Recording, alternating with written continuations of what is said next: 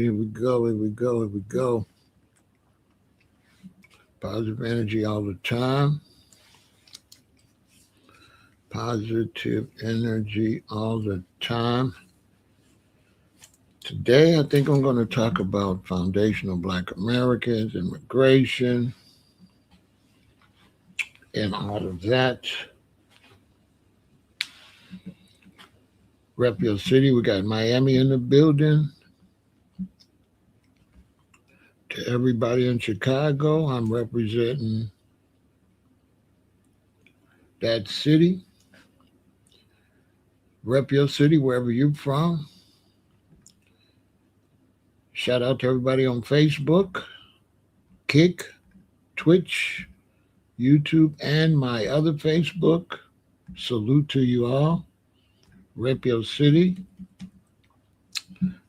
Philadelphia's in the building with the beautiful and lovely Shauna Queen B. We got San Jose in the building.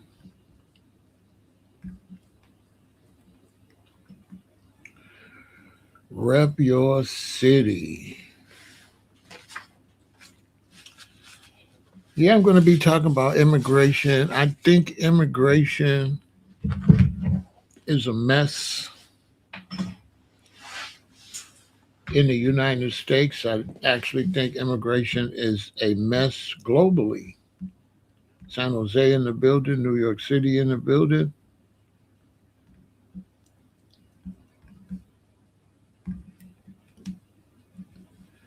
We got Baltimore in the building.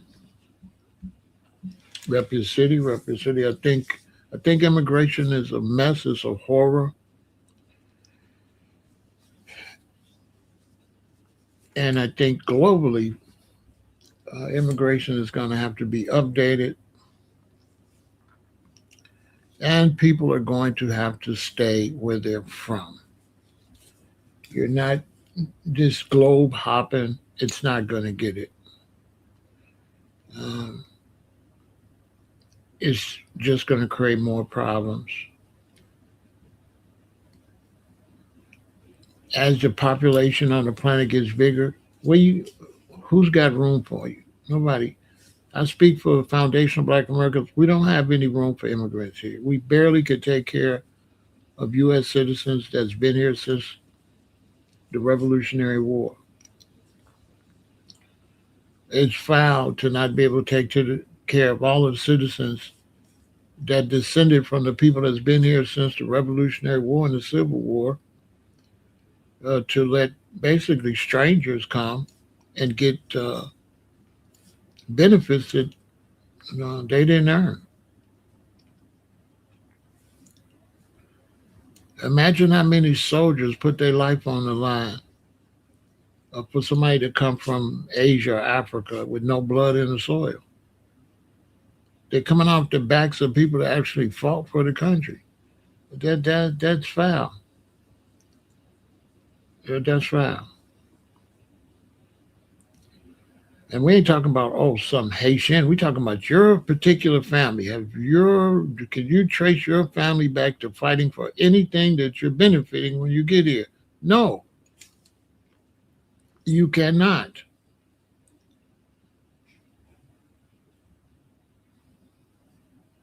You cannot. You cannot.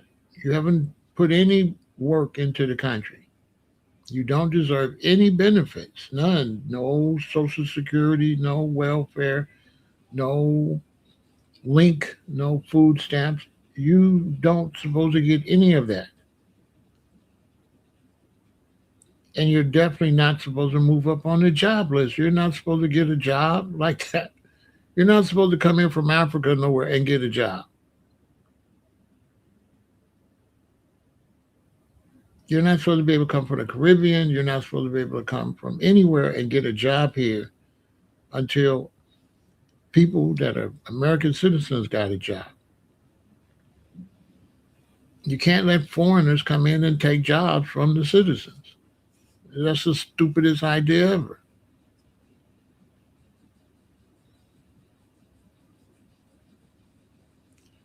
If you don't have enough doctors and you want to bring doctors from other countries, You can't do that without a program to create homegrown doctors. And once you get so many homegrown doctors, then you send them back where they came from, and those people take those jobs. Yeah, yeah. I've got cousins and stuff that been to the recent wars. Shreveport is in the building.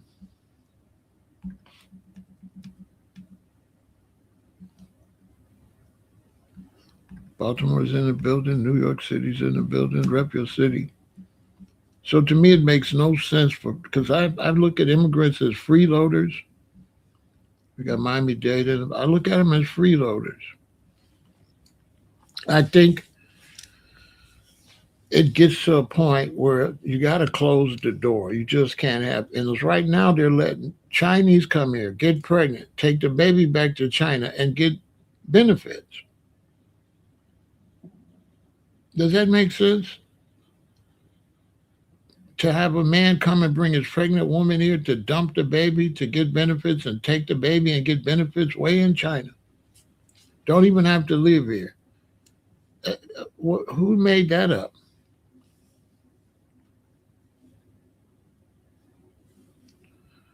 And then if a war breaks out, these people are just run home before they get drafted. So now those of us that this is the only place we got to go fight the war. So what? How does that go? They can run back home. We could fight the war, and then when the war is over, they can come back. That don't make no sense. Let it be a serious draft. It won't be an African nowhere over here. They all run home. Man, let it be like a Vietnam War. It won't be an African, a Caribbean, a Chinese, or no foreigners will be here. They will all flee. Won't be no Venezuelans here and Nicaraguans and all that. Mexicans will run back to Mexico fast. If they had to put their life on the line to defend the country they freeloading off of, they'd run. They'd run fast. And those of us that don't got nowhere to go, we have to fight their war. And who wants to fight a war for you? Then you come back and eat the fruits with no labor. You ain't planted a seed or nothing. That don't even make no sense. That don't make no sense. If you can't show no blood in the soil, you can't show where you served this country, you shouldn't get no benefits as far as I'm concerned. You shouldn't get nothing you didn't earn. You don't show us where you earned it. But yet we've been here, we can't even get our reparations, and we the one made it possible for all these people to live good, including the white Americans. We built the white Americans country for them, and they don't even want to pay us. And they ain't even immigrants. And they cheating the people that did the work. Basically, yeah, white Americans are cheating black Americans because you didn't pick none of the cotton and you didn't pay us. And you beating your chest about some white supremacy. White supremacy means get your ass out there and work.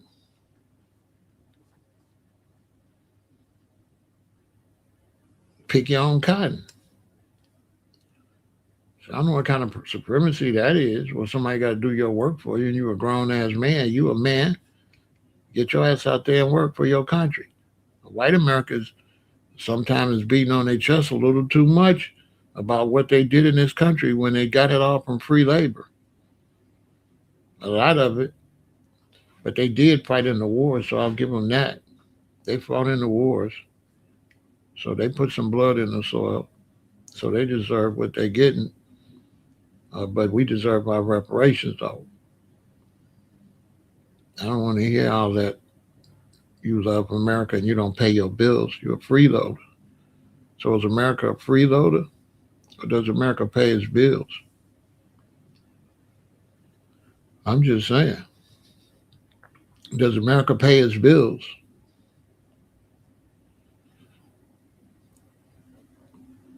But we'll get to that. And so they're about to throw the Haitians out tomorrow.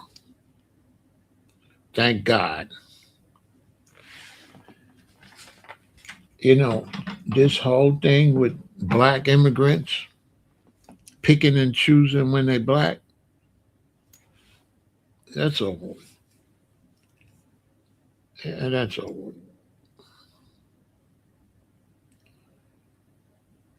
When you start talking in terms of blackness in the world, in the United States, black immigrants are traitors to their race because we black. And how have you treated us? What have you done to help us?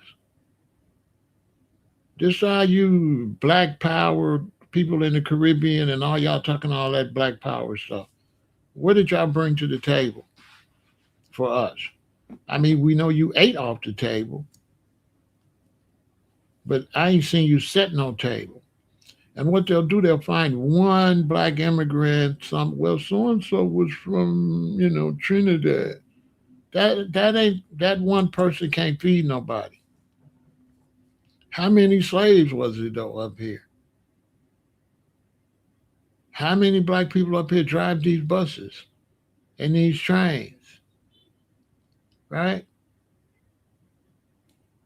How many?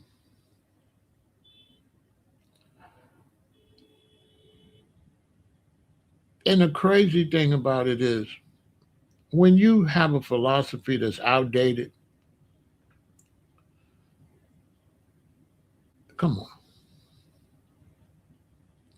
Nobody can tell me I'm wrong because South Africa and African countries have realized it too. South Africa realized we just can't let all these Africans come here. We can't take care of y'all. That's stupid to think that all the Nigerians and Ghanaians and all y'all Ethiopians can go to South Africa and everything gonna be fine. It's gonna be plenty of food and everything gonna be fine. You could just overrun South Africa. And then we know that anytime there's some benefits, we know some of the first people in line are the criminals. That's for foundational black Americans or anybody, Asians, whoever. When some of the first people in line when there's some kind of benefit are the criminals. The criminals, if you open your border, some of the main people gonna come across is the criminals. Period. Look how many foundational black American scammers went to Ghana and scammed other foundational black Americans and just dipped to another country. Yeah, I see it all. I see. And so immigration is foolishness. It gets to a point where you reach your capacity. There have to be some kind of way you can pay for coming to a country. There has to be some type of way where you can earn your keep. You can't just like I can't just go to Jamaica and don't get involved with any of the struggles in Jamaica and then take a benefit of the Paul Bogles and all the people that struggle in Jamaica. And then I just come and just eat with no stipulations of what I'm bringing to the table. I'm just taking off the table. Putting that. It's like you're having a feast, and the people having the feast is 200 of them, and they all bring food to the feast. And then some other people, like immigrants, come to the feast. They don't bring nothing, and they come sit at the table and they eat a lot of the food. So all the people that brought the food get less, and the people that didn't bring nothing is eating up a lot of the food. That's immigration. That's Haitians. Haitians is coming here. They ain't put no food on the table.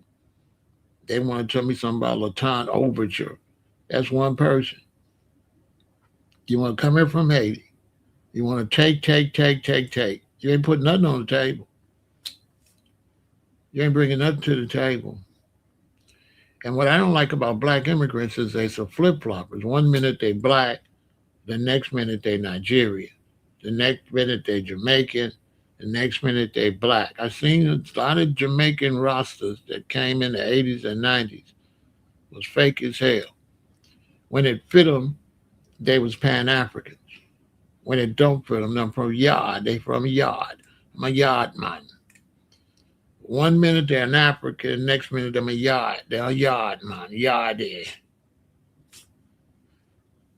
They could flip flop. They could be African one minute and Bomba Clyde Jamaica uh, the next minute. Bomba Clyde the next minute. One minute is the next minute that. Just eating for free. So they're going to be throwing the Haitians out starting tomorrow. I can't wait.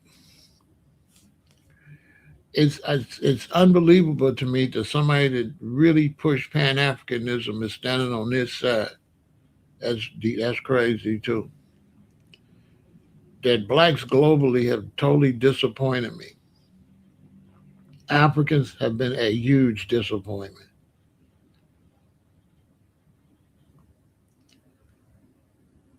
The push for a unified Africa was bigger in the United States, as small as it is, than it is in the whole continent of Africa. Now you tell me that don't make no sense. And that's just a small group.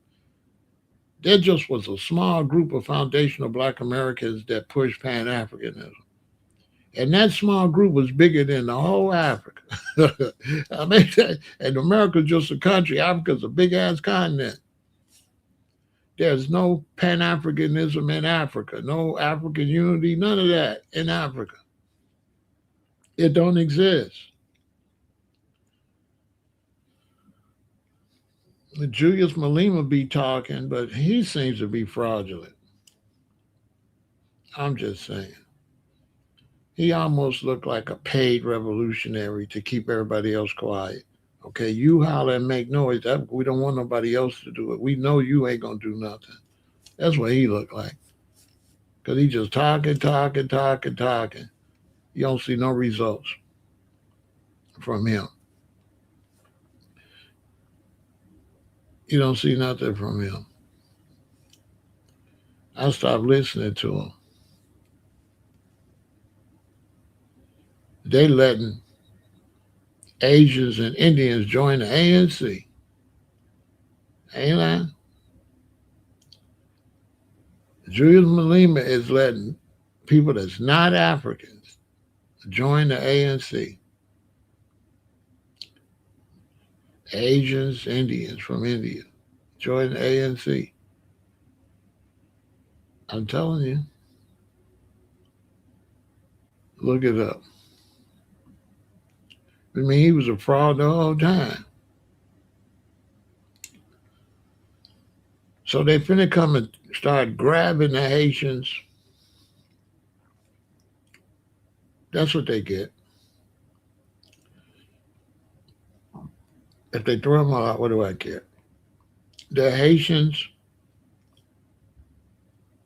have been detrimental to foundation of Black America. So have the Africans, the Caribbeans. They've been nothing but a detriment to us because they'd be able to come in and be black, but not fight the fight we fought for them to come here.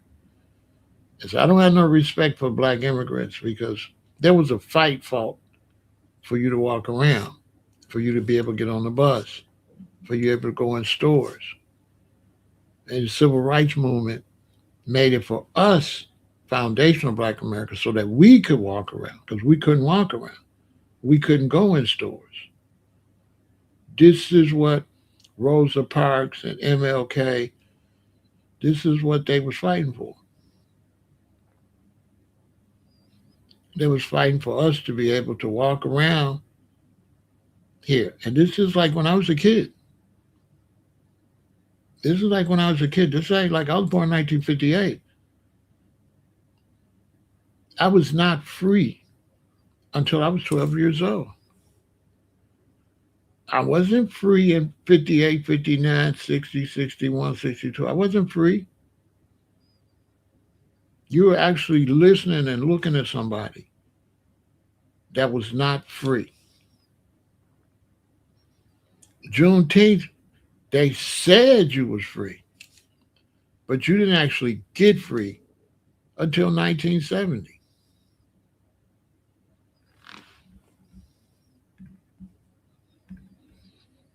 That's a fact. And there was no black people here helping us. Who? Who was all these black people that's running over here now? Where was they when it was smoke?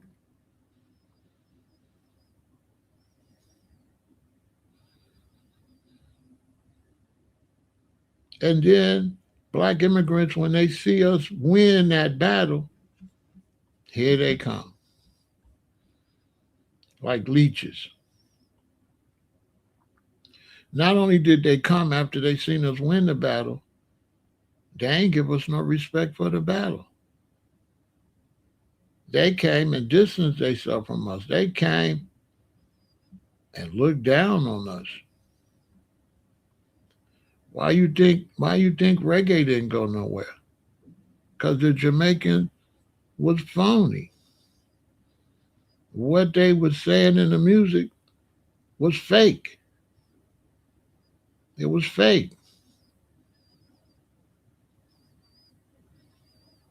And when black Americans found out it was fake, the reggae scene died in the United States.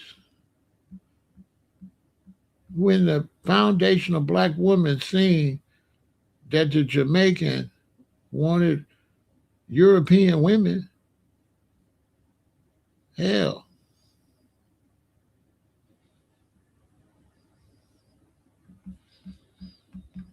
they said, okay, this is fake.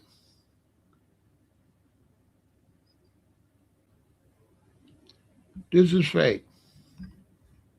And as you can see, what's the result of it now? With all that talking, what has the Jamaican rosters accomplished? Nothing.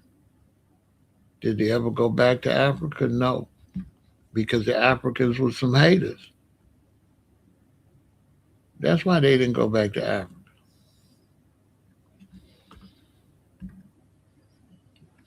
A few went, but they had to get the hell out of there.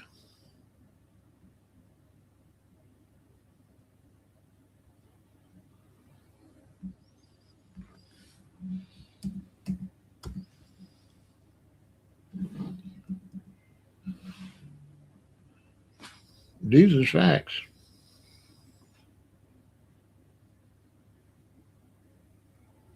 A few went,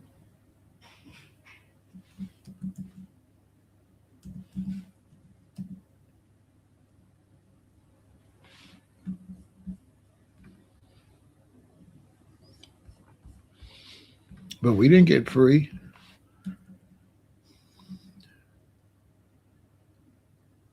We wasn't free till this day right here. This is the day I can show you the actual day where black people were finally free.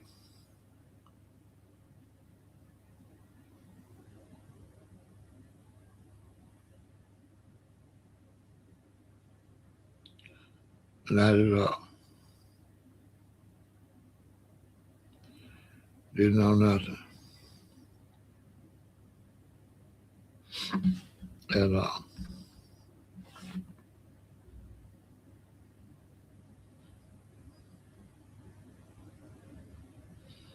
As a fact, I didn't know nothing.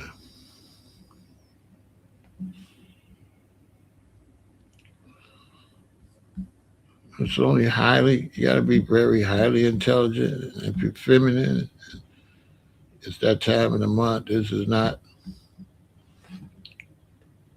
the channel for you.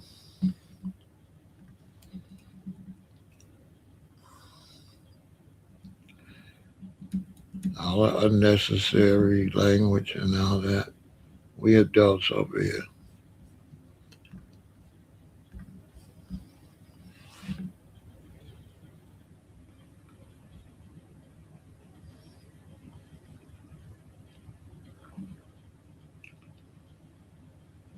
And so now tomorrow they're going to throw them out.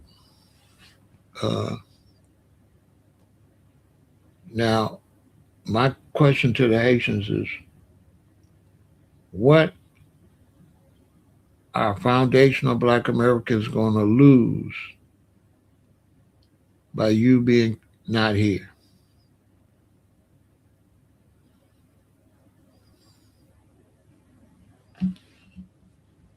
That's my question to the black Haitians. When they throw y'all out, what will foundational black Americans lose? What did you bring of any value to your brothers and sisters here that we gonna miss? That's what the Africans do. If they throw the Africans out, they throw the Caribbeans out, they throw all the Haitians out, what will we lose as foundational black Americans? Because if you were really decent black people, we would lose something. You would have brought something to the table. What are we going to be missing? And the fact that we're not going to be missing something is a disgrace on black immigrants in this country. Let me be the first to say it. Black immigrants that came to the United States, you're a disgrace to your race. A total disgrace. You're a disgrace. Because there was other people that skin was the same shade as yours and you didn't help them or nothing. You became a competition to them. And you wanted to compete with me. And you wanted to see how much food you could take out my mouth. And now there's videos everywhere, but you're talking real greasy. There's videos of you talking real greasy.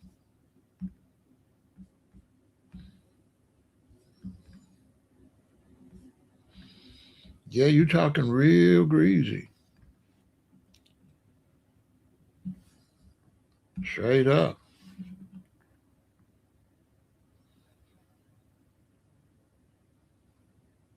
Real greasy. It wasn't going to work out for you anyway. It's best that the United States government gets you out of here. That wasn't going to work out. Y'all know how that was going to end up. Y'all, if you don't, you're crazy.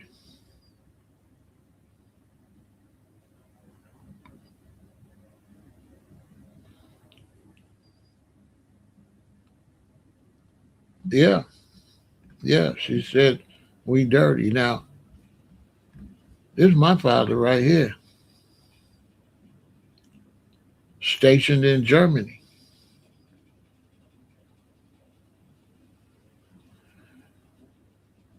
They're drinking blackberry, elderberry grapes,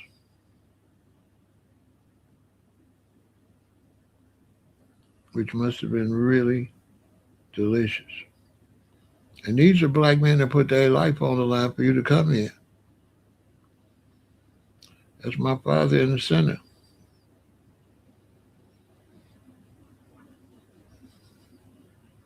You see these black men, these ain't Haitians, these ain't Jamaicans, these ain't Africans, these foundational black Americans that fought for this country. You Jamaicans was in Jamaica, you Haitians was in Haiti, you Africans was in Africa.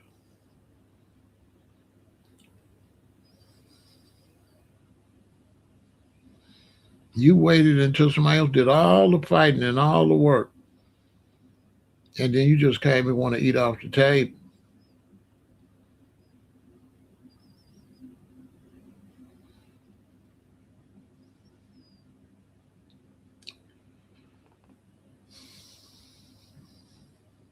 A lot of Jamaicans came to LA, Chicago, said the wrong things, bad things happened. Bad things happened. I remember when the Crips got at the Jamaicans in LA. Yeah, the Jamaicans lost.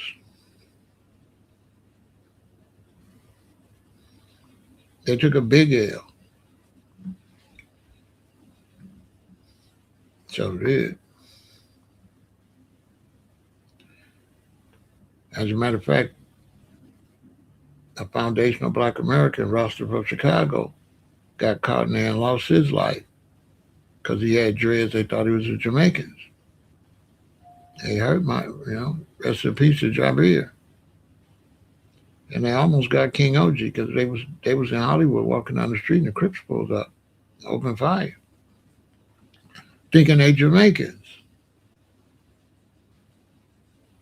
Because some Jamaicans was in LA, got beside themselves. Got beside themselves. I was gone already. I was back in Chicago when that war kicked off. Coming to some other man's country because your country raggedy. So you want to come somewhere else and get the opportunity, but you don't want to respect the black people that made that opportunity possible. That's the highest level of disrespect. You didn't come when we couldn't walk on the sidewalk. You didn't come when sundown towns was everywhere. You didn't come when there was black only water fountains and white only breasts. You didn't come then.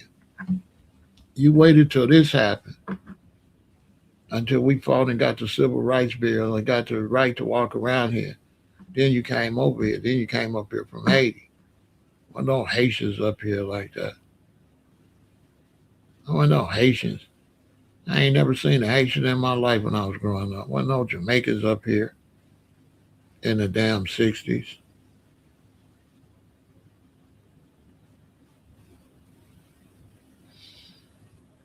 Wasn't no Haitians. Get them out of here. Get all the black immigrants out of here because they're eating off our table and they taking food out of our mouth. And there's nothing brotherly or sisterly about it. I don't want to hear all that black people shit. I don't want to hear that. You're a Haitian. You're a Jamaican. I don't want to hear no fake black people. You ain't been no black people all this time. Don't turn black tomorrow. You're a Haitian. You're a separatist group.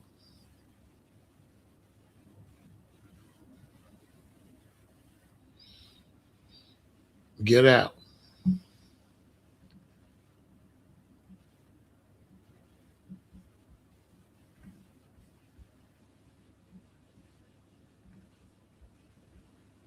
I have no idea what you're talking about. Express yourself. I have no idea what you're talking about. I didn't do nothing. I was born here.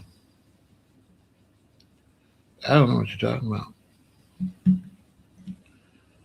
This is my father in Germany. My people got blood in the soil. Ain't no Jamaicans and Haitians or nothing. They wasn't even here. I was born in 1958. I was born before you. You don't know nothing about my generation. You're a baby.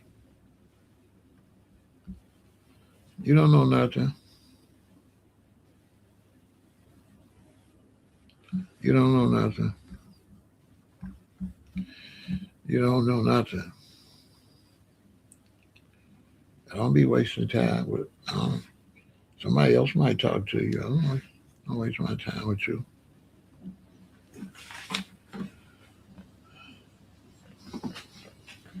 If it's that serious, come holler at me face to face. That's how we do it as a man. If it's a real issue with me, come and tell me. We can get that all straight. We can straighten it out real quick.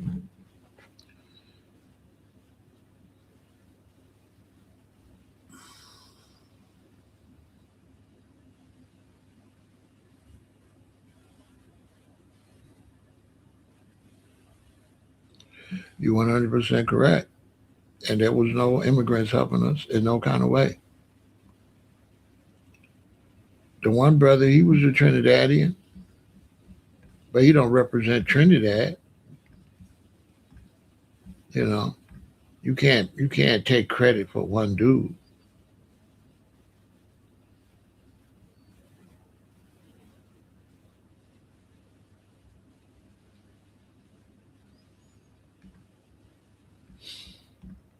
You can't take credit for one dude.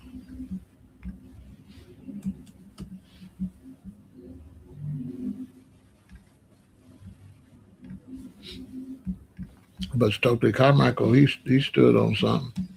You know what I'm saying? He Trinidadian brother. But he was really standing on business, so.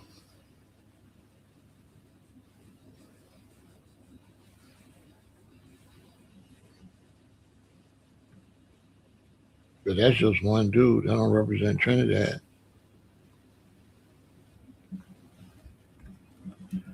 When lots of Trinidadians didn't come up here until after all of that. Most of them came up here starting in the mid. They started small numbers in the mid '70s, but the numbers exploded in the '90s, and more started coming in the '70s, the '80s, more '90s explosion with black immigrants.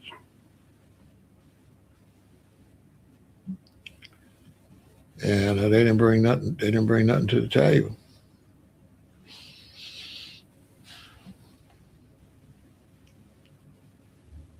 By the time you got to the end of the '80s, the Jamaicans had killed Rasta. Rasta was gone already. They was on some Shaba.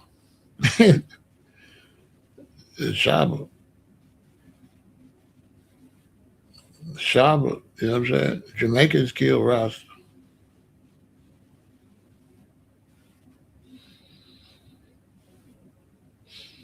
Yeah. Jamaicans killed Rasta. They turned all girly, started went on sparkly clothes. They became Shaba and all of them people, Super Cat and all them. They took the culture out their own. They destroyed Rasta.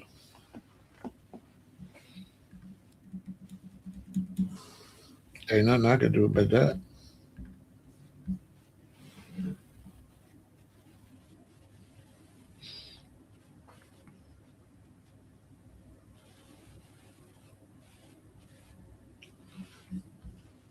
The what's the name? Always the Bobo Shanti always wore.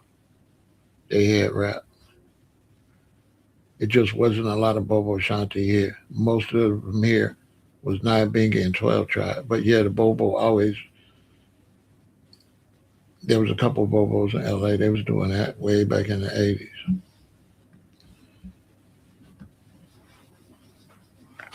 The Bobo Shantis.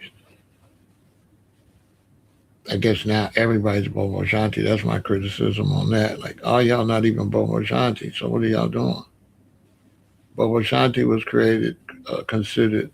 Bobo Shanti was created, considered priest, so it was acceptable. But there's not that many priests, so all these dudes is not priests. So you know what you're doing. You're not a priest. You know, that's for the priest.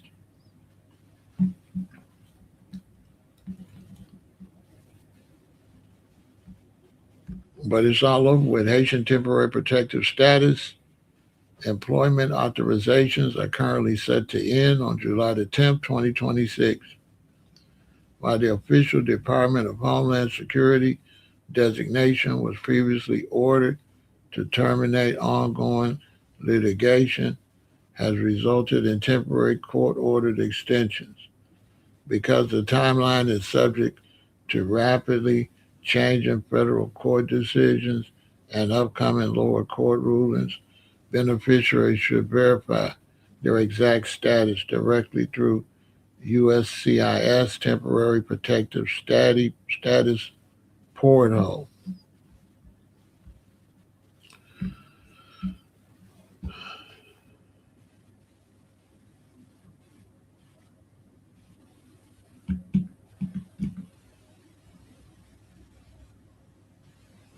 Was the government purposely allowing them to come over? Not really.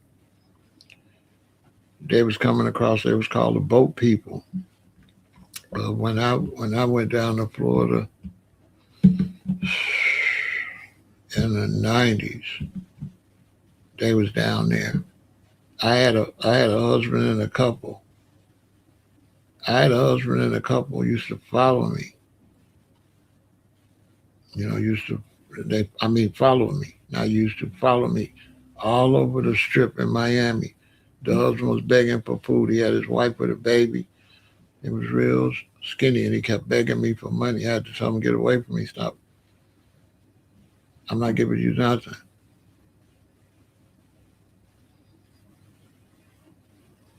No, I'm telling you. Listen, if somebody asks me the question, let me answer it, and then that'll be the end of it. This asking me a question, I give you the real answer, and then not accepting the answer, that's disrespectful. Now, if you don't want to accept my answer, give me your date of birth. Let me see if you was here. If I was here. So some of you brothers, I don't know what's wrong with y'all. I don't know how you're gonna tell somebody was here something when you wasn't here. You going by hearsay. Had nothing to do with a voting block. They was coming on boats and they was drowning out in the ocean. Haiti was a wreck. It was super, super dangerous. This is after Papa stole all the money. Papa died. I mean, if you want to learn, learn. If you don't want to learn, log off. If you don't want to listen to what I'm saying, and you think you know different, log the hell off. Just get the hell out of here. You're wasting your time. Don't waste mine. You're wasting your time. If you don't listen to what I'm telling you, get the hell out. Log off. But whatever you do, don't come over here and say the opposite of what I'm saying. Unless you can show me okay? Unless you can show me your profile and show me that you was here. I'm telling you what was going on. People was drowning. The country was a mess. So out of the kindness of their heart, America gave them temporary status. Y'all could come here for a while until the conflict calmed down, then y'all go back home. The conflict didn't calm down, so they extended it.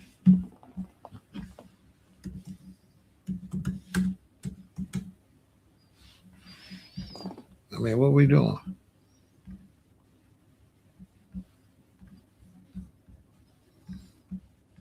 Go study. Or if you want to debate me, put up some money. But if you don't know nothing about this man right here, shut up. If you don't know Papa Doc, this conversation's over your head. You wasn't born, okay? Let me do what I do, right? So they came over. They had the right to come over because, like I said, people was drowning. People was drowning. Like, it was bad. The Haitians really needed, right?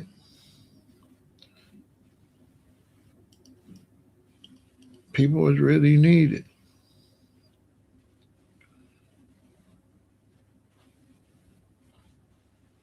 And so they came over. And,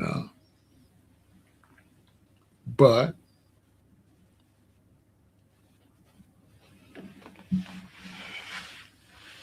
they got down there in Miami and ruined the place. They brought crime and corruption with them. Instead of running from crime and corruption, they brought it with them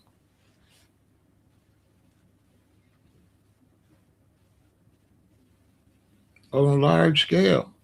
White immigrants, they have some criminals, but they don't bring criminality on a large scale. Like you ain't gonna see them Ukrainians bring criminality on a large scale. They gonna have some criminals. Everybody got some criminals.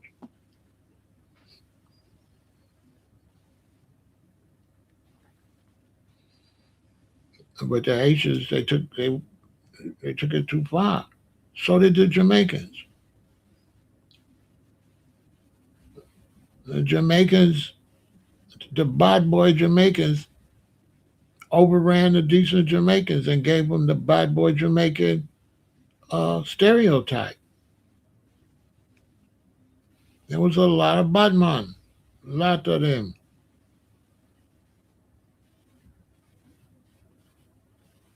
I mean, you got to come in and be a decent group. Have too many from your group, it could be the same for foundational Black Americans. Imagine foundational Black Americans. We go to like a country in Africa, and then they start the GDs over there, and the Vice Lords, and the Crips and the Bloods. What that gonna make foundational Black Americans look like? I'm just saying. So now you're gonna get that stigma. If your group started a gang and the gang get big, now if it's just a couple Crips and Bloods, no. But if they get big and they start having shootings and unalivings, they're gonna say these Black Americans bought gangs over here. Rightfully so. Duh. So that's what happened to the Haitians. You know what I'm saying? That's why I prefer y'all don't talk on top of me because you give out the wrong information. Just be quiet. If you're supposed to be over here to listen, you can ask me a question, but don't try to teach on top of me. That's a violation. Let me do the teaching in this classroom. You can come, you can help the classroom, you can bring some information, or you can listen. But you can't teach over here. If you know something, put your clothes on, get your YouTube account, log in, and know something. Stop trying to know something at my expense. Shut your stupid ass up and listen to what I'm saying.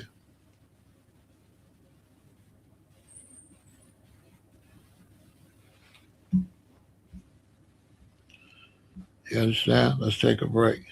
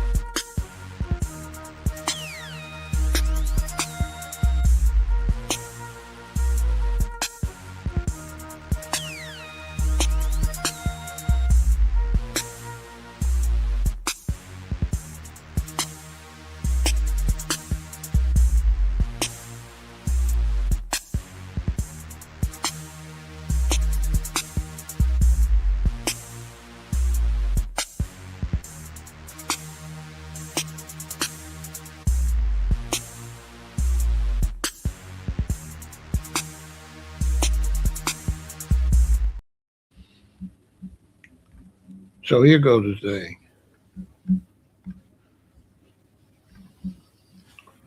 The United States is a country. Africa is a continent. The islands are individual, independent islands. So none of them are the same as the United States. The United States is a country. So blacks on the continent of Africa, they all different types of blacks. They different tribes. They represent different countries. Here in the United States, we just black. So we don't have the same level of division as the rest of the blacks in the world. We're basically united. We have some gangs and stuff here, but basically, foundational Black Americans is one team. That's it. We're not different tribes. We're just one group. And what makes us do little certain different things, we don't live close to each other. Because you might be in New York and you might be all the way in LA. But overall, we are one group. When it comes to voting, when it comes to politics and stuff like that. So in America, everything is based racially. You don't get to be Irish, Italian, you white in America. Now back in the 1800s and stuff, yeah, you got to be Irish, Italian, and all that. But they start mixing. A young white dude, he like a young white lady, he just gonna get her pregnant and marry her. He not marrying her based on if she Irish and all that. All that's been over. So in America, it's Asian, black, Hispanic, white. No problem. Keep doing. You're doing great work. Salute to you, and I'm gonna support you. You know, make sure you contact me on all social media. Make sure you go to Pay Blacks. This is where you want to go. Go to Pay Blacks. So we can push what you're doing over there. Okay, that's 100% Foundation Black American Reparation, all that. So go follow all of pay at Pay Blacks on Facebook, every social media over there, and then we'll hook up over there. Keep doing your work, doing a good job. I'm always support y'all if y'all doing something positive. So back to what I'm saying. So after, over so long, right? This is some knowledge you young black people got to know. The whites began to mix, and then they was no longer Italian. All it was just white.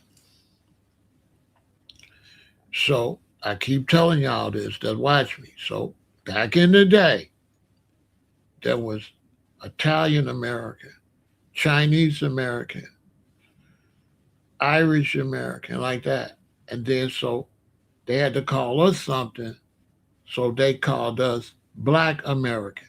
That was to fit the way everybody was described back then. So Black American was a term used. Well, really, no, African American. They called us African American.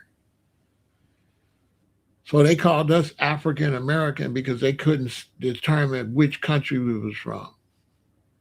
So you had Irish American, Italian American, right?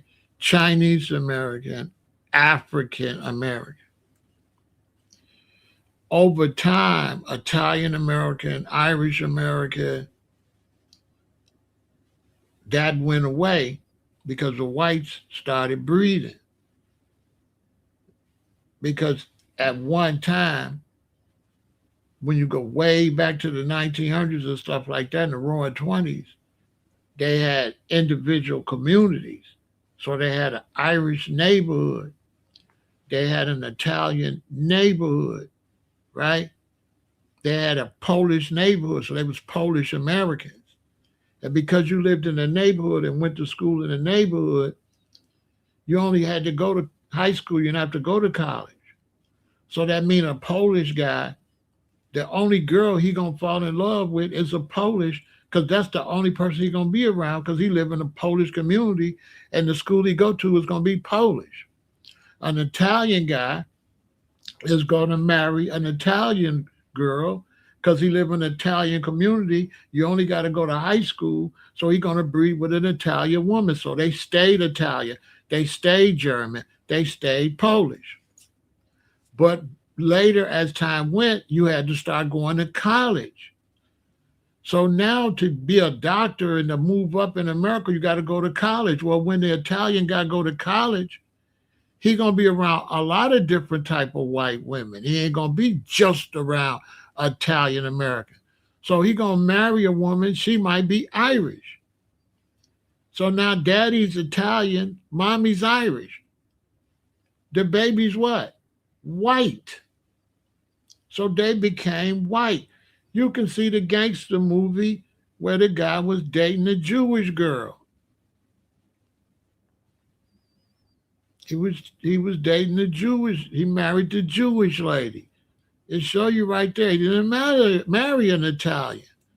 That's one of those gangster movies. I always get them mixed up, right? So the Goodfellas. So as college came, they became white. So when they became white, we was no longer African Americans because they was no longer Irish American. They were no longer Italian American. They was white American. So we became Black Americans. Black Americans was based on whites becoming white American and not being listed by their ethnic group anymore. They wasn't being listed by their specific countries no more. They was just white. The media's got to make it easy. So if they white, the media got to say black. In terms of African American, African American was only used in the news media.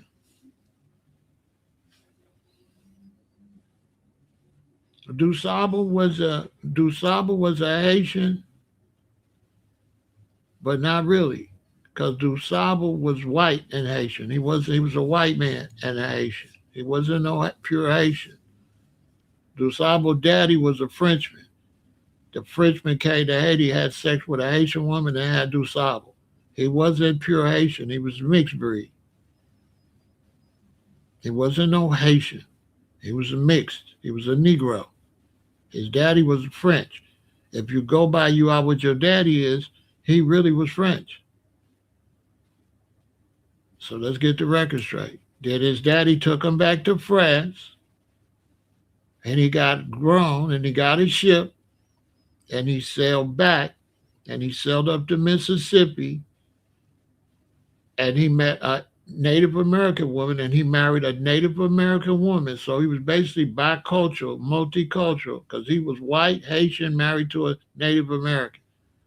And he came across, and he ran into a Native American trading post, and he started trading there, and that became Chicago, which the Native Americans called it Chicago, which means place of bad smell, because there was dead fish all up and down Lake Michigan. But no, Dusaba was not Haitian. He was mixed. He was French and Haitian. He was half a white man, half a black woman. So you checkmate that. Throw that in the garbage. I can get back to what I'm saying. Yeah, we could throw that in the garbage.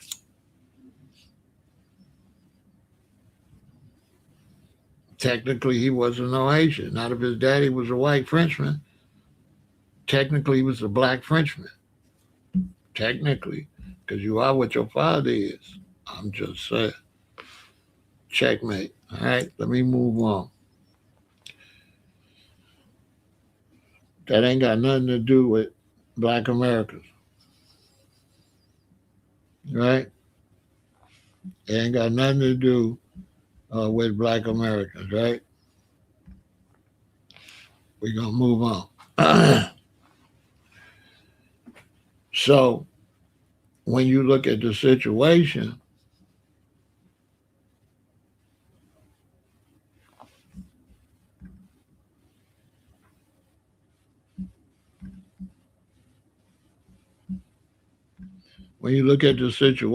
right?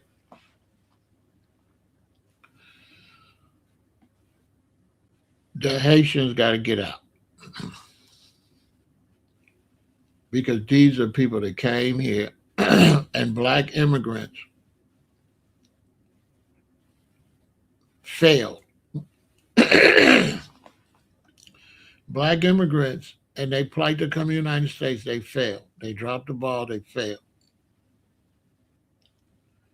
They came into a racial system that was black and white, and they thought they could be just a neutral, and they thought they could be Haitian. And now white America is showing them their ass is black. Trump showing them, no, you are N-word. These are facts. Because black immigrants that came to the United States wanted to identify with their country and didn't identify as black, which we say they were sellouts. They was coons, Sambos. They was coons. They didn't want to identify with their black brother and sister. That no, I'm not Jew. I'm not Jew. I'm Haitian. I'm not Jew. I'm Jamaican. He was a Yankee. Use of this, use of that.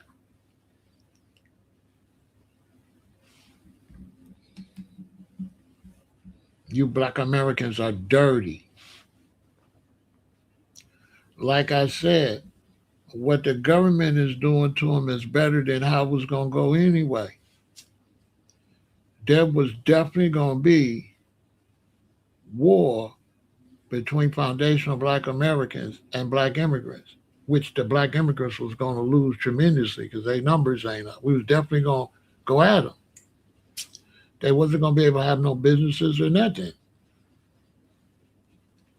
Because they slow, they stupid. You all on the internet disrespecting us, and you got a beauty shop, and you got a store, and it's a handful of y'all.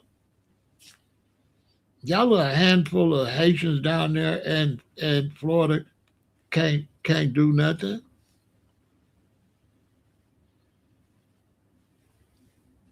Even now on the internet plan is dangerous.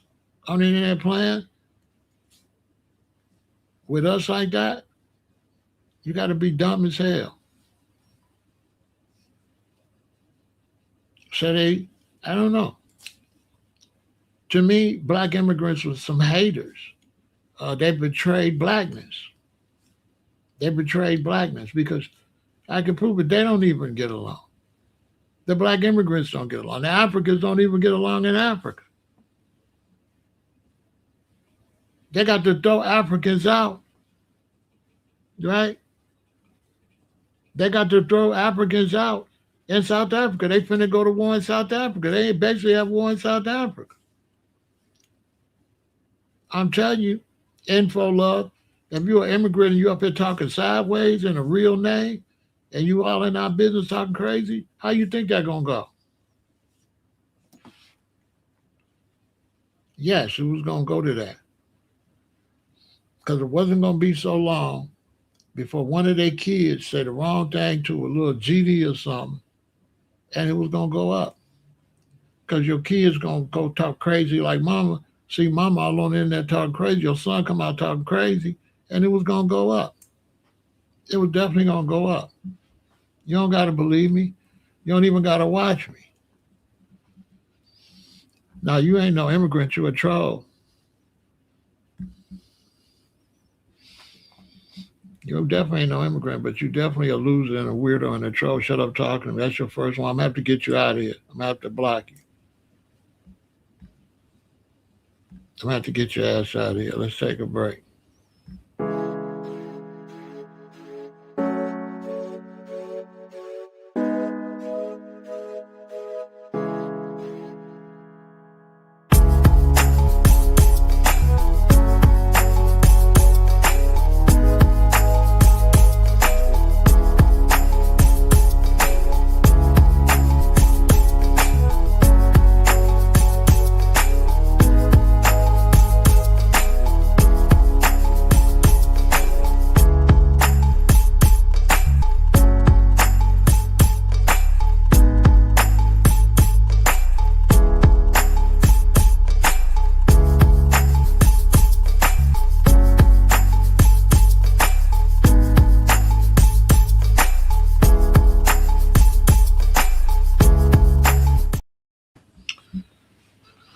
So there ain't no love there or nothing like that. You know what I'm saying? Ain't no love here or nothing like that. Yeah, let me go back and find him and get him out of here. He ain't been doing nothing but just ruining the conversation. Let me get him out of here. When he come back, I get rid of him. So it wasn't definitely, it ain't no love lost or nothing like that. Because the black immigrants were stupid. They just were stupid. So the black immigrants were stupid because the black immigrants were supposed to come in, the Haitians were supposed to come in and lock in with black Americans, right? But they didn't understand America was racial. So they thought America was tribal because down there in the Caribbean, they tribal. In Africa, they tribal. So they bring that stupid black tribalism to America. That's why they did. That's why things go bad for them, because the tribalism in Africa That's not going to work in no country that's just black and white. And so if you come to the country and you're dealing with brothers and sisters, you say, well, I'm Jamaican, I'm Haitian, I'm Nigerian. No, you are N-word in the United States to the powers that be. You not that. You were N-word, just like me. So black immigrants is slow. They come here and they think they different than me. But to the white power structure, no, you and me is the same. This why black immigrants gonna lose. They slow. They actually believe they something different. Not in America, fool. So because you were something different from me, you never work with me. So bye. Bye. I don't like you anyway, because you don't never like me. I don't like you. I don't like Haitians. I don't got no relationship with the Haitians. I had a relationship with some Jamaicans, but they messed it up because they was calling black people Yankees and stuff. So the brothers and sisters don't like you. I can't like you if my people don't like you.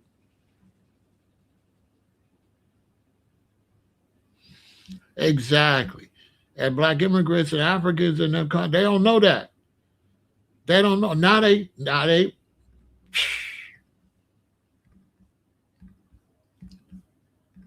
don't know that. I'm keeping it real.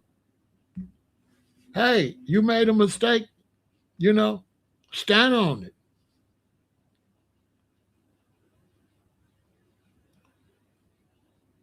They blew it.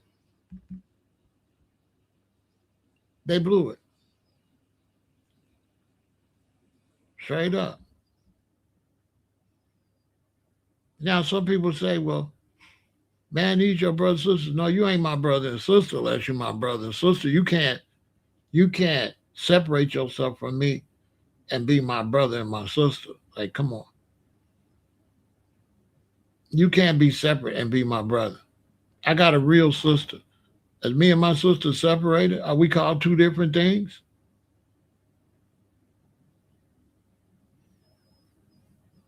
I got a sister.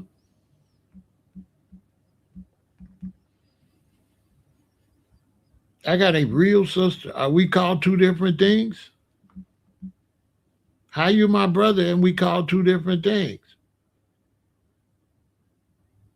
So we had to separate ourselves and our identity because black immigrants is slow.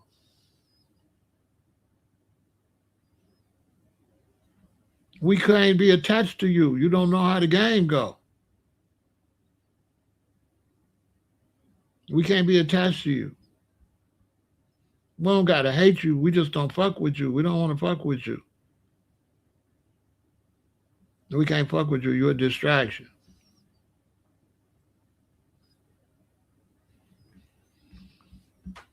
Seriously. You're not in the game. Salute to my brother Andrew. You're not in the game. No, it don't depend on the country. He said depend on the country. Nigerians see themselves as royalty and other blacks disconnect from Africa, but Somalis and Haitians. Now, I don't want to be accepted by no motherfucker here in the United States. What part you understand? You can't come here and accept me. I run this. I don't want to be accepted by you. Get in where you fit in or get the fuck on. What part that you understand? You don't get that opportunity. No, we don't accept you because here go the thing you understand. When you let the white man see that, he gonna deport your ass. What part did you understand, Michael? They let the Europeans see they didn't have no backup, bro. And they gonna throw their ass out. We ain't the one throwing them out. You missing the point. I don't want to, nobody can come to my country and say they got to accept me. That's an insult right there. That's an insult. How I'm going to go to Nigeria and say they got to accept me? I got to accept them if I go to Nigeria. So that whole concept, look, Haitians may accept me. You see this shit here? He said if I kiss their ass, boy, they in my turf. He said they could come to my turf. They could come to Chicago, my turf, and they might accept me in Chicago. Y'all just listen to that. Because the United States, when it comes to black people, this is, with blacks, this is FBA turf. You other niggas, this not your turf. This ain't no black African turf or no Caribbean turf. This is FBA turf. We fought the Civil War, the Revolutionary War. We got the blood in the soil.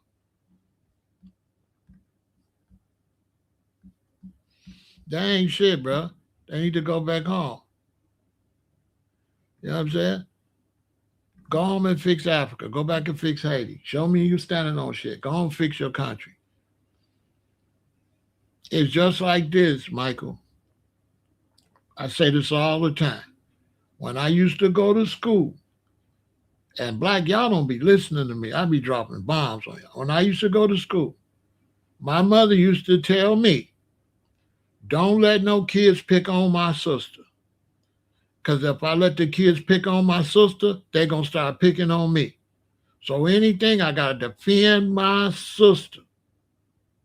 Now, blacks will come here and will sit back and watch the powers that be pick on us, and they won't say nothing. And so the system see y'all some pussies, so they going to throw y'all out. Because ain't nobody going to respect a man that don't stand with his people. And black immigrants have shown white America that they some suckers, that they don't stand with the foundation of black America. They expose themselves. And the Europeans say, black people, black Americans don't care. Listen, we 50 million strong. You other niggas ain't. Y'all numbers little. Y'all numbers little. We 50 million strong. We the 7th richest nation in the world. We richer than all y'all country. Black Americans is richer than the whole Jamaica. Black Americans is richer than the whole Haiti. Facts.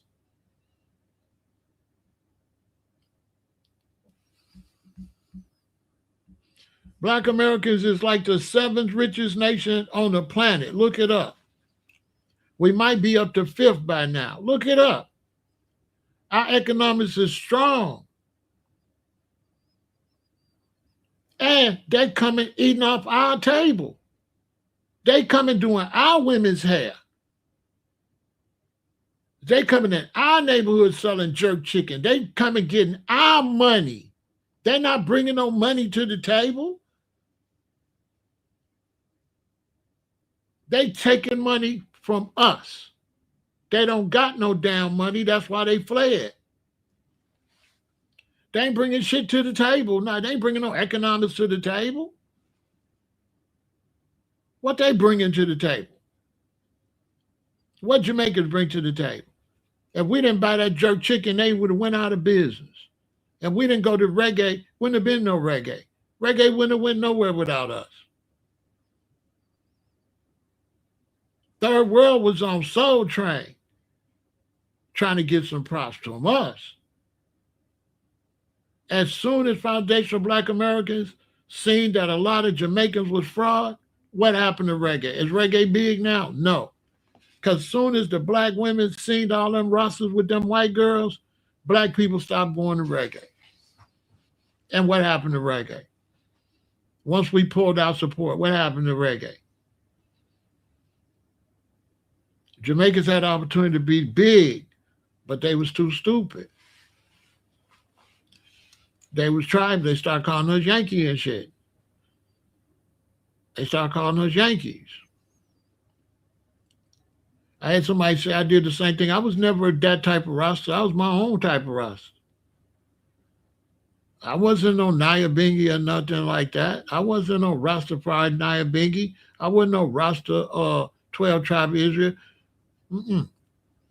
I'm Rasta, a House of Thugs. I got my own roster set. I'm Rastafari House of Thugs. This Thug House roster over here. If you don't know, you better ask some goddamn body.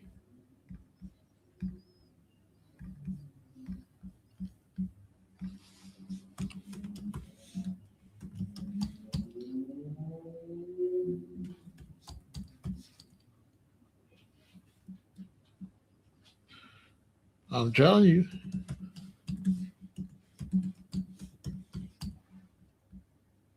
I'm trying to tell you.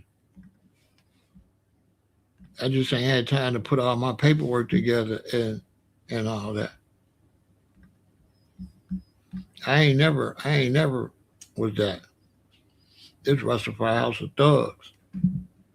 I was always a black American.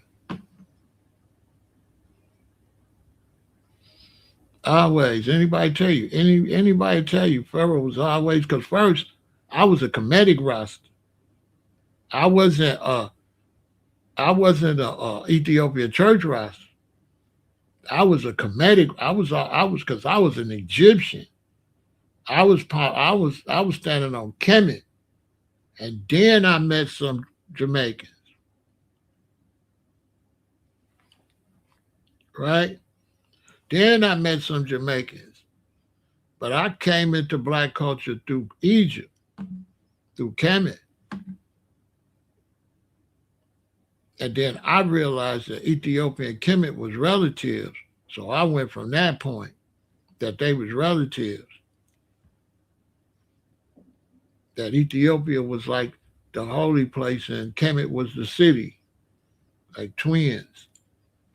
I went that direction. I never went that that other direction like that. I was always standing on my own shit. I always had my own principles when it come to that.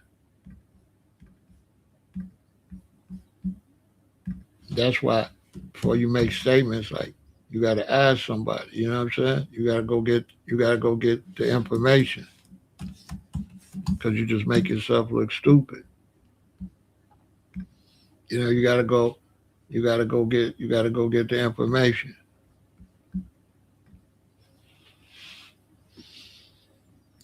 I was never that sad like that.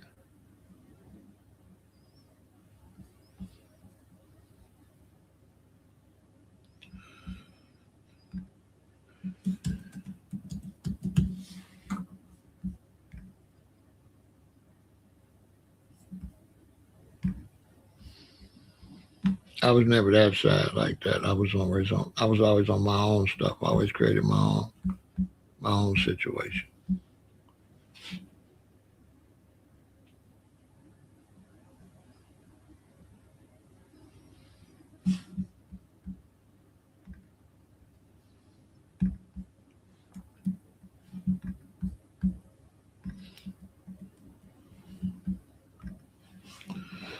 I was always on my own situation. I was never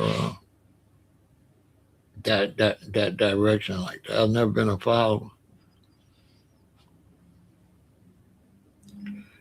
But elder roster, they was really into all black people. But the new ones that came in the '80s, they was into divisiveness, and they Jamaican rosters in the '80s and the '90s destroyed reggae and destroyed Rasta because they wasn't really standing on the principles. They was into tribalism.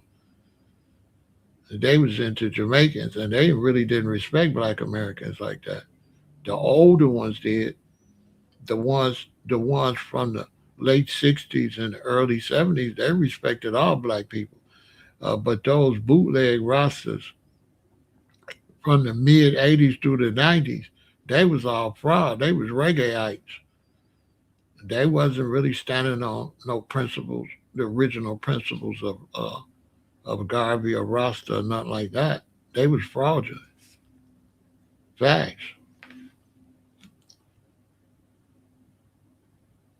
I used to be at their necks. I didn't have no, they didn't get no pass in Chicago. You better ask somebody. I ran this once you get in this city. My energy was dark with Jamaican Rastas and Jamaicans if they came crooked. I ain't even want to talk about that, but I used to be on dummy. I was on wish I wish you would type of time. Do I look like I was do I look like I was friendly like that? Like you could come in from Jamaica and play with me? See my queen? She FBA. There's these two people that's FBA. We was standing on FBA business. We was just out having a good time ourselves. But my attitude was play with me if you want to. My attitude wasn't none of that bullshit. You know what I'm saying? I was standing on my own way I was functioning. I ain't never talk with no accent. Any elder tell you. I never talk with no accent and all that shit. I was always just like this. You can even see my jewelry. You see? I'm representing Kemet. That picture in the 90s, I was like 90, probably 96. You know what I'm saying?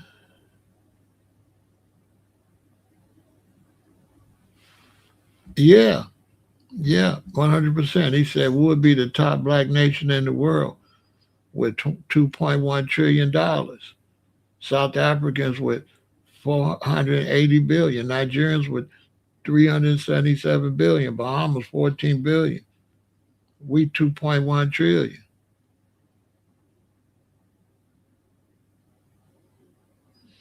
They probably did. But you know, Baltimore different than Chicago.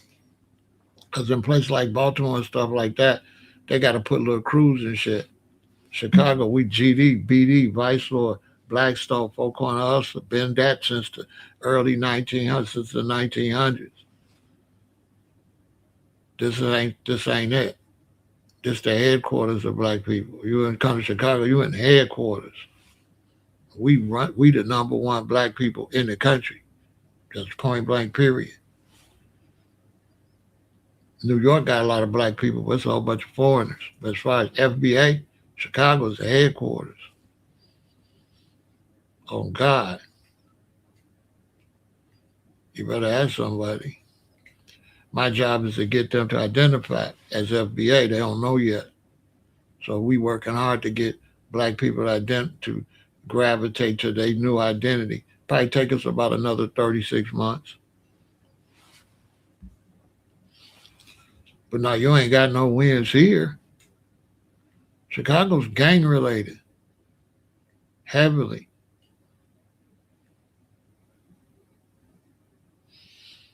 Chicago's gang related. Blackstone and shit like that.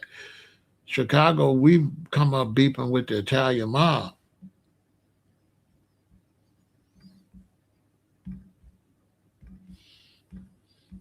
We had to get our spot from the mob. That's who we had to go. We had to go against the mob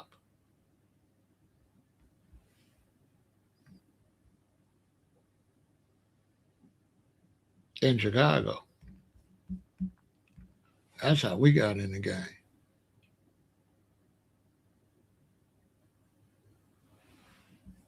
Through the mob.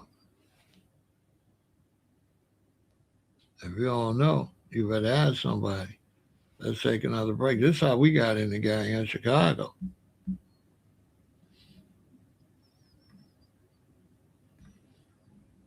It's different here.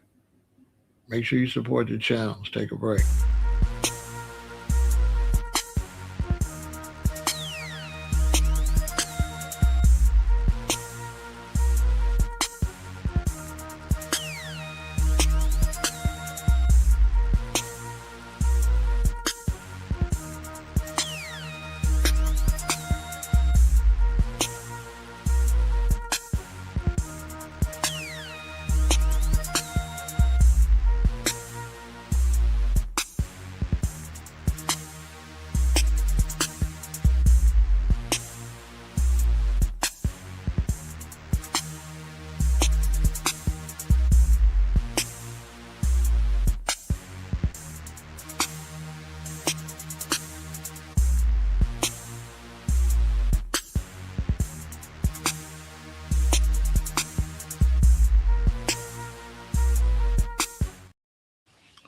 Black immigrants left themselves out there in America alone to fight against white supremacy.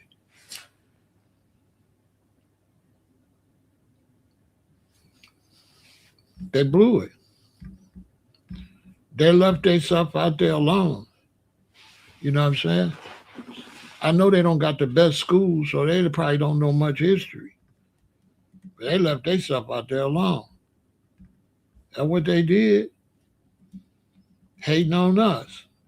You know, they was hating on us and they left themselves out there alone. Jamaicans found out how many of my friends got deported. They got deported. My Jamaican friends been getting deported.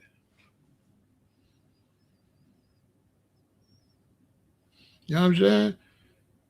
My friends got deported. Like, I don't know, they just slow.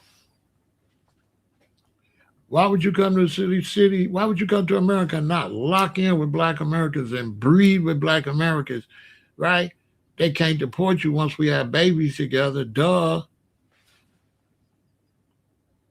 No, black immigrants come over here and want to sleep with our women and hide theirs. No, we're supposed to have been even Steven. They were supposed to breed with our women. We were supposed to breed with them. They would have been Americans for real. They would have been Americans. We wouldn't have been able to put them out if they would have interbred. Am I lying? You wouldn't have been able to put them out. Haitians were supposed to come here and turn into black Americans if they were smart. Also, that increases the bloodline. The further you are from each other and mix, the bloodline is stronger. The closer you are, you keep mixing, you start having babies with deformities. That's a whole another video. The Africans made the same mistake. They came and separated themselves. They don't know nothing about America.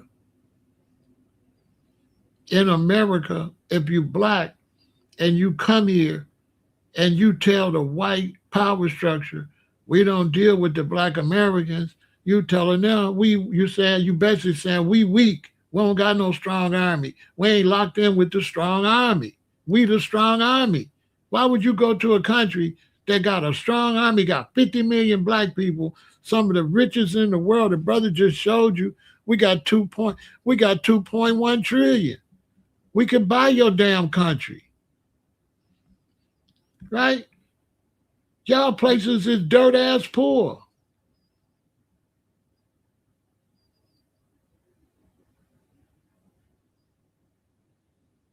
Nigeria got 377 billion, but that ain't nothing compared to 2.1 trillion. So you ain't gonna come in and lock in when we in a struggle and we competing against Chinese American. We compete with Asian Americans, white Americans, and Hispanic Americans, the ones that been here. That's who we competing with. Other blacks, you come here and you don't help us in our competition. You try to be a competition to us. You bring your dumb ass from the Caribbean, Africa, competing with me. Let the power structures see you ain't locked in with us. But the power structure also don't want you taking no money out their mouth either. They're like, we can have that money. So you're a Haitian, you're an African, you come out making money. Europeans like, throw them out, we'll get that bag. This America. That's where black immigrants messed up. Because they don't know where they at. This is America. This is America.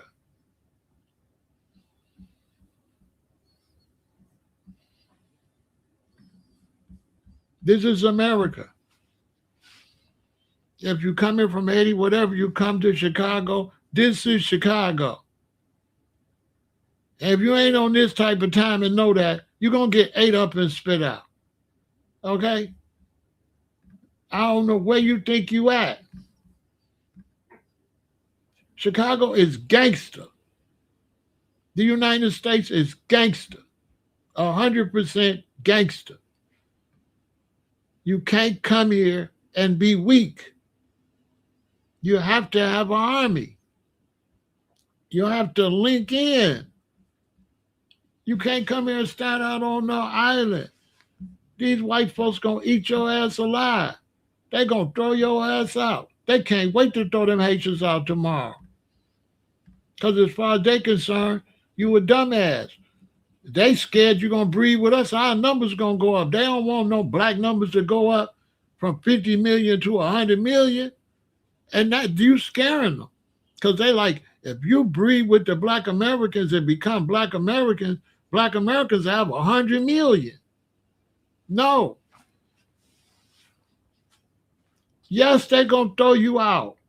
You a threat to the power structure. Duh.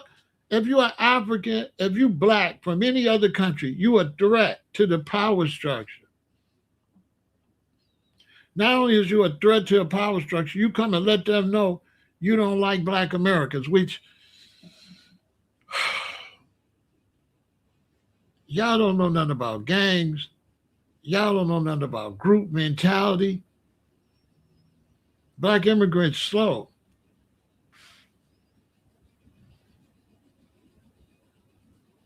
White Americans look at us as they blacks,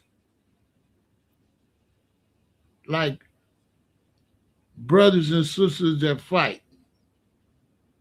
They never gonna respect you like us. So when the white Americans see other blacks dissing us, they like, don't be coming up here dissing our blacks. That's how they gonna look at it. I don't mean our blacks as in ownership.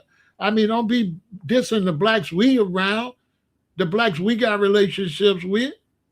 That's how they gonna look at it. Am I lying? FBA, would you tell them? White Americans is not gonna honor you disrespecting us. I'm telling you. Our history go too long.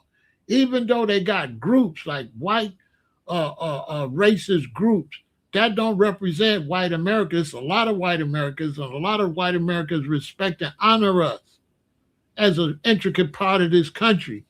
They consider us Americans. Everybody, all whites ain't Ku Klux Klans in them. That's why when they had their little marches, there only be a handful of them. You don't see all white people out there with them like that. They ain't rocking with that.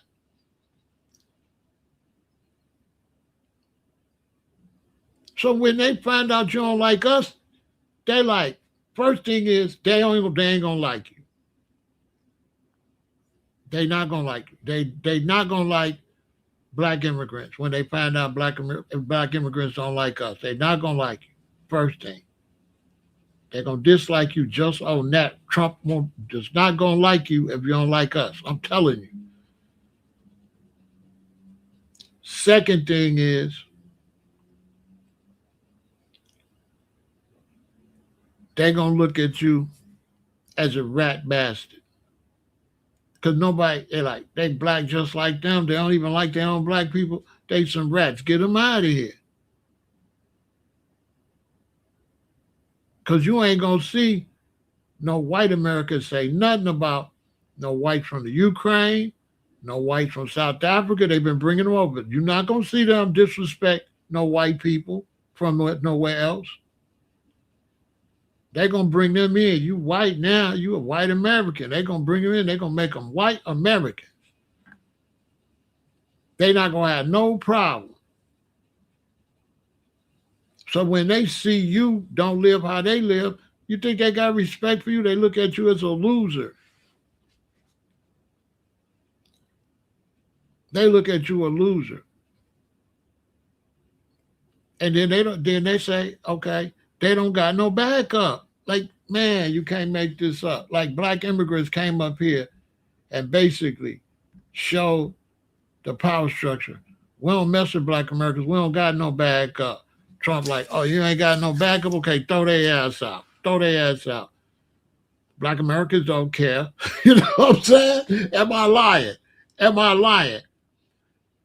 Anybody will tell you they taking our feelings into consideration. And the black immigrants let them know they don't like us. And now we letting white America know we don't care about y'all. I'm telling you, black Americans don't care about black immigrants. We don't like y'all.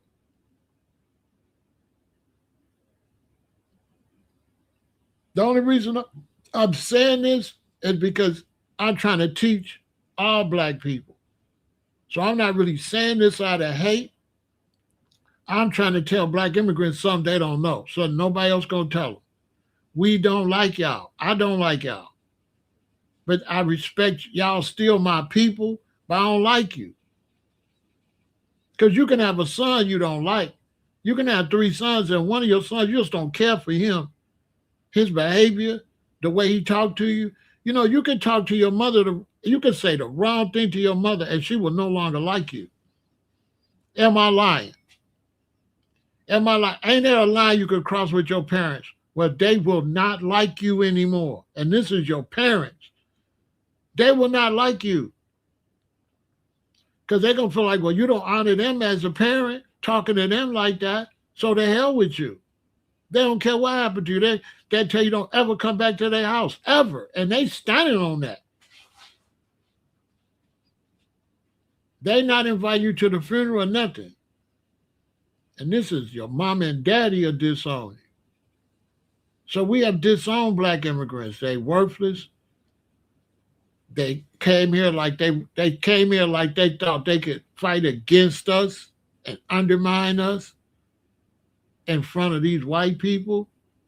They showed a lack of black unity, just like them blacks in Africa, doing all that fighting in front of them Europeans, doing all that tribalism and all that shit in front of Asians and Europeans. And them Asians and Europeans is thinking what? We gonna go conquer their ass, divide and conquer.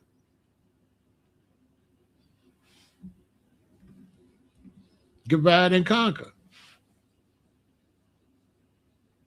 Yeah, I don't like black immigrants. I don't like nobody don't like me.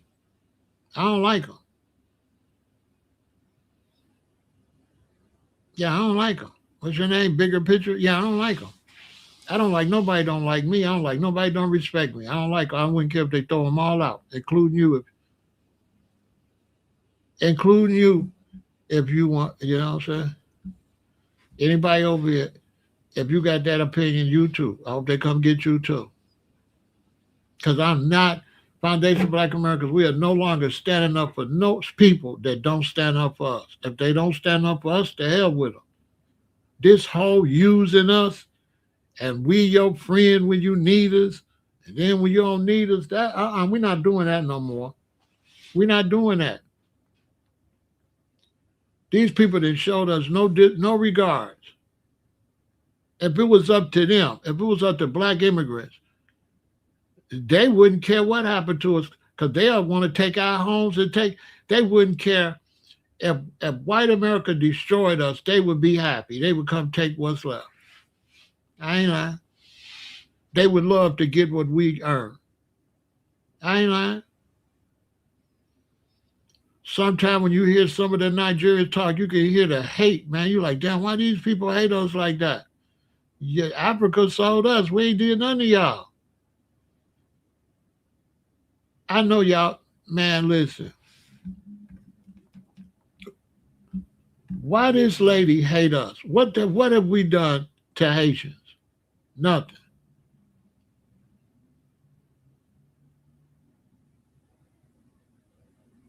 And she just don't like us. And she over here trying to look like FBA women and everything. She trying to do her hair like FBA women. She dressing like FBA women. She doing her makeup like FBA women. She constantly like a culture vulture.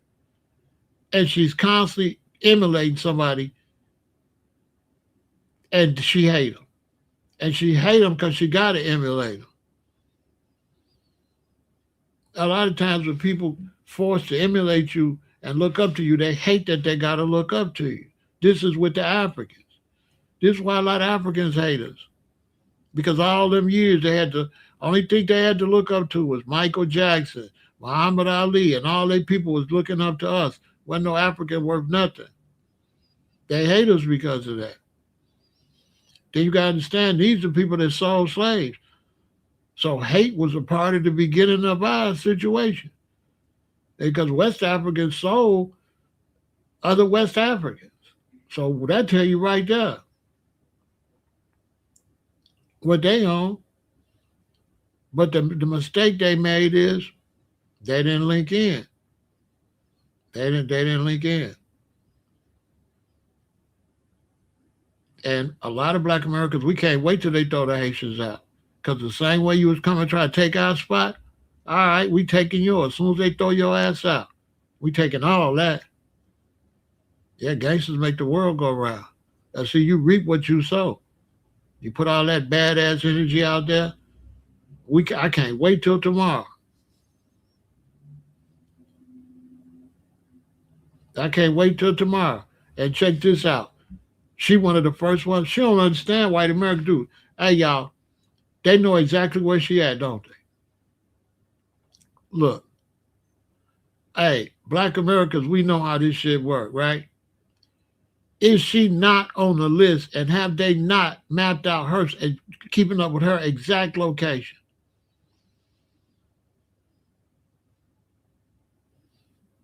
They, listen, tell me I'm lying. Are they not? The news gonna be there when they grab her. Am I lying? She don't know nothing about the United States. When they grab her, she gonna be on the news. They're gonna say this is the lady that said all the vile stuff, right, about black Americans. She was arrested and being deported. Watch. She goes, hey man, baby girl, put herself on the map, basically. Marked herself out.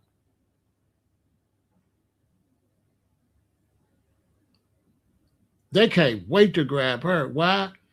Because that's going to get them more support from foundational black Americans to deport all these black immigrants. They're going to use her to make foundational black Americans hate black immigrants. I'm telling you. They're going to use her so they can get black immigrants out of here. I'm telling you. She don't know nothing about the U.S. Am I lying, y'all? They're going to use her to make black Americans stand down. Like, I don't know. We don't know why y'all care. Look what she said about y'all.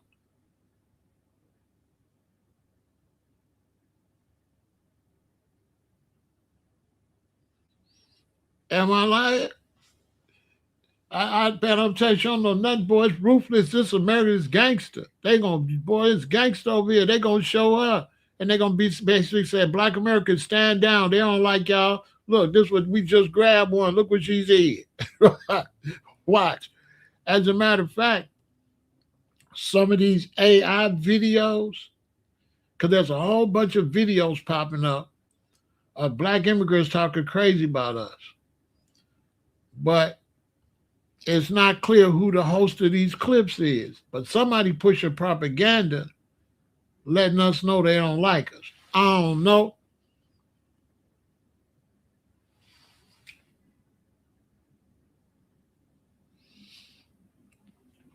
Yeah, I don't like you. You 100% right. You 1,000 billion, trillion% right. But like they just made a bad mistake. Like black immigrants messed up. They really did. They messed up. They messed up. And I wanted to come over here before because it's gonna be a sad day tomorrow. Because the way this administration working, they grabbing you at 12:01 a.m. They kicking doors down. They not playing. 12:01 a.m. It's going down. This is what we standing on. Delineation. Delineation is the act of precisely outlining, describing, or defining the boundaries of something. It provides visual and verbal clarity, separating concepts, physical spaces, or responsibilities so their exact limits are easily understood.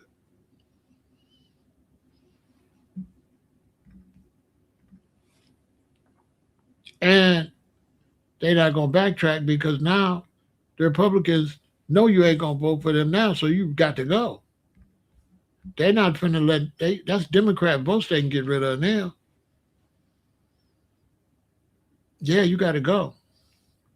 Trump been said they gotta go. When he said all that derogatory stuff that they eat animals and all that,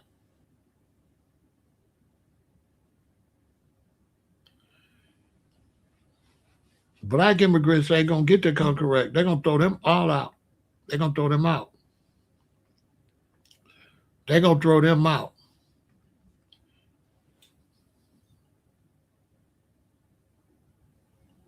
They done. Somalians done. East Africans done. Haitians done.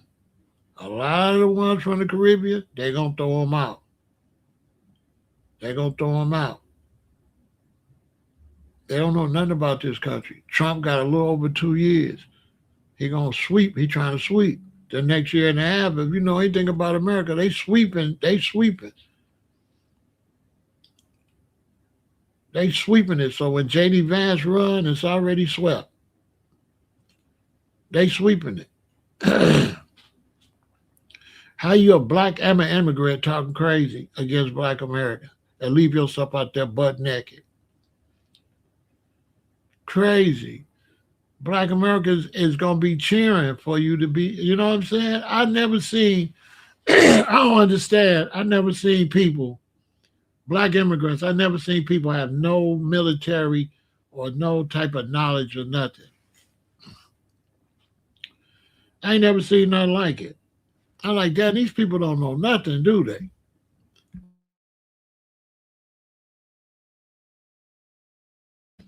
They don't know nothing. There ain't no way. Listen, there is no way I would go to Africa and talk against Nigerians. But that would be safer than going to England. Ain't no way I'll go to England or no European country and talk against the black immigrants. Because them European countries is going for sure throw me out or lock me up. You understand? Because don't nobody like a rat. You know what I'm saying? So that's going to be a L right there, fast. Because first, the European country going to be like, you're a black America. Why is you in our business? This is your business. This is between the Europe nation and the immigrants that came to Europe. You're a black America. Why is you over here in our business? That's how they're going to look at it. Then they're going to say, he's a rat bastard. He brown just like them. And he coming over here telling us to throw them out, and he the same color as them. They ain't going to like that. Even if they do want to throw them people out. Nobody likes a rat or a traitor. They look at you and they be wish you would. So when you black and you do something like the Haitians been doing talking against us, white people think, we wish a white person would talk against us like that. That's how they look at it. They start thinking within their race and say, we wouldn't tolerate nobody like that in our race. Who gonna respect you? Who gonna respect you?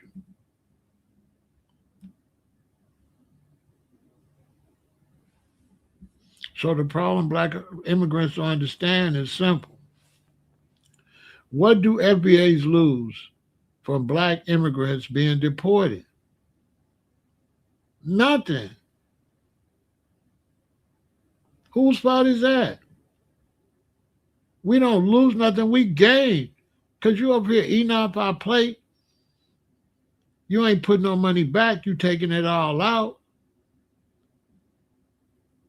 You want to have your nail salons, your hair salons and stuff, and you want to act just like the Koreans act.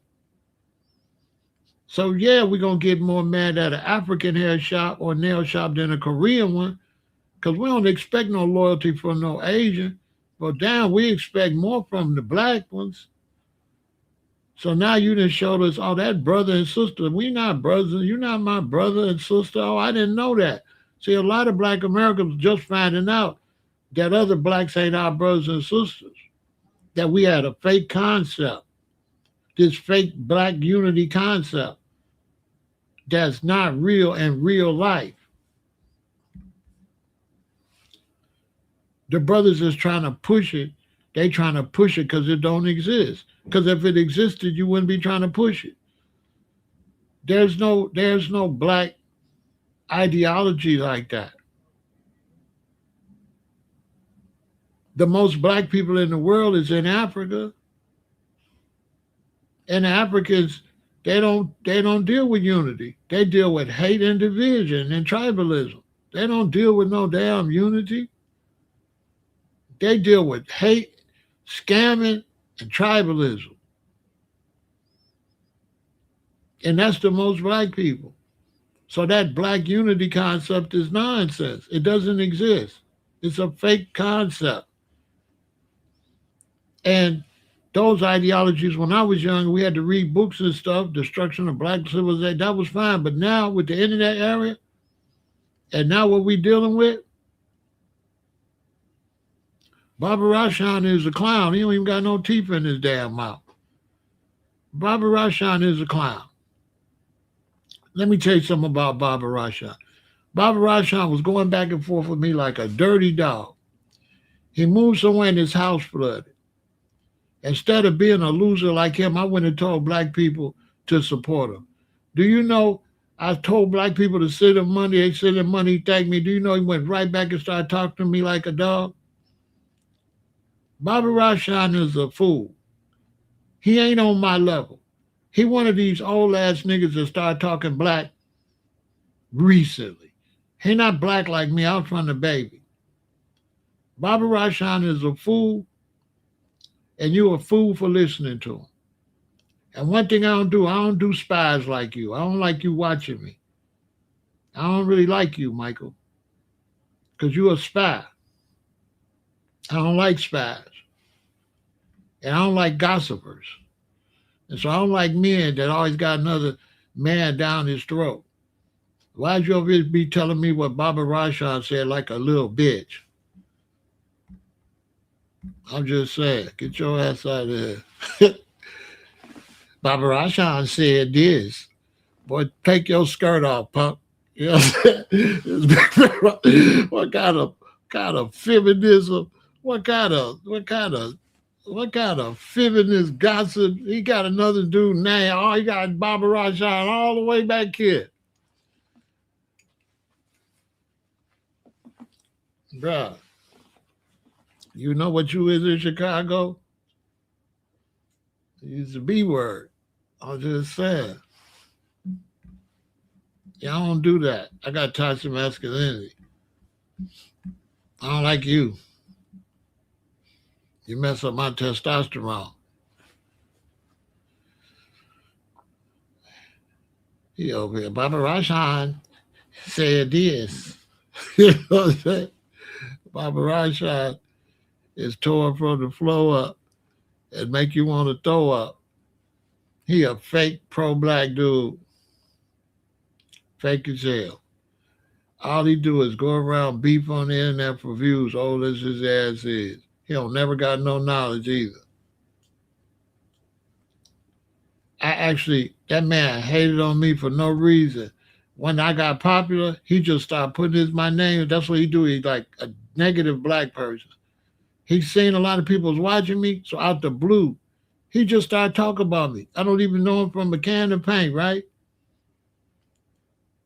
Yeah, Baba Rashan, he just started talking about me for no reason. Now, how he gonna teach us some type of black unity when he 1,000 years old acting like that? So I just dissed him and just blocked him and didn't deal with him. Then I found out his house flooded and he was in a bad situation. Me, out the kindness of my heart, I told people, even though the nigga's a hater, go ahead and send some money, help him out.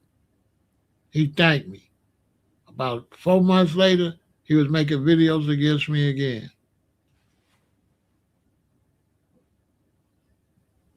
And the thing about him, can't nobody really check him like that because he an elder.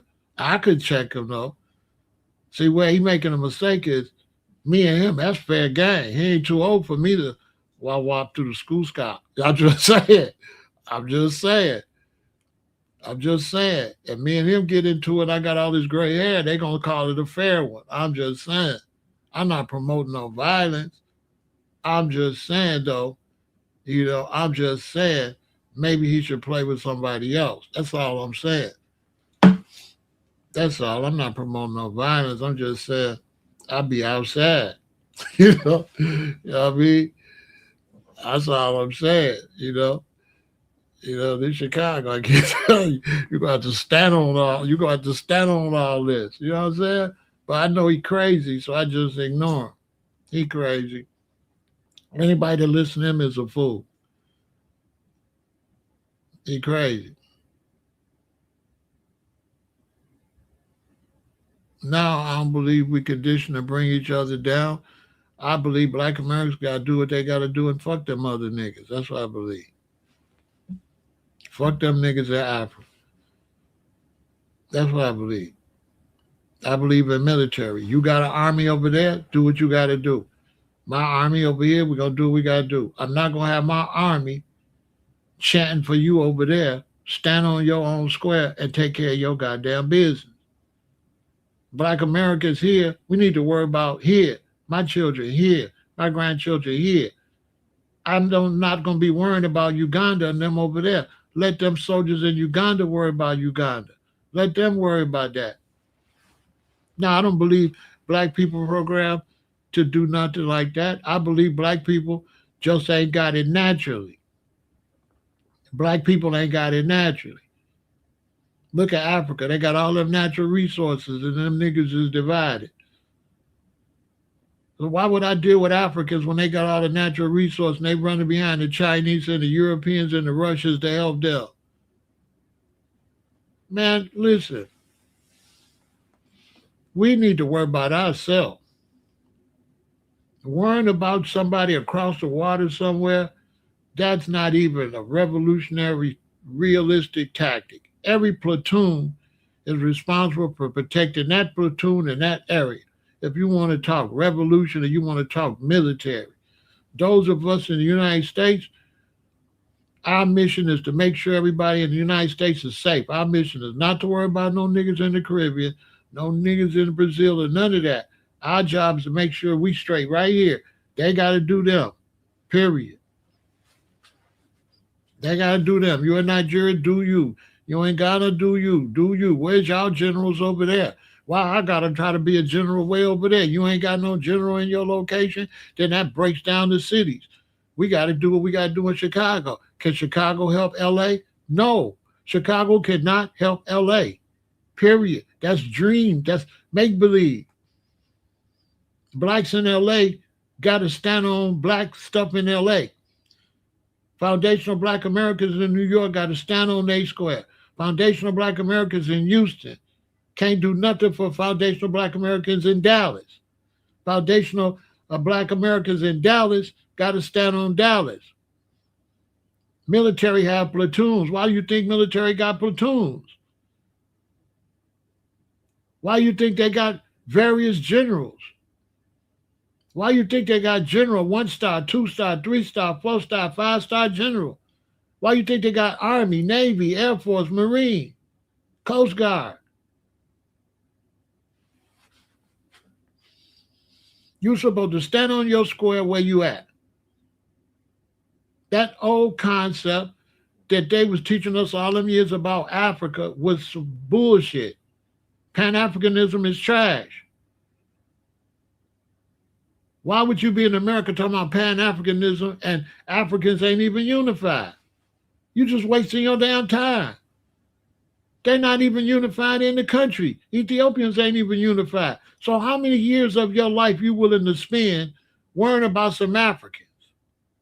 You willing to do that till you pass away? That's going to help your grandchildren? That's going to help your children, your grandchildren? Me worrying about Africa. That's going to help my daughters and my sons and my grandchildren. Worry about Africa. Reparations for foundational Black Americans, they help my offspring. Yeah, that'll help my children and my grandchildren. But Africa can't help me. Africa couldn't even, those of y'all that believe y'all Africans, then I don't know how y'all love Africa, because how the hell you get over here? Africa didn't come get your black ass. We don't even identify with Africa no more. We a whole new being. We've been over here too long. We ain't no damn Africans. We might got some African DNA. We foundational black Americans. You can't be no African that long over here. We our own people.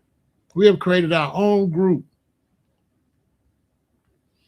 Now, yeah, you could check your DNA back to Kemet. I could do that, but I'm not going to check my DNA back to Kemet and act like the Arabs don't run Egypt. That's when you get stupid. Yeah, I got a DNA back to ancient Egypt, but what that got to do with the Arabs running Egypt with one of the most powerful armies in Africa? And that's the reality.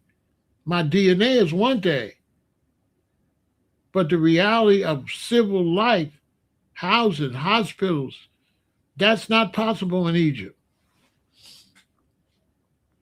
Because some people get that confused and say, well, why you got the name Pharaoh? Pharaoh mean king. Pharaoh don't mean Egypt. You know what I'm saying? Uno means one. Uno don't mean South America or Mexico. It means one. Uno, one, same shit. King, Pharaoh, same shit. Calling yourself Pharaoh has nothing to do with Egypt. Duh. It's just using a certain way to say king. That's it. And it really don't mean king. It means the son of the sun, basically. But that's what they call king. But son of the sun is what it really means. And no matter where you at, if your ass is sun kissed and you brown, use a son or a daughter of the sun. That's why you got melanin. And right now they over in Europe crying because they don't have melanin. And they saying they melting. Go watch the videos. There's white women over in Europe saying they wish they had melanin. So son of the sun represents our melanin. Not to mention we was this was the West. This was West in ancient Kemet. So when you read stories about West, they was talking about this land here before all of the continents split. They was right here. That's why you got all them pyramids and stuff in the Grand Canyon. So this was West Kemet originally.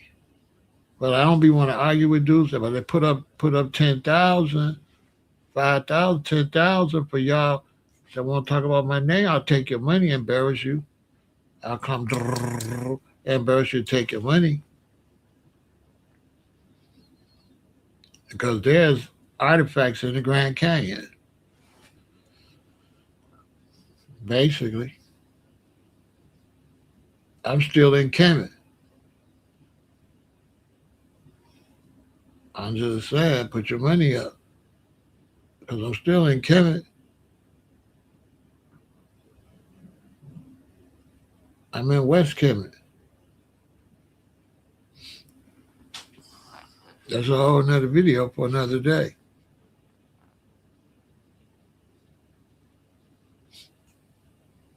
Because all these continents fit together originally, like a puzzle. Go look at it. This used to just be one big landmass. Then it broke apart. That's why we also FBA, because some people floated over here. Some people didn't come over here on boats. People floated over here. People floated. Polar bears floated up there and became white. You know what I'm saying?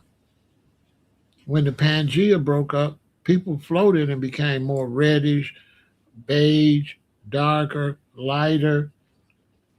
Over time, speak different languages. Basically, that's how you got to speak all different languages and all, different.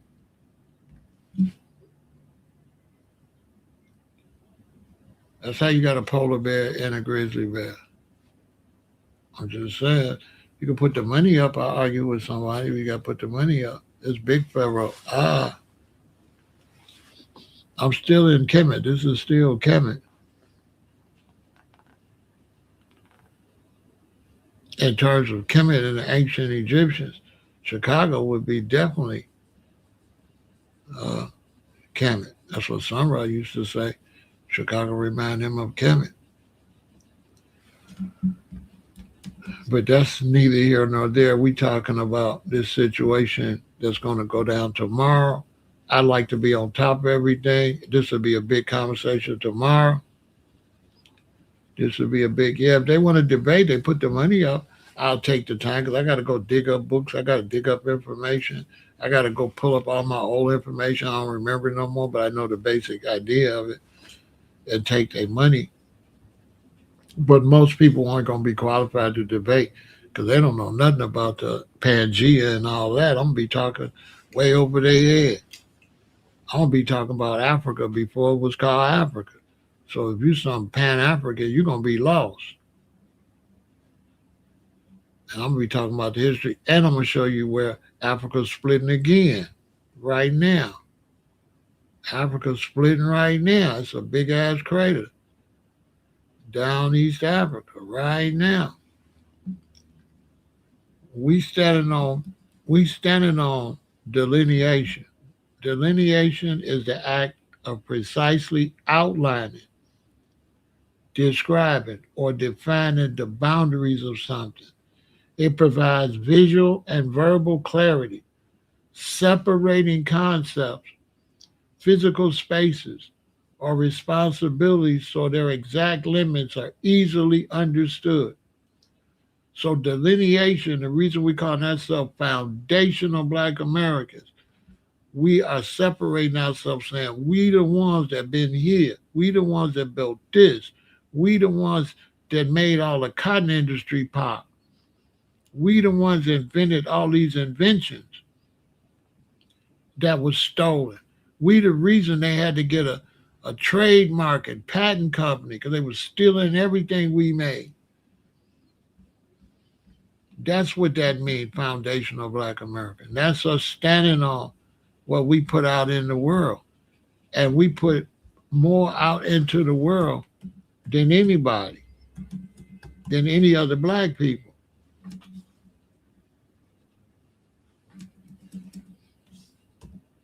We put the most out in the world. And we just standing on it. We standing on what we did.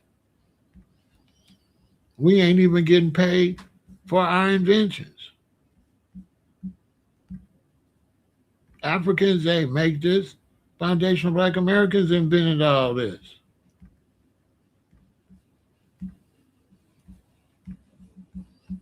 Africans is using things we invented over here. Facts. Who won't smoke? Look, this stuff was made in 1886. Look at the numbers. 1911, 1886, 1923, 1960. Thermostat control. Look, the tricycle. Black people invented the tricycle in 1886. Phone transmitter, straightening cone. None of this was invented in no Africa. None of this was invented in Kemet. It's invented in a new Kemet over here, but not in East Kemet. Look, the pencil sharpener, rolling pin. I mean, you can go down and down the line about accomplishments and achievements. And that show you reparations. How much money they owe us from stealing all of this. We're not playing.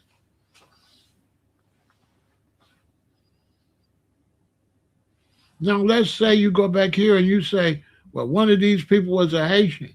They're not Haitian now. They foundational Black Americans.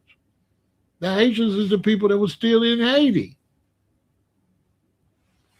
People really don't understand what foundational Black Americans mean. Foundation Black Americans mean all the Black people is here at the foundation of the nation. After that, your bloodline could go anywhere. People don't understand that.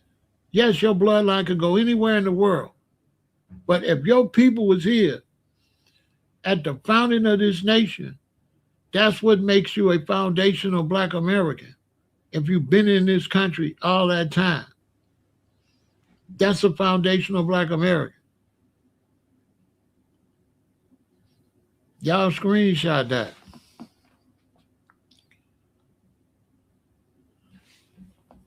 And then screenshot that. Look, the keychain, lanterns, lawn sprinklers. All you gotta do is look at it. And it's more than that. It's more than that. It's more than that. Yeah, it's more than that.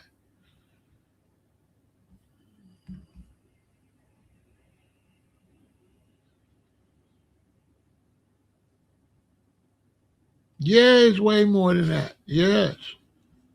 Yes. Yes, that's why we want our reparations for all that, for redlining, all of that they did. They did a lot to us. They did a lot to us. And somebody come over here calling us dirty black Americans using all our inventions. What they invented in Haiti. See what I'm saying? The disrespect is too much. The disrespect is too much. Why you didn't stay where you was at? Then you got all these people trying to claim they from here and there and they did all this in this country. We can't tell.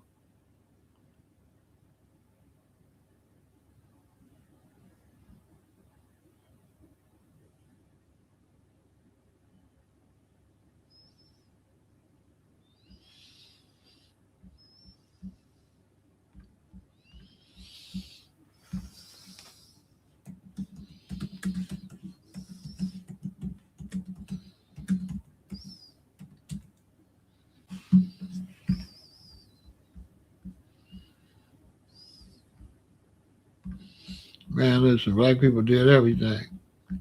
Keep telling y'all. What it say?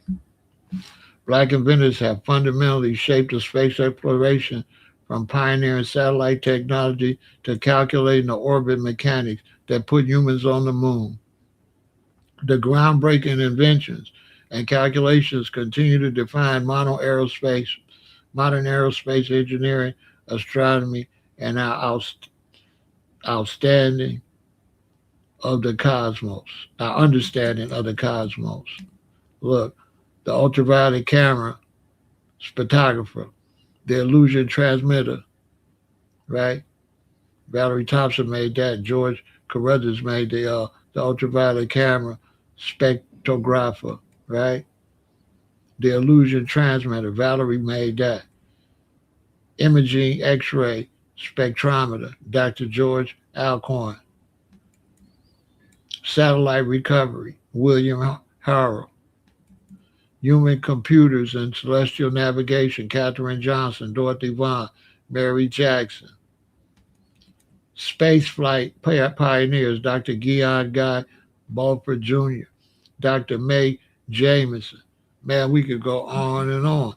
And that's not even mentioning the stuff they took and they wrote down nothing. Everything ain't been really even written down that we made. They stole it. A slave didn't get to claim nothing. They just took it. You was a slave.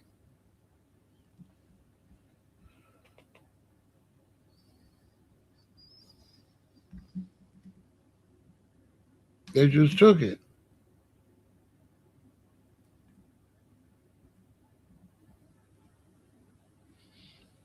So we got all these people over here, but are they friend or foe?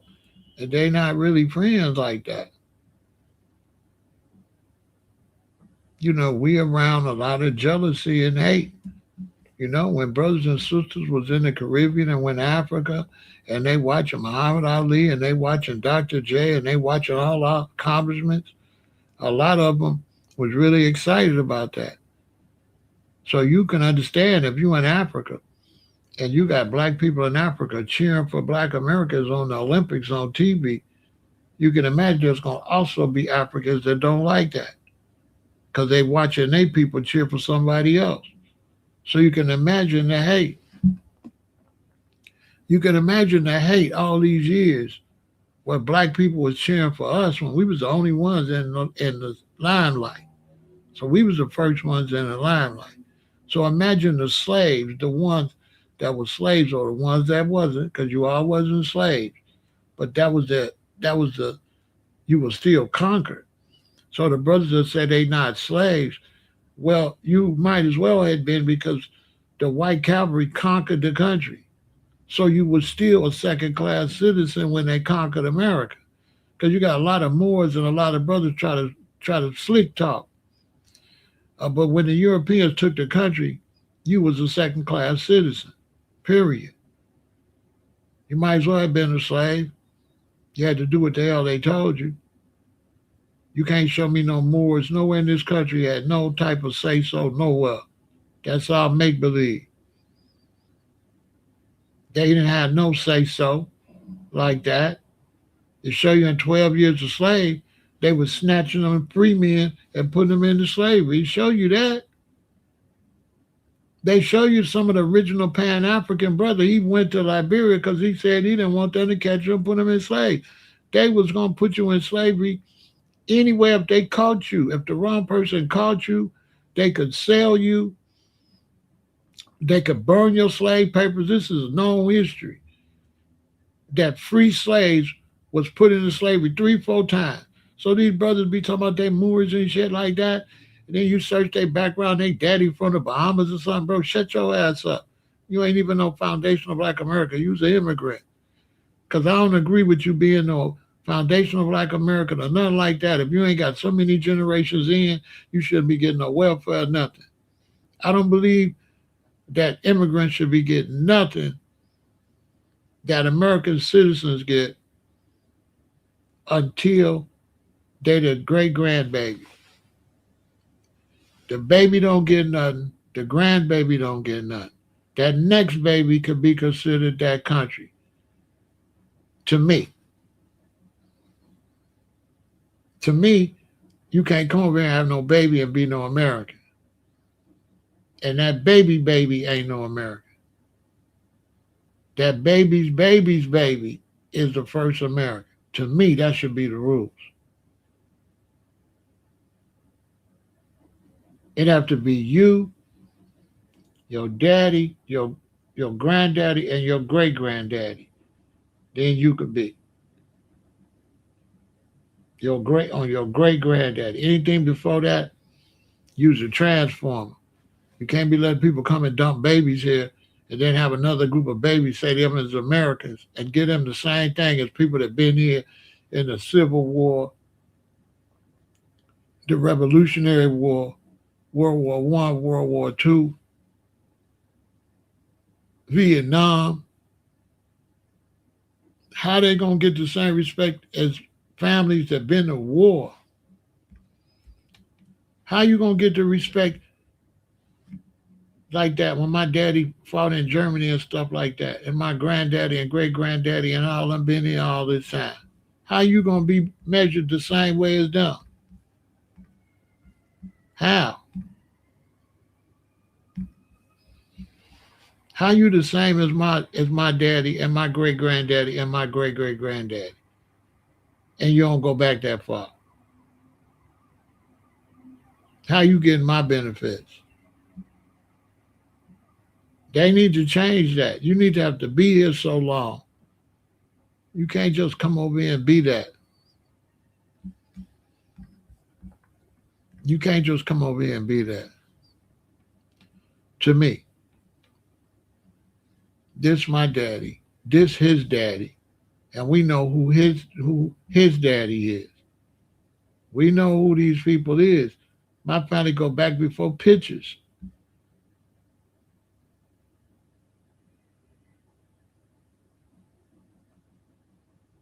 This my father's father. He took this picture. They was just starting to take pictures. They ain't even have color pictures. How you come over here and you just like me and my daddy fought in Germany. And you bring your ass over here. How you me? How your baby, how your baby match my baby? No, my grandkids got Trump you. My grandkids go all the way back. Your grandkids are just two generations. Your grandkids ain't supposed to get what my grandkids get. Your grandkids can't show no great great great granddaddy like that. Who the hell is your grandkids? You an implant. You just came over here just to have babies that suck the blood of the country. You ain't no American. You still an immigrant. And you should be an immigrant until the fourth generation. I'm telling you. You should be getting no services or no welfare from the people that been put money into the system from the 1800s. How you come over here and get money? Show us how much money your family put in. If your family didn't put no money in, how you get money out? Now they talking about Social Security running out of money. That's because you gave the money to some people that didn't put no money in. That's why Social Security is running out. They gave away our money to immigrants.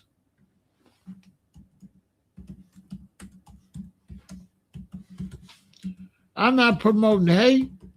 I'm just promoting economic justice.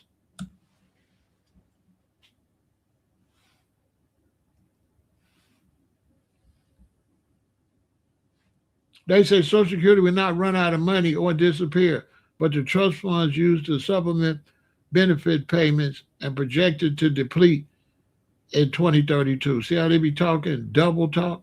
They ain't running out of money, but the trust fund running out of money. What that sound like? Social Security will not run out of money or disappear, but the trust funds used to supplement benefit payments are projected to deplete in 2032. That makes sense? See how they be talking double talk? It ain't gonna run out of money, but where we get the money from is running out of money. Basically. Hold on. Hold on.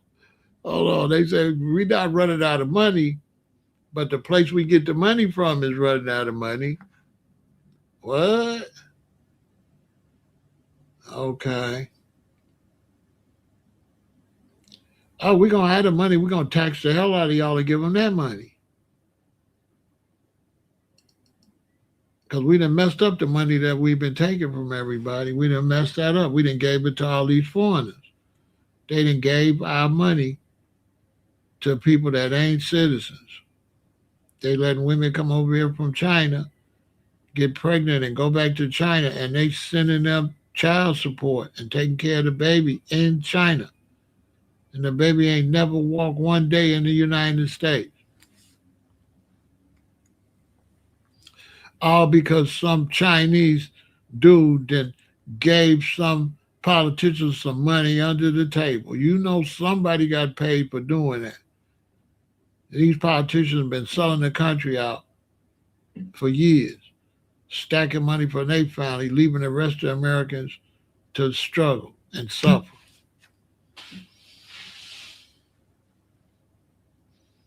That's why we don't want these anchor babies. You know what I'm saying?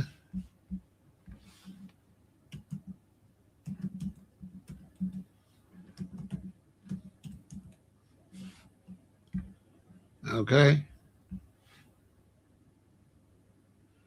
That's why we fighting against birthright citizenship. Ain't no birthright citizenship where you just a citizen because you born over here. Get the hell out of here. Birthright citizenship where you could just come and have a baby and the baby's a citizen and can get the money off of real people that been here. That makes some sense. You could just fly over here from Thailand with a pregnant woman and she have a baby and that baby's a citizen. Really? That may be just like all the rest of us that's born here. Really. And then take money and then our benefits and our social security and stuff, our Medicaid and stuff run out of money because you didn't gave it to some foreign people that came here and ran a game on the system, and all them politicians sitting there letting that happen. Supreme Court backing that up. Somebody getting paid a payoff. Somebody scamming. Somebody getting a payoff somewhere. Somebody need to go to prison. Somebody, whoever set that up, need to be in prison because they definitely took some money under the table. Because ain't nobody would do that for free. They took some money over under the table. They'll take $500 million and send China trillions and billions. As long as they got their little 500 million. So I just wanted to be one of the first ones to talk about this before tomorrow, because tomorrow this is going to be, yeah, much respect for the contribution. Y'all help the channel, support the channel. It's much appreciated. Y'all support the channel. So this is crazy. It's going to be major news. Shout out to Dodge. Shout out to Strowman. And the rest of y'all support the channel. Make it do what it do. You can't make this stuff up. It's going to be a crazy week. I want to jump on it first. It's going to be crazy. It's going to be crazy. Because they're getting them Haitians out of here. And it's going to be all this talk about black Americans. Watch. Black Americans, you should stand up for us. We ain't heard from your ass till now. We ain't heard nothing from no Haitians. Okay? We don't have no relationship with the Haitian community. To me, they squatters. Same with the Somalians and all the rest of them. They squatters. They only want to be black when something happened to them. When something happened to us, do these black immigrants come out and protest with us when our babies get unalived by the police and all that? Hell no, they don't come out. They don't say nothing. But then when something happened to them, they want the world to stand still. Am I lying? We don't get no support from no Africans or nobody. Yeah, they get deported tomorrow. I can't wait. Yup, G-Ra, they going bye-bye. And good. Because you should not be come to the country and not get involved with the people in the country, the black people in the country, and then think you safe. You know what I'm saying? And, you know what I'm saying? Didn't really say nothing. Haitians should have went crazy. When this lady called black Americans dirty black Americans, if I was a Haitian, I would have went crazy. I was like, girls, you done lost your damn mind. You gonna get me put out.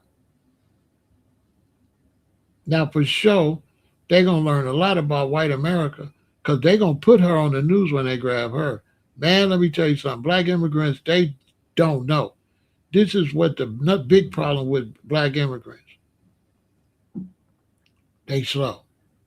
See, if I go to Jamaica, I gotta get behind the Jamaicans and I gotta let them show me everything and all the ins and outs and intricacies on what's going on with them in Jamaica.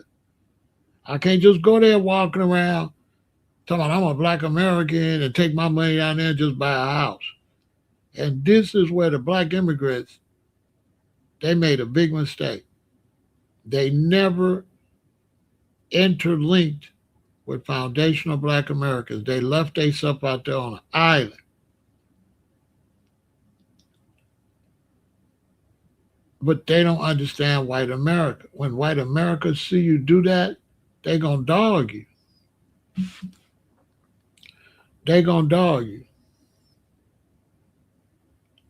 This lady ensured that they gonna grab Haitians. Cause now, like I said, they never mixed in with the mixed in. If I go and I move to Liberia, I'm trying to have a baby by a Liberian woman. Not only that, I'm trying to be there and be involved with Liberia. I'm trying to become half Liberian for real through my children. If I plan to stay here, I would never, I wouldn't suggest no black Americans move to Ghana and just stay black Americans and just breed black Americans in Ghana.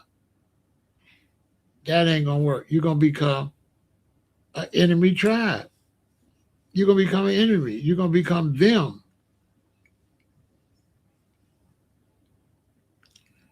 You know what I'm saying? You're gonna become a them. You separate yourself.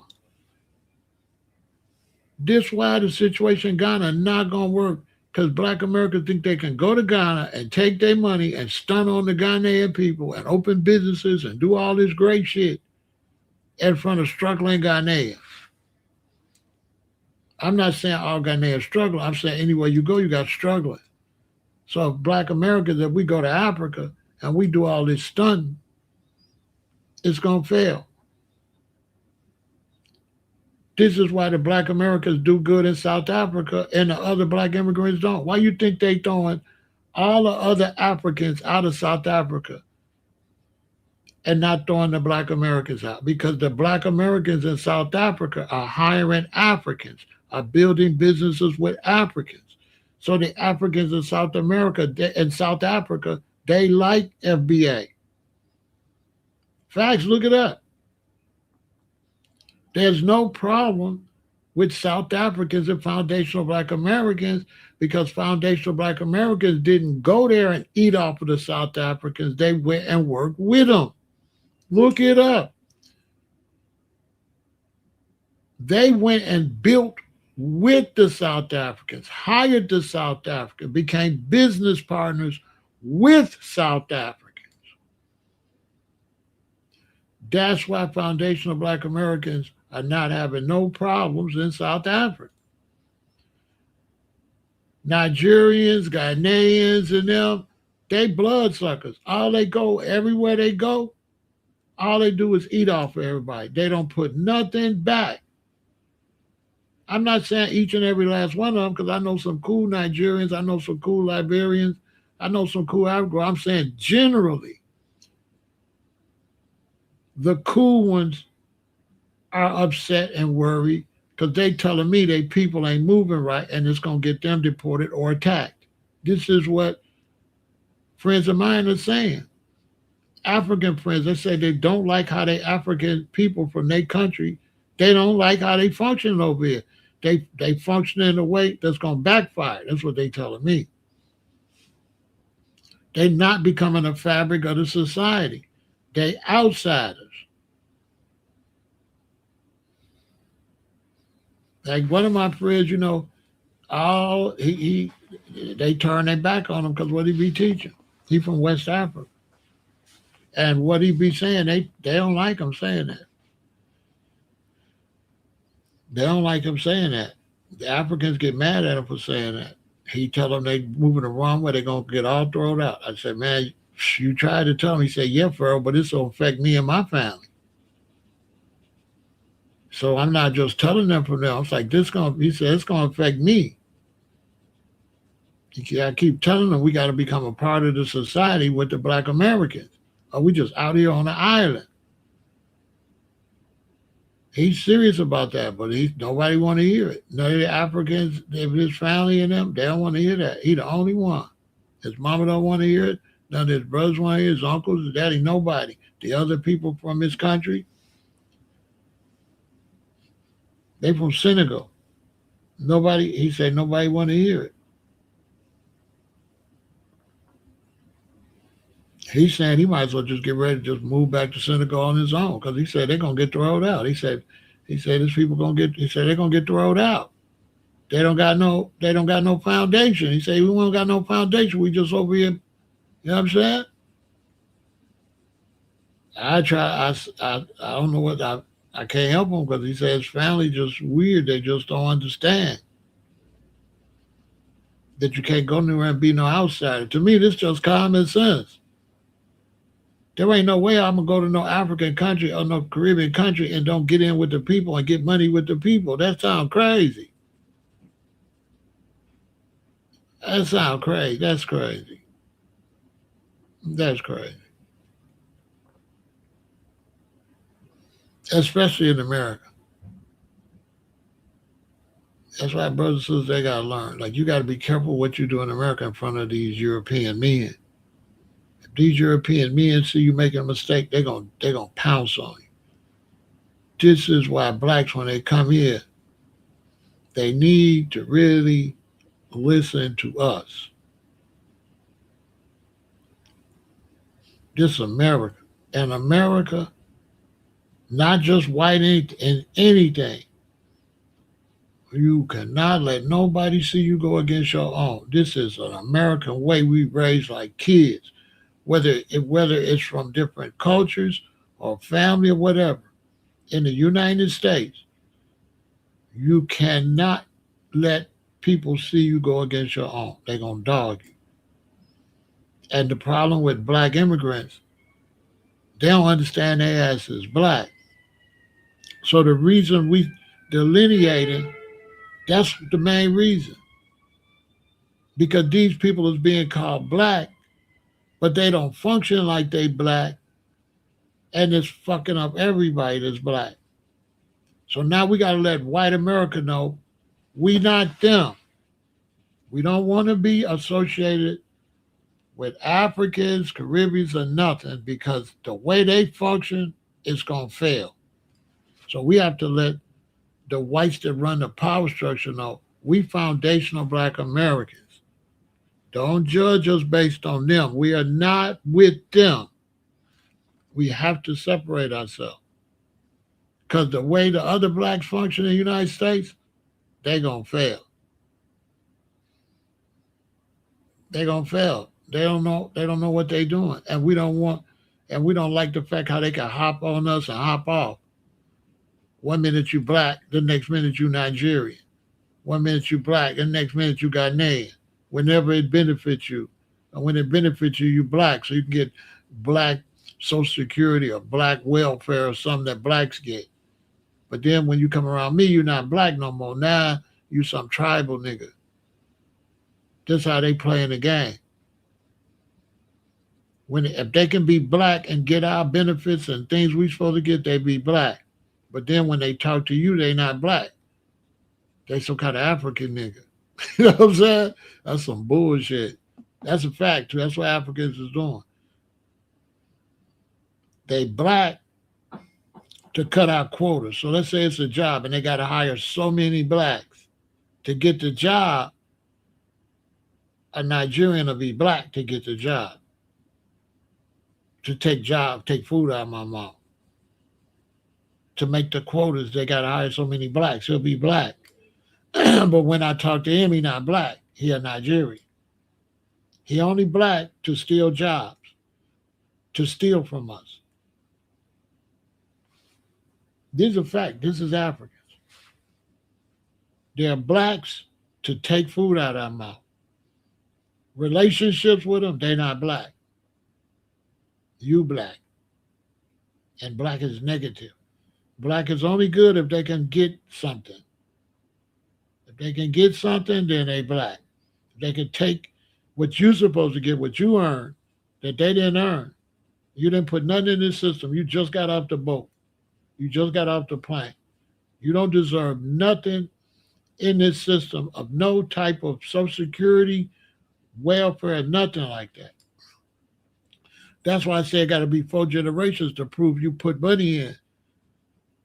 America got to stop giving people money that didn't put no money in. You can't just come here and get no damn money. You can't get no assistance. You have to put money in to get assistance. That assistance you getting is other families that put money in for generations. You getting their money.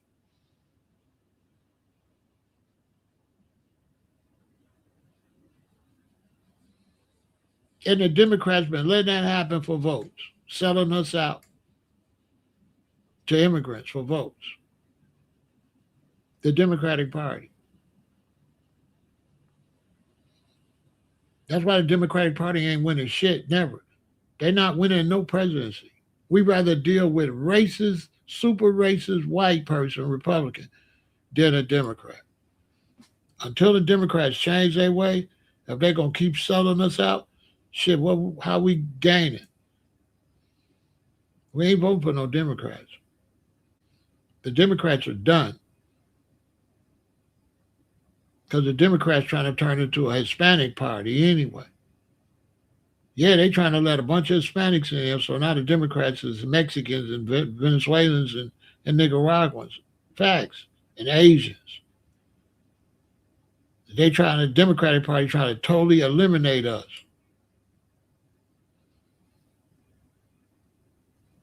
Because the Democratic Party always had to cater to us to get stuff done. Now they say, oh, we don't got to do that no more.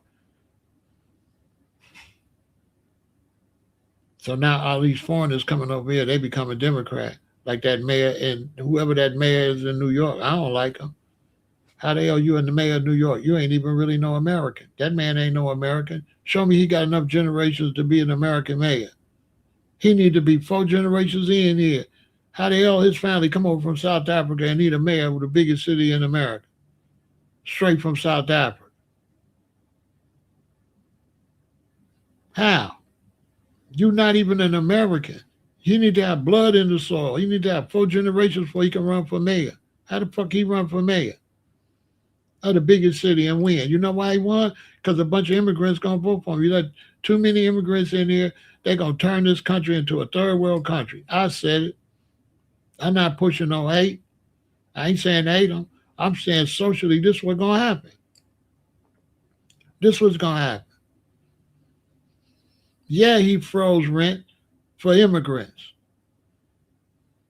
to make it easier for them to take over this country and ruin this country. Because that's all they're going to do. Because anytime you come from somewhere that's ruined and then you get in control, you're going to ruin this too.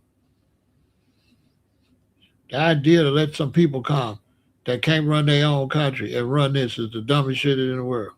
You couldn't even run where you was at.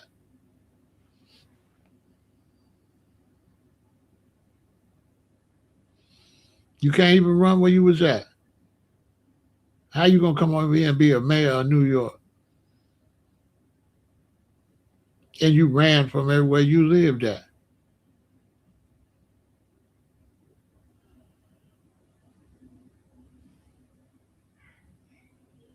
I ain't praying for them.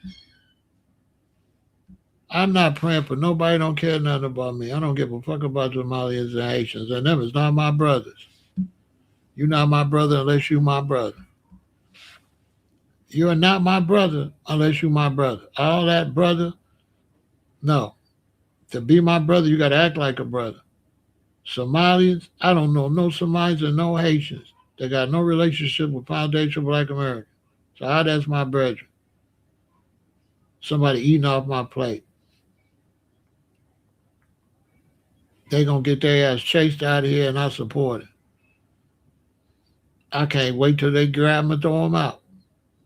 Because it ain't nothing worse than somebody that look like you that ain't you.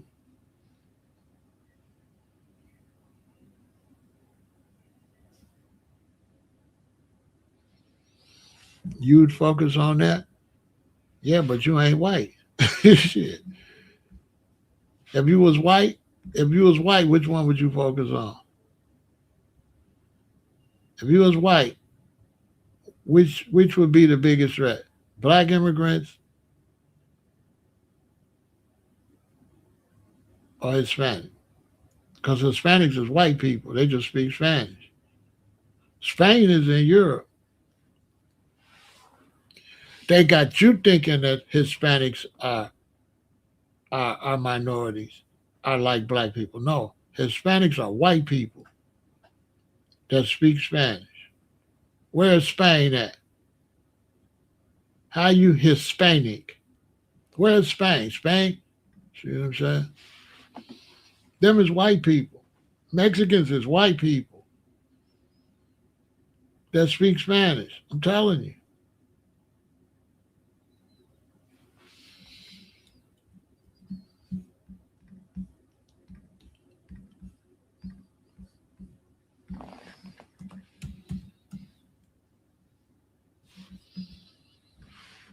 I'm telling you.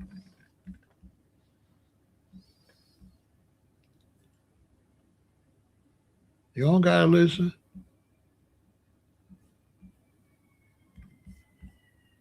But this big pharaoh,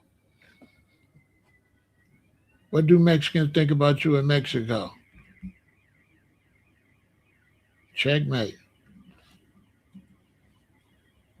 Here's a Mexican cartoon for your friend, that Mexican that you love so much. This is what your friend, the Mexican, think about you in Mexico.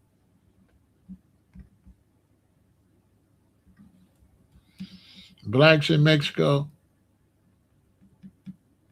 Afro Mexicans wasn't even identified until about 5 years ago.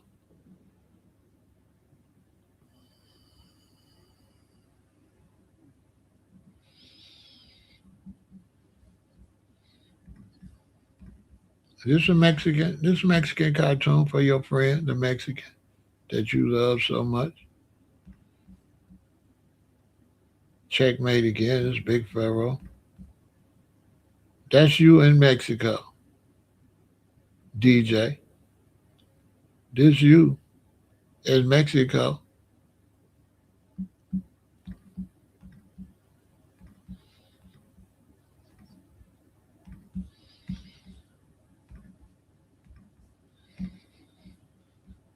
What y'all know about the Afro Mexicans, how they get treated?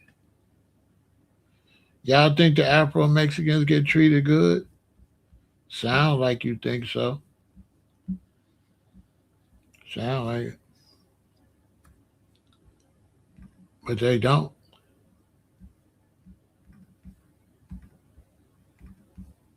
Now these brothers and sisters don't get treated well. We gonna stand on that. We're gonna teach that part. Now these brothers and sisters, now they don't get treated well. As a matter of fact, the black immigrants, they don't even let them get to the border. They make them wait in southern Mexico or in the central Mexico. They make them wait. Oh yeah,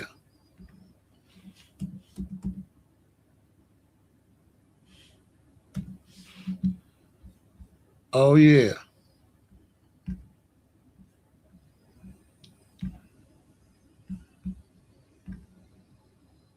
They make them wait. They make them wait in Central America.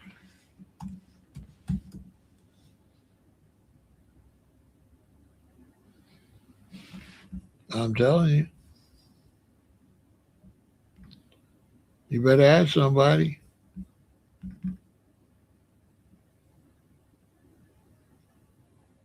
They don't let them. Man, listen. They don't let them get up to the border. This where they got to stop at. Y'all know I got the info. This where the blacks trying to get to America. This where they at. Way down in central Mexico. They won't let them get up by the border. This the black ones that's trying to get into the country, trying to get into America. You know how far this is from the U.S. border? They got a separate border for the black ones, way down in the middle of Mexico. Then the white Hispanics, they up by the border.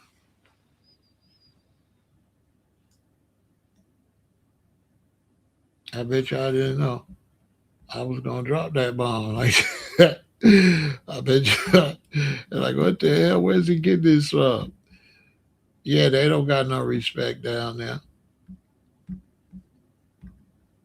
So when you say Hispanic, that's a kind of tricky word. That's a tricky word. You know what I mean? That's a tricky word that they use to try to make it sound like, oh, it's a third world, like trickology, but this is what they think about you in Mexico. Go down there and find out. FA and FO.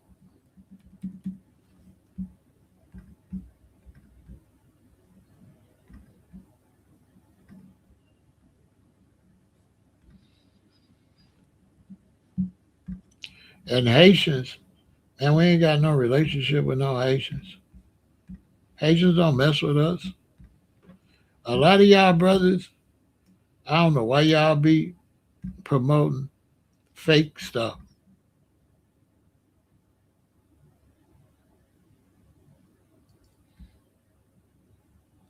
I don't know why y'all be promoting like fake,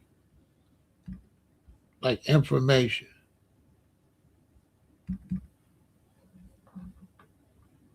You don't want to tell these people. Them people don't like us like that. Haitians don't like you.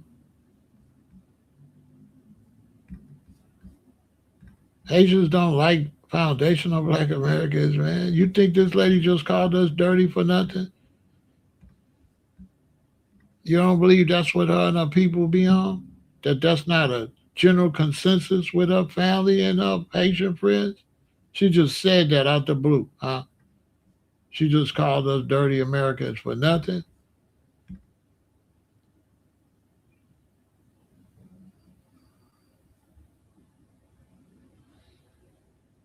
That's what y'all think? No. That's how it really is. They don't mess with us like that. Brothers always over here. I'm trying to tell them. Don't like them at all. Nobody like us, K Mac. K Mac, bro. Don't nobody like us, do they? Nobody. Nobody. The other black people don't like us either.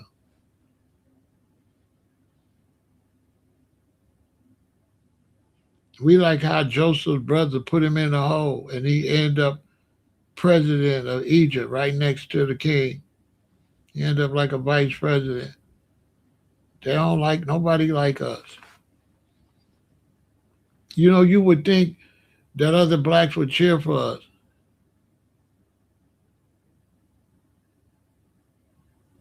It don't feel real.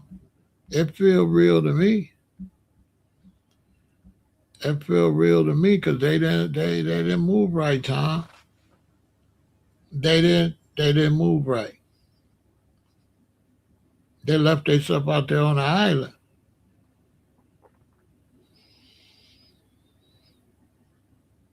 They don't know the art of war. They left themselves out on the island like that. You know how stupid you got to be to come to America and be a black person that don't link in with foundational black Americans? You got to be dumb as hell. That's the first thing you would do. That's the first ally you would go for. What the hell?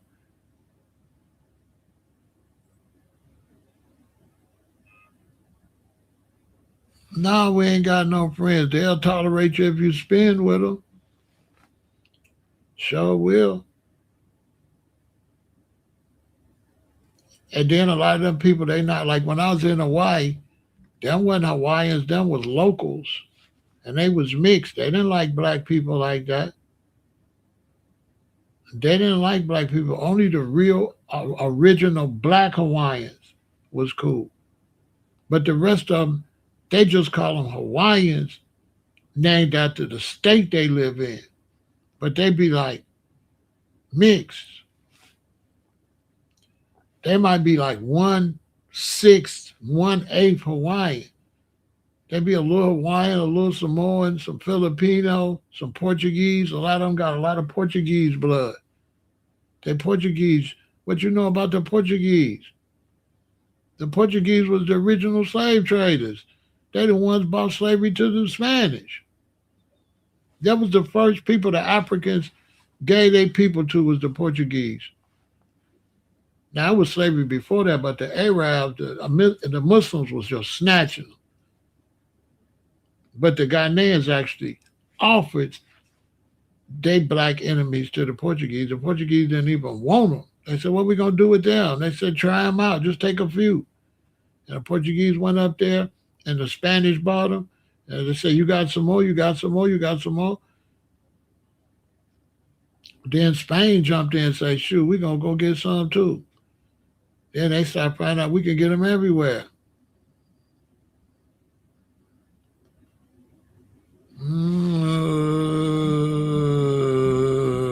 Kind of, sort of. The Samoans is kind of cool, but everybody act funny when we come. We such a dominant race.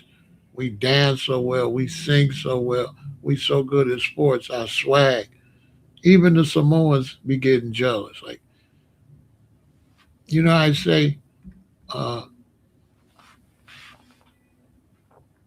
the man had a coat of many colors, like that. Like people, we just different.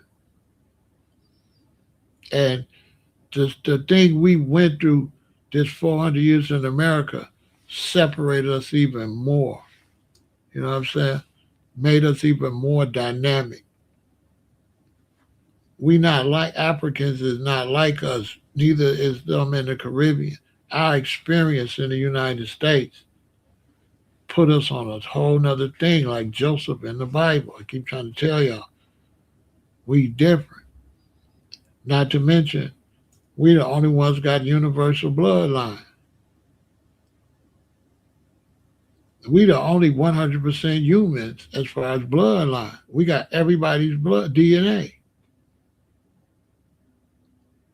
If you got everybody's DNA, how you gonna function at a higher level? We got Asian DNA, white DNA, African DNA, South American DNA, Caribbean DNA, Eskimo DNA. We got every DNA on this planet. The only people that got all the DNA is foundational black Americans. Africans been regenerating the same DNA because they landlocked with just Africans. When we was brought over here, we like a super hybrid. That's why we Dr. J and Michael Jordan and all that. We are hybrid human. Facts. We are super hybrid. We not Africans. We have some African DNA. We have some DNA that go back to Kemet and Ethiopia to East Africa. But we got a lot of other DNA too. We got DNA all up in the North Pole, all over Europe, all over South and Central America. We have the whole planet's DNA.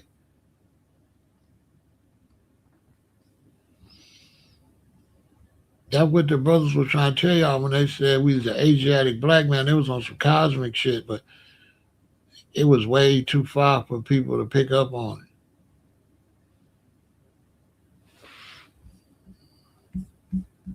it. It was too far.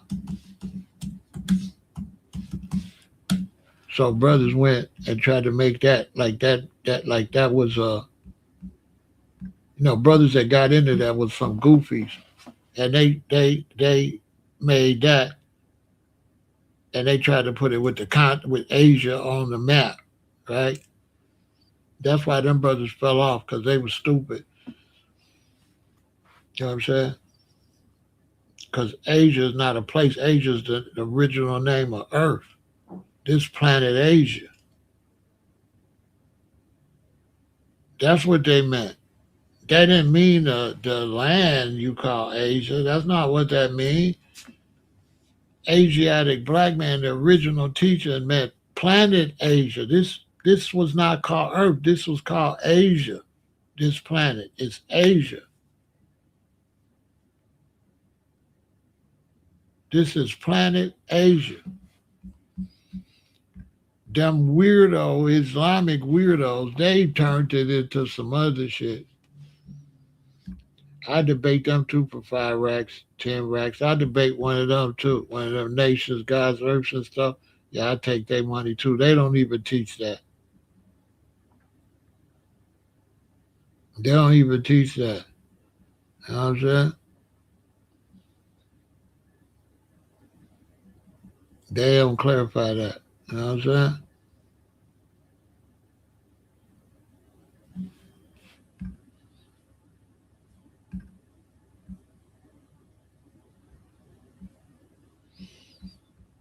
They don't even clarify that.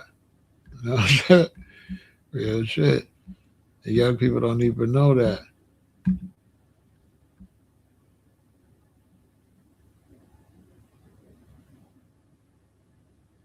Planet Earth, Asia.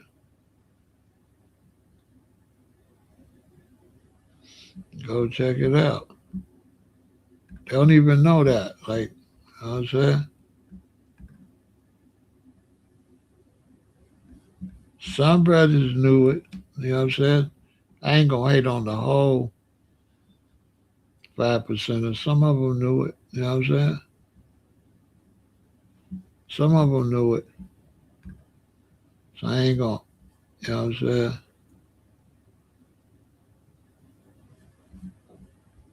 Some of them knew it. Put it in the music.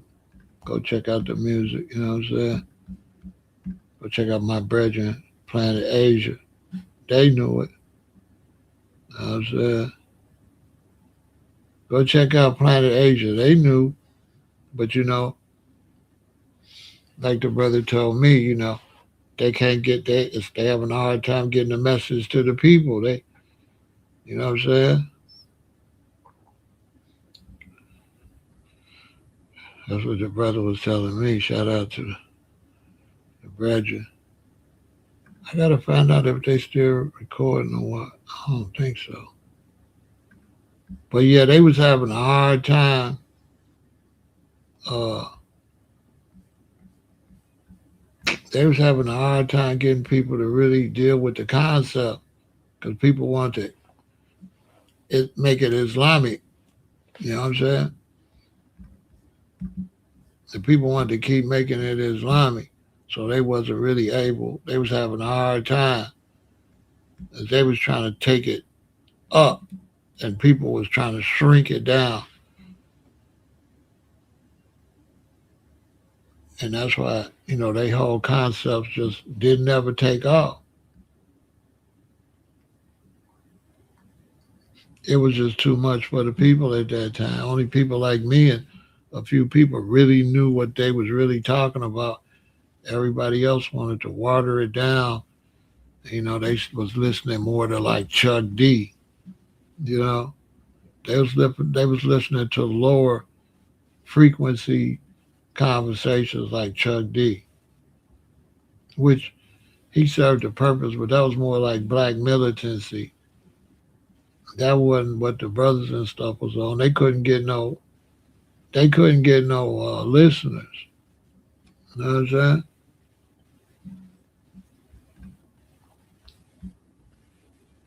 They couldn't really get nobody.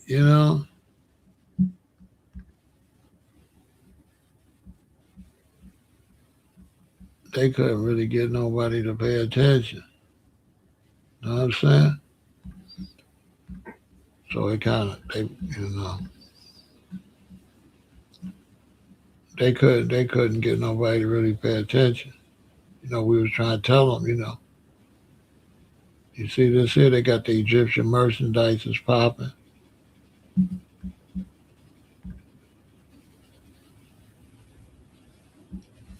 They couldn't really get nobody to deal with the concepts. You know what I'm saying? Yeah, they couldn't get nobody to deal with the concepts. It was flying over people's head. They wanted to keep. They didn't want to go that direction. That's the best way to say it. That's why they never really took off like that. It was just too heavy, and they wanted everything to be a religion. You know what I'm saying? And you was talking about the cosmos. If you was taking the information too far back, they didn't want to hear that. They wanted to hear information that could some kind of way be like watered down. You know what I'm saying?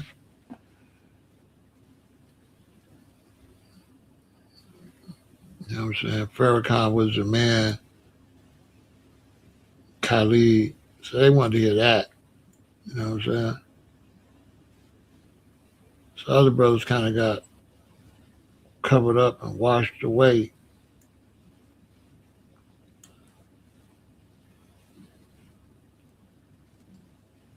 It was too much.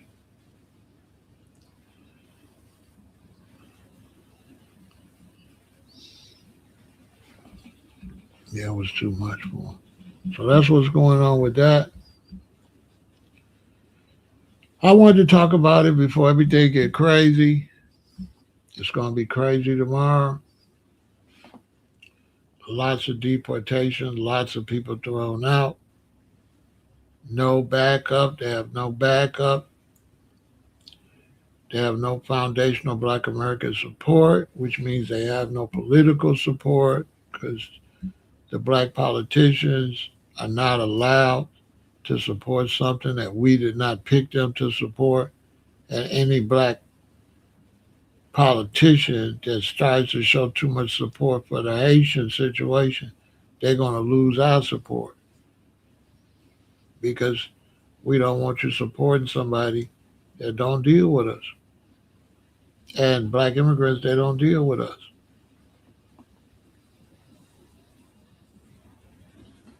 What happened to the FBA that went to Liberia? Some of them, they had to come back. They came back. They came back because the infrastructure wasn't conducive. And so a lot of the blacks that went to Africa, they had to come back because the living conditions wasn't conducive. They can't survive over there. I remember being at the DMV.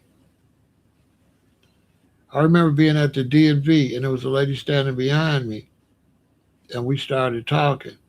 And she was, I think, Nigerian and Ghanaian. I could be wrong, but she was two different types of African. Her father was one, the other was the other. So I, you know me, I'm real curious. So I started asking her details about Africa. And she told me, I said, when the last time you go? She said, I go every year. She said, but I can only stay until my medicine run out. I said, what you mean? She said, I think she said she had sickle cell or she got something. I don't want to say what she had, but she had something where she has to take this medicine. And she say, when I go over there, they don't have my medicine. She said, tell all your black American friends they can't live in Africa if they need medicine. She said, so every time I go, I have to get so much of my medicine and I have to leave before it run out. So she said, so your people that want to go to Africa, if they ain't on no medication or nothing, they're going to be fine. But if they need any American medication, high blood pressure pills, any of that, they can't go because they don't got it. And this was sister that was from two different African countries. She said they can't go, they don't got it.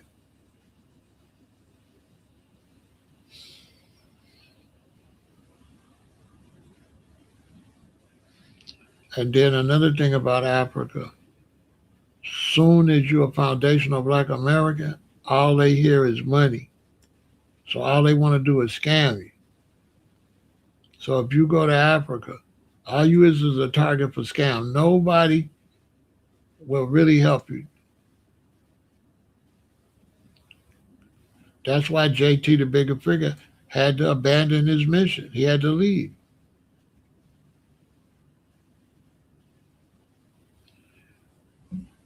No, the sickle cell tree is supposed to protect you from malaria, but have nobody tried it. Nobody have tried to find out.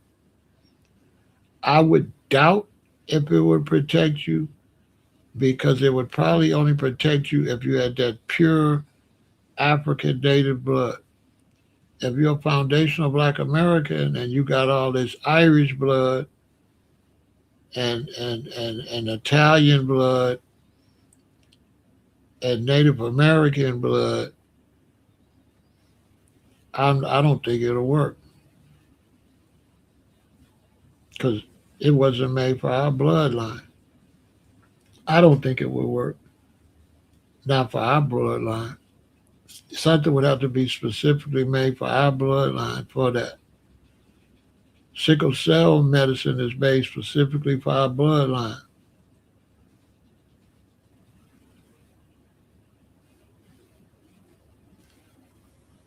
They sell oxtails here, got their kids in private schools. I mean, private schools don't really cost that much, like they have you to think. Private schools not that expensive.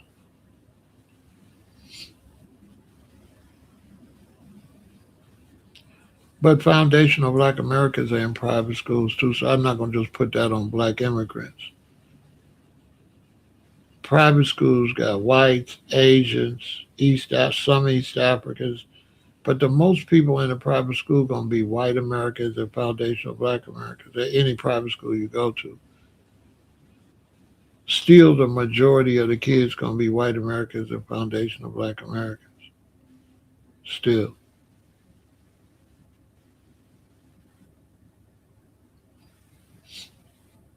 they're gonna still be the majority of the students, depending on where you live at. What city you talking about, Tom? 'Cause I'm in Chicago. In Chicago, there ain't never no majority nothing here over us. So that does depend on where you live at. What city were you talking about? Because different cities function different.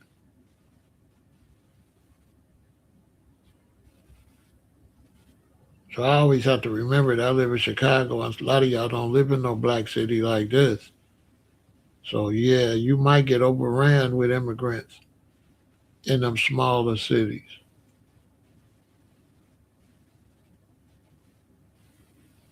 You might. Ain't no immigrants overrunning this. This is just black and white. Oh, yeah, because up there it's on the coast. So that's an immigrant anyway. New York, Jersey, that's all immigrant. Florida, immigrant. California, immigrant. Texas, immigrant. Anybody on the border or on the coast, those are immigrant cities. I'm in the heart of America. I'm in the United States, not immigrant. So yeah, immigrant is based on where you live at too. You live in LA, you basically live in Mexico because Mexico is 2 hours away. And all they got to do is overrun San Diego and then overrun Mexico, LA.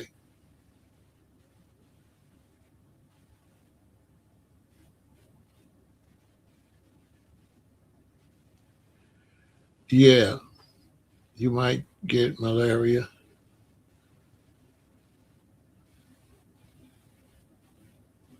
I mean, my friends was dark. They got malaria when they went over there.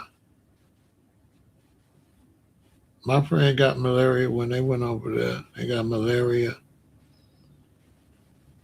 My friend went to Kenya and got malaria because she said the people were slow. And she said they had puddles of water everywhere. She said, "Why y'all kids getting bit by all these mosquitoes? What? Why?" So she said she had to go by herself. The men didn't even help her and dig up dirt and fill up the puddles of water in Kenya. And I forgot what they said they called her. I think she said they called her Ferengi. I think she said that's what they called it. She left. She was so heartbroken. She was a Rasta. She was a foundational black American from California. This is back in the early 80s. And she was really into it heavy. And we met her in LA. And that's when she was on her journey getting blacker. And when we went to Hawaii, she went to Kenya. And they broke her heart. She said she'll never go back to Africa. She said the black Africans are the worst people. She said they got no consciousness, they got no sense of blackness or nothing. It broke her heart. They called her Ferengi. And she was really trying to be African. She was trying to deal with them like brothers and sisters. And no, it was a horrible experience for her. Bust her whole bubble about Pan Africanism. It popped her bubble. Boom, girl, you dreaming.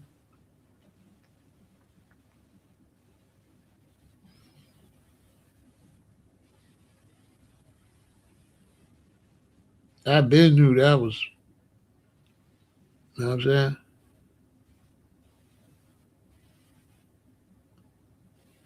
Pan Africanism was big.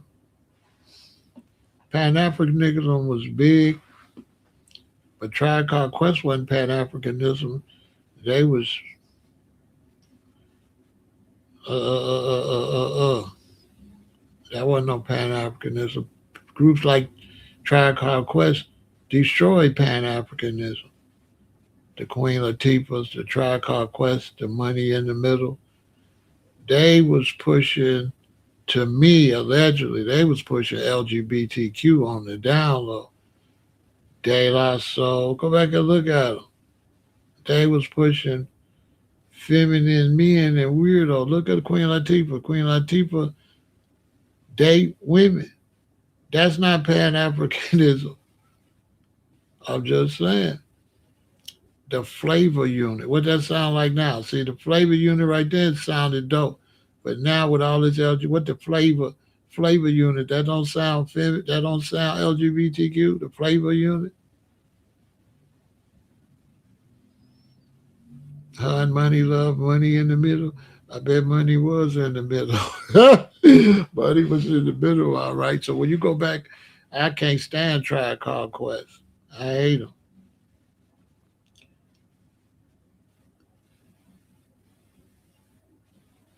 Gangster rap didn't really take them out. What they took themselves out because real pro black people, we didn't like it. They took themselves out. Gangster rap didn't take out conscious music. Conscious music didn't go nowhere because conscious people, we didn't like it. That's why it didn't go nowhere. Because the conscious community was older than them. They was our babies. But they wasn't really standing on the principles that we put out there. So that's why they flopped. You gotta understand, the conscious community was before conscious rap. Conscious rap was fake. Even Public Enemy. Because black consciousness was against clinging to any particular religion. Public Enemy claimed to the Nation of Islam. The Nation of Islam was not considered black consciousness. That was considered Arabic religion. That was considered religion. Minister Farrakhan was never considered black consciousness. He was running around pandering to religious people all up in these uh, uh, Baptist church. Flipping around with the tongue. Ah, reading the Bible, flipping it, and collecting a whole lot of money. Black consciousness ain't no Million Man March collecting a lot of money and nobody see it dime. That's not consciousness. That's robbery. That's not consciousness. And a lot of brothers that's real Muslims, they would be offended if you call what they do black consciousness. They are not black consciousness. They are Islam. That's Islam, boy. They'll be on your neck. I know some real solid Muslims that's really with it for real that was in the nation. That was more serious than Farrakhan. And they would not accept you saying that Islam, Nation of Islam is consciousness. They'll be like, no, my brother, no. This is Islam. They not finna let you call Islam nothing but Islam. Boy, you got them fucked up. I'm telling you. I'm thinking about one of my friends right now. He would go, if he was over here and seen that, he would have jumped in the thing. And a lot of times when they be here, they just sit over there and they don't say nothing. Y'all don't know nobody be here. But I know one of my brothers, if he was here being quiet and he seen that, he would have said something. He would have had to apologize. Boy, you would have said something, boy. Boy, you can't call the nation Islam no black consciousness, boy. You be mad. You be mad as hell. That ain't black consciousness. They was a part of the conscious community, which was a bunch of different ideas that hung out. People mix up the conscious community from black consciousness. Even Sarnetta don't teach that. The conscious community wasn't about a belief system. The conscious community was just a bunch of black people that wasn't secular, that didn't have secular concept. So the conscious community was all, when we all got together, we call that the conscious community, not black consciousness. The conscious community was like events where all the different mindsets would hang out. That was called a conscious community, not black consciousness. Because right, because black consciousness identifies a certain type of consciousness. Consciousness just represents awareness. So yes, Islam is consciousness. Christianity is consciousness. Kemetic thoughts, consciousness. Pan African, those are consciousness. But those are not black consciousness individually. Those are the conscious community. And they just mixed all that up. They mixed the conscious community with black consciousness. No, black consciousness is some other weird shit. The conscious community is simply when all of us get together at somewhere. That's the conscious community. When a bunch of different black people with different consciousnesses gather. We call that the conscious community. That's different.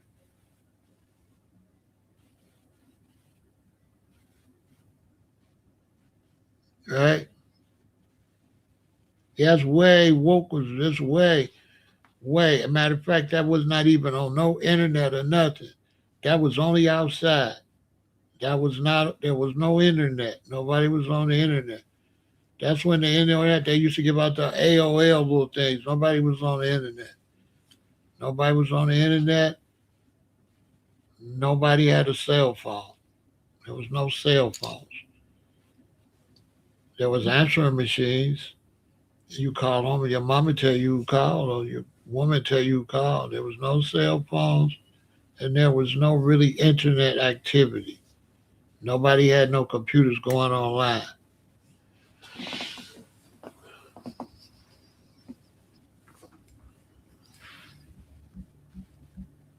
Now, when you start talking about black consciousness, that's something different.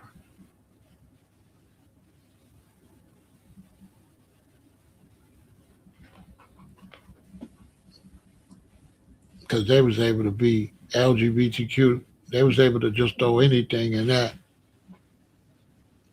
There's no way that Queen Latifah could be any type of consciousness and be a lesbian.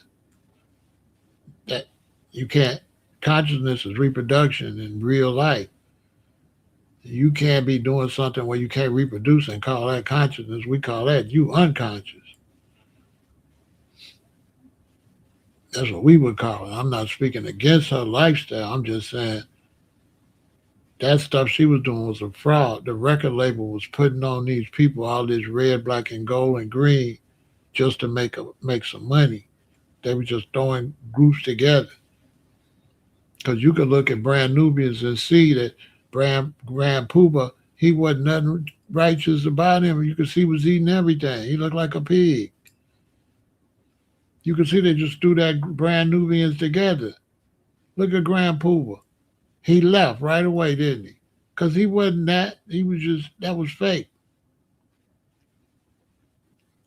X Clan, fake. With the plastic hats and all that. Everybody found out they was abusing women and messing with that powder. Yeah, those was all fake. Those was record labels trying to manipulate some music because we was really out in the streets and they thought they could make money off of our movement out in the streets because our movement was so big at the street at all the Kwanzaa festivals and African Liberation Day events and all that stuff was big. All that stuff was not boosted up by rap. All that was boosted up by reggae. Reggae boosted all that. All that was boosted by Black Uhuru, Steel Pulse, Bob Marley, who had passed away, Peter Tosh, who was still around. That's who was the that boosted that. The headliner at all events was reggae bands. We didn't have no other kind of conscious music. We didn't have any conscious music but reggae. Any festival you went to is reggae, and there's people playing drums and wind instruments like natural instrument flutes and stuff. There was no type of black conscious R&B or jazz or nothing like that. Only reggae was the only conscious music. That's a fact. Reggae birthed KRS-One in them. That's who birthed them.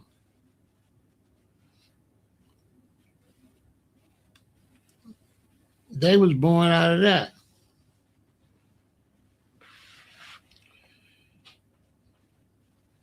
The conscious community, that was Farrakhan's backbone. Because that wasn't even tied to Farrakhan. That was tied to Dr. Khalid Muhammad. Was tied to the all the revolutionary and black conscious ideology. Was Khalid was the one looked at as a revolutionary and as black conscious.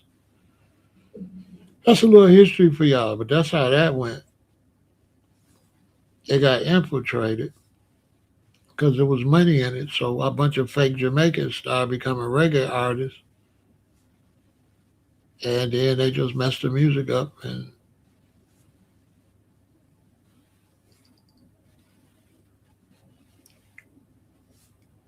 the uh, the fake Jamaicans and the Africans ruined it because the Africans destroyed the black conscious festivals and all that because they started coming with African junk and bootleg T-shirts and stuff. They turned it into a junkyard like a swap meet.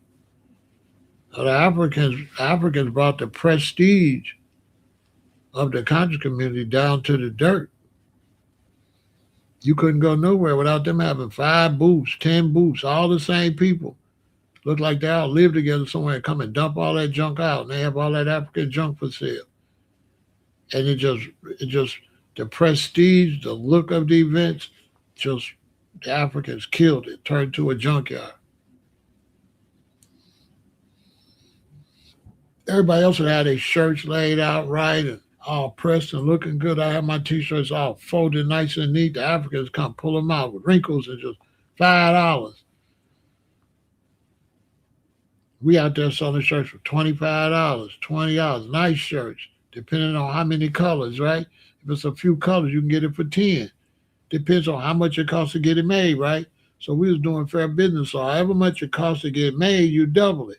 Some shirts is so got so much color in them and so much detail, you can't get them for $5 or $7. Them shirts might cost you $12.50 because it's different stuff go into it. So then I would sell it based on what it costs. It was real prestigious. The Africans came in and destroyed it. Ain't no way I want to go to Africa. I already seen their behavior.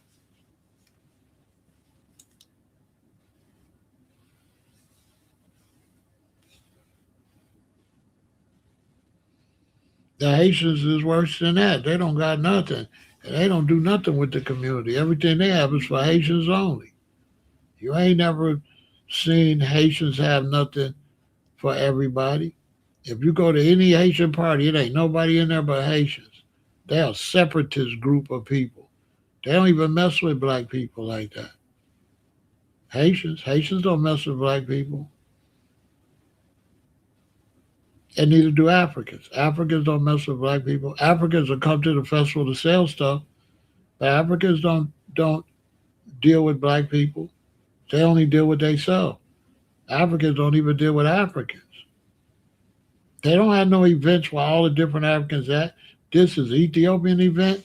This is a Nigerian event. This is a Ghanaian event, like that. They don't have no. They don't do nothing pro for black people.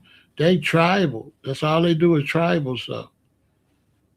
And all they do is take, take, take. They don't put nothing back. Haitians too. Haitians. At least the Jamaicans put stuff back. Jamaicans put back. But the Haitians, the Africans, all the different, they don't put nothing back into the nowhere. Not back into the city, or definitely not back into black people. As a matter of fact, the Ethiopians don't even cater to black people. They cater to white people. The Ethiopian restaurant is really not for black people. Now, we got one here. They opened one in Hyde Park, which I guess more black people gonna go. But Hyde Park is basically the university. That's basically immigrants. The university is whites, and so that's who they really. They don't cater to black people. You could tell when you go in there. When I go to the Ethiopian restaurant, sometimes me and the Queen, we be the only foundational black Americans in there.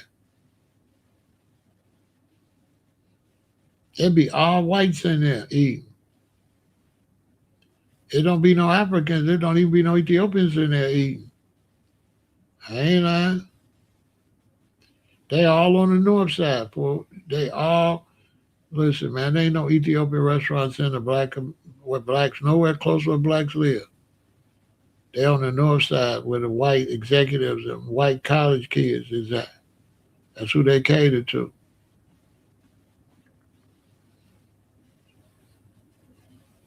And it looked like it hurt them to smile. Ain't no way I move to Ethiopia. Ain't no way.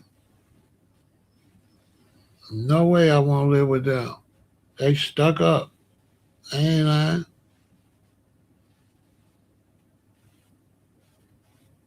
I'm definitely not going to stand up for the Haitians, because if it was us, these black immigrants would be laughing. They'll be doing live streams talking about, bye, you stupid Americans and all that. I'm telling you. Man, if this was us, them black immigrants would be doing TikToks and stuff, celebrate. Talking about us like a dog. Them Haitians sure would. I just watched a bunch of Haitians talking crazy.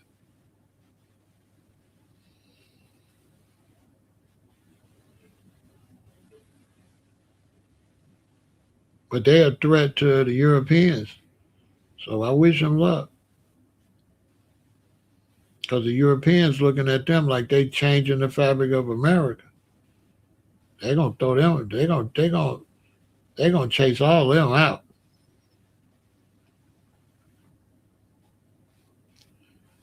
That's why they're going after the Hispanics. As long as the Mexicans and them was cool, had their little Mexican restaurants, and it wasn't like they was trying to change the fabric of America, they was cool. But when too many of them came, and it started to be too much red, white, and green, they got to go. That's the worst thing an immigrant could do is bring their flag to America.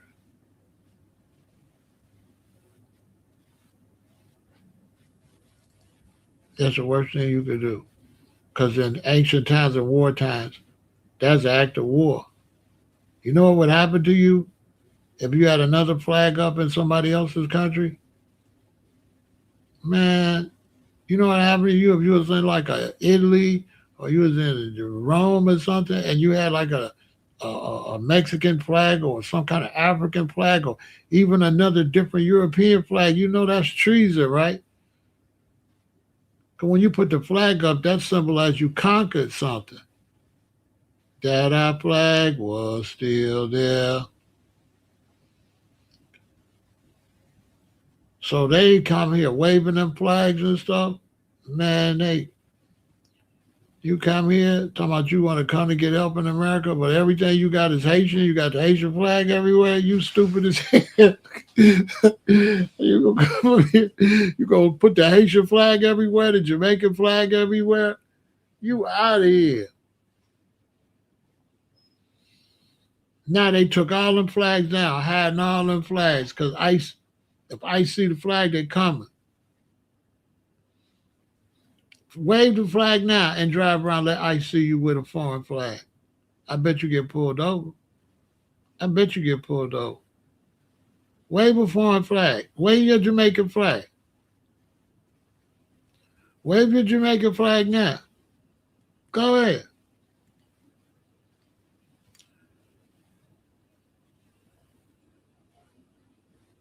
Yeah, they got Louis Yemen. Yeah, I wish them luck with that.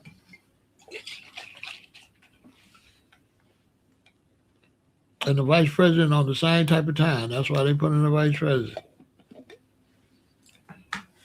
Everything Trump doing is the vice president of them group. This is their agenda. Yeah, this ain't even Trump's agenda. This is the vice president and his group's agenda.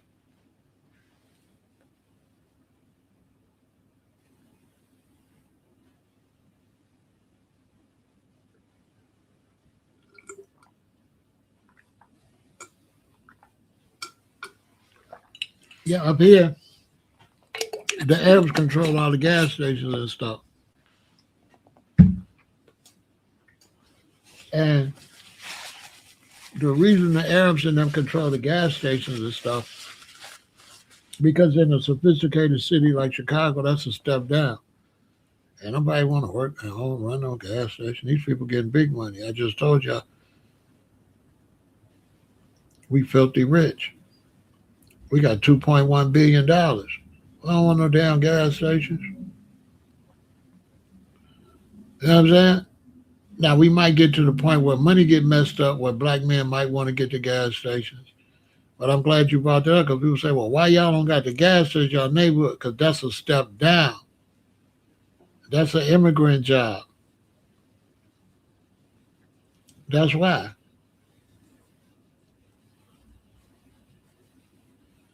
Real talk. Black people got different jobs, a different job mindset.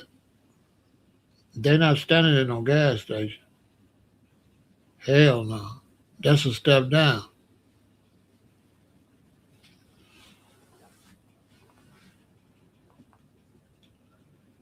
That's successful if you're Arab. That ain't successful here is a doctor, a nurse.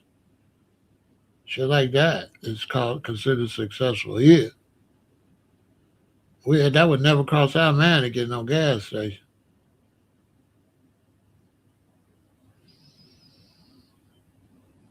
It's something that people starting to talk about as the economy's changing a little bit.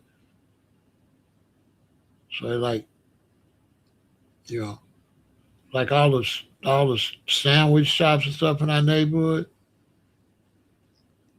And you see Arabs got all these stores and these foreigners got these stores. And then people look and I understand they're like, these people in your neighborhood making money, but the part they miss is that we don't want them jobs. We ain't selling no sandwiches. We rather sell green, white. We ain't selling no sandwiches in no sandwich shop. So you gotta understand the foundation of Black American mindset. We're not doing that.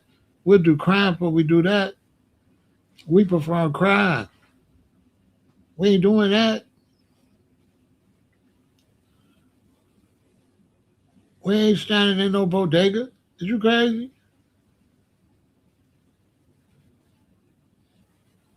We ain't doing that. That's backwards. We ain't raising our kids to open no bodega. We opening our kids. My daughter a nurse. You know, my son do movies and cartoons for Hollywood and shit. My other daughter, she an engineer. She an engineer. She ain't standing in no damn bodega. That baby went to college. I'm just saying. My kids went to college. What? My kids went to college. They're not doing that. That's out the question. Yeah, look at me crazy.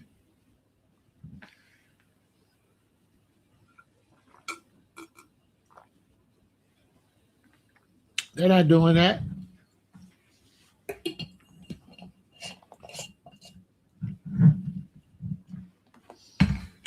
Yeah, they the worst nurses in the world. I had a Nigerian nurse when I got shanked up. I had to call the administration and tell them I don't want this lady touching me no more. I don't want this lady touching me. Yeah, I don't want no African touching me. I don't want no African. I ain't trying to be negative. I would probably deal with an African male. I believe I could get.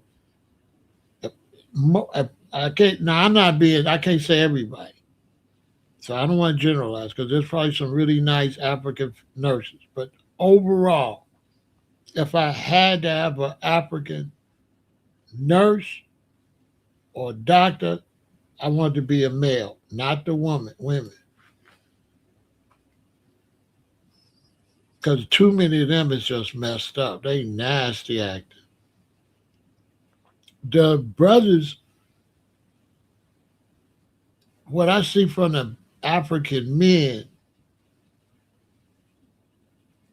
they got a lot of pride in their work. So they not willing to do no racist shit because he trying to be the best doctor ever.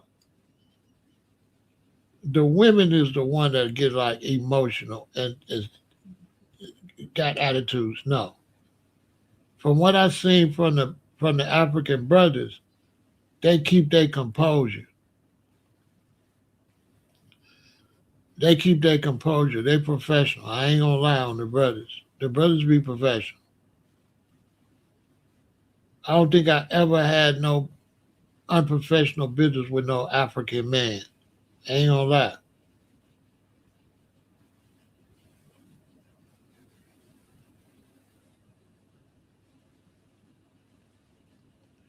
Y'all had a different experience. Y'all had some bad African men, because I haven't had that many, so I don't know. I'm in Chicago, so everybody black or white. I don't got no whole lot of Africans and all them doing nothing here like that. So I don't know. In some cases, I'm assuming a little bit, but that's how it seems.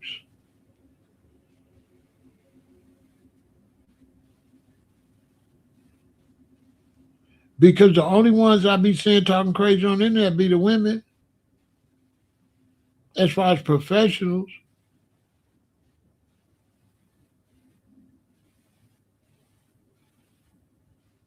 I don't really be seeing no professional African men on the internet talking crazy. I see like regular dudes that ain't nobody.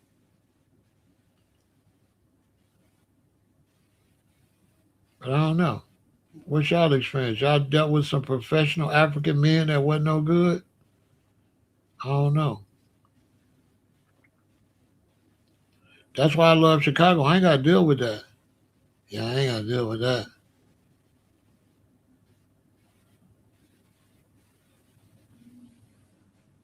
But the few times I have, the brothers be professional. They ain't gonna necessarily be your friend and all that shit in the elevator. They ain't gonna speak and stuff like that. They ain't some assholes. They still, be, haters, but not at work though.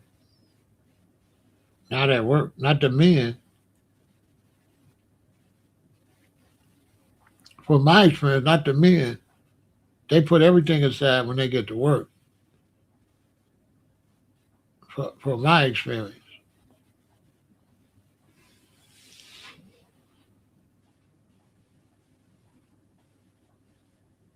Same for the Jamaican men when they doing mechanics. They don't be acting funny when you go get your car fixed. They fix that damn car and they be real polite and they be real just. I'm a mechanic. They don't get outside a mechanic. You know what I'm saying? They don't get outside their body. They just be a mechanic, and everything they talk about is from a mechanic point of view. They don't be personal. They don't be Jamaicans. They be mechanics. You ever had your car fixed by a Jamaican? He don't be no Jamaican. Not when he fixing cars. He be a mechanic. I ain't never had a Jamaican acting Jamaican mechanic. All my Jamaican mechanics was mechanics. 100%. They try to fix the car and they fix it good too. They don't have fix it because you American. No, they fix the shit out of it. They got a lot of pride mechanical in their mechanics. I ain't gonna lie on the Jamaicans. They take real pride in fixing them cars. For real.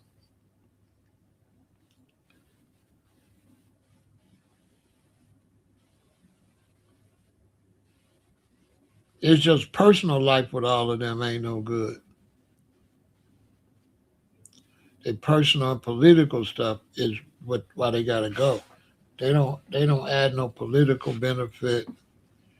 And then I don't trust them politically because you put them in there politically and they just open up a door for their own. You know what I'm saying? And just flood your country. That's the image. Them tether politicians be the worst. They always go against black Americans. Always. That's why we checking people's files now. That's why Harris didn't win. Because she get a little stank with black Americans.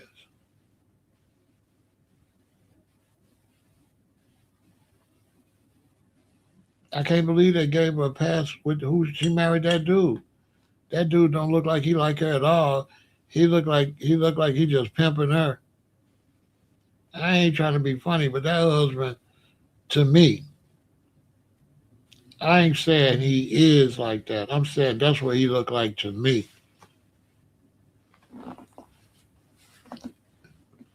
He looked like it's just based on opportunity. You know what I'm saying?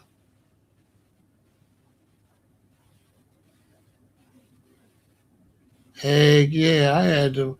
When I was in LA, I had to tell them that don't let the African lady touch me no more.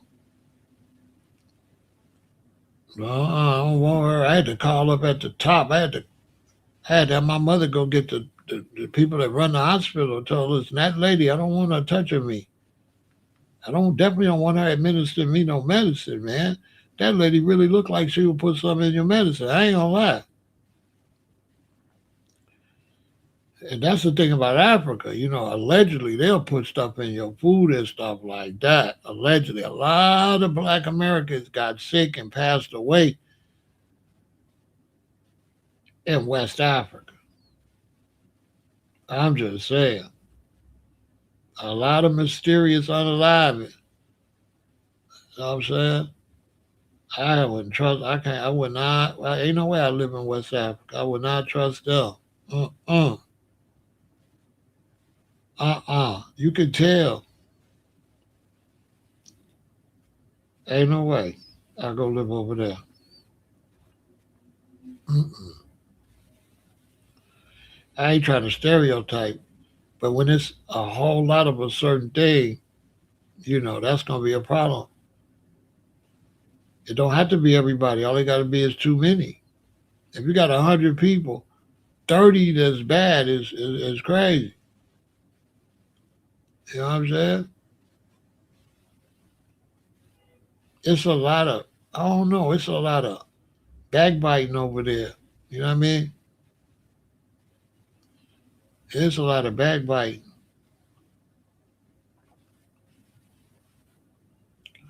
The Ethiopians, when it comes to food and stuff, they seem to be really clean and really decent,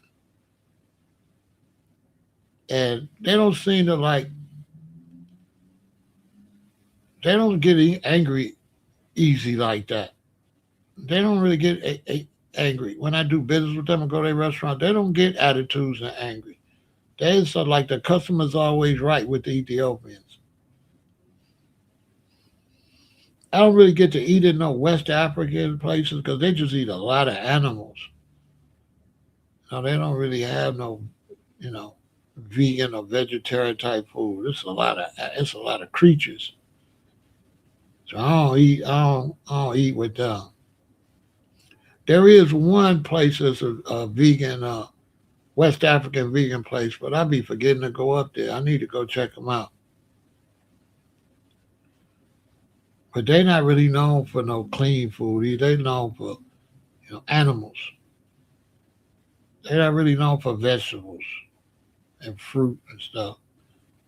They known for animals, and they like to cook all kind of animals.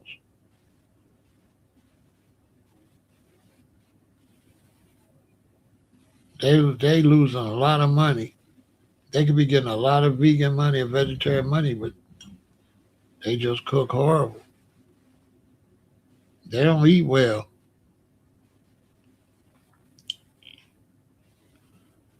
But that's what's up with that.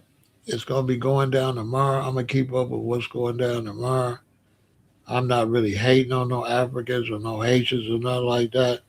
It's not really personal because I don't know all the people and there's decent people everywhere. But economically and socially, politically,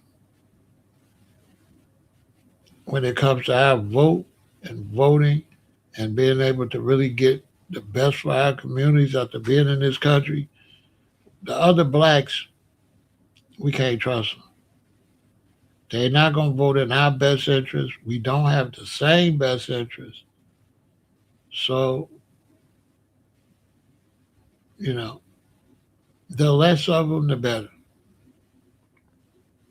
Because we need to have a political agenda.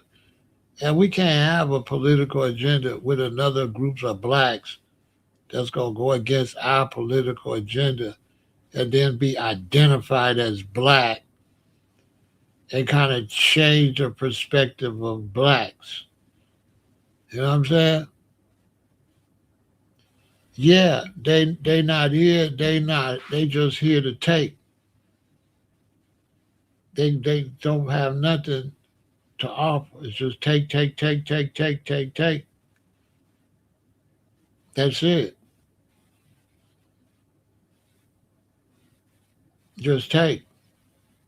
But still able to be black, and that's where the problem's at. Because it could be other people take, take, take too. Mexicans could take, but Mexican can't pretend to be me. Mexicans can't be on the census black, can't be changing the way we vote as blacks. But these other people come in and call themselves black, but you over here and they over there. So now the black vote is funny acting. Everybody want to know what's wrong with the black vote because these people calling themselves black. These people calling themselves black. That's why we had to change the FBA because they was piggybacking off of black. And they was getting stuff using our identity. They was using a black identity to get our tax dollars and our stuff. And so we changed it so that we could tell the American government, listen, if it ain't FBA, that's why all you black Americans that ain't identifying as FBA, y'all stupid. Yeah, y'all stupid. Because you ain't going to never get none of your tax dollars with this getting mixed up with other blacks. We want the census to identify us from them. We don't want the census just to say black. Hell no. And we don't want the taxes to just go to black. We want our taxes separated. We the ones worth 2 trillion, $2.1 trillion. We want that money separated. We don't want it mixed with nobody else. Let the other blacks build up their own economical results. and get money based on how much they make. We don't want them jumping into the 2 trillion, 2.1 trillion, pretending they got something to do with that. Hell no.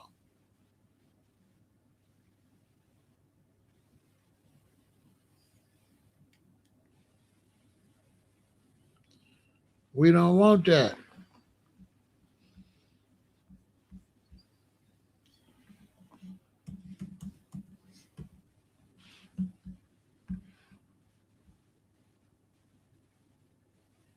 He said disaggregate. I had to look that up. Disaggregate means to separate and aggregate it whole into its component parts, or to divide mass data into granular, detailed subcategories. Hell no, I ain't even heard of that before. I need to be around talking to you more. I need to be talking to you more, Toby, because I'm talking to people who don't use that word, so I don't know what the hell they mean. You know what I'm saying? Ain't nobody never said disaggregated. I never heard that word before in my damn life. What the hell? I never heard disaggregated. That's crazy. I ain't never heard of disaggregated. Y'all heard of disaggregated? I ain't never heard that before in my life.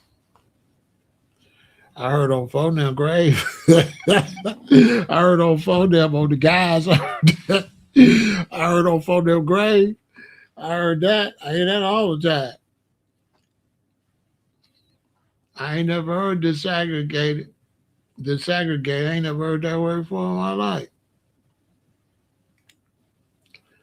I heard on everything I love. I heard on phone them, but I ain't never heard that.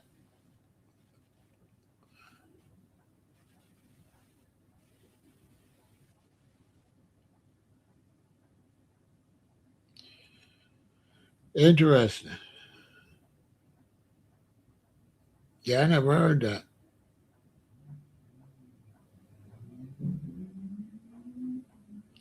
That's coming from a young, intellectual, more group. Most of the people I be talking to be 50, 60, 65, like that, right? Even the young ones, they're going to be in their 40s. I would have to talk to more 20-year-olds and stuff like that. Oh, okay. Yvette popularized that.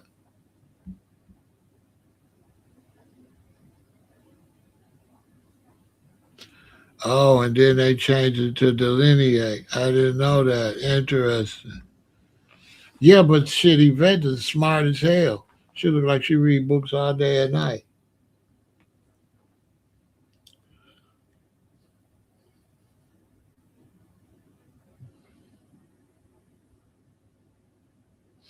Too bad we can't combine them two forces together. That's one of the big mistakes we be making. Imagine her and Tyreek together. Him doing it how he do, and she do it how she do. Everybody under foundational Black Americans, because we ain't gonna never be no descendants of slaves. That title ain't gonna get it. That title ain't gonna get it. Somebody need to tell Yvette that title not gonna get it. The slave part. We don't want to be descendants of slaves. That's not how we want to be identified. We men, we women. We don't want nobody identifying us as no slave. You know what I'm saying? I don't want nobody identifying me as no slave on everything I love.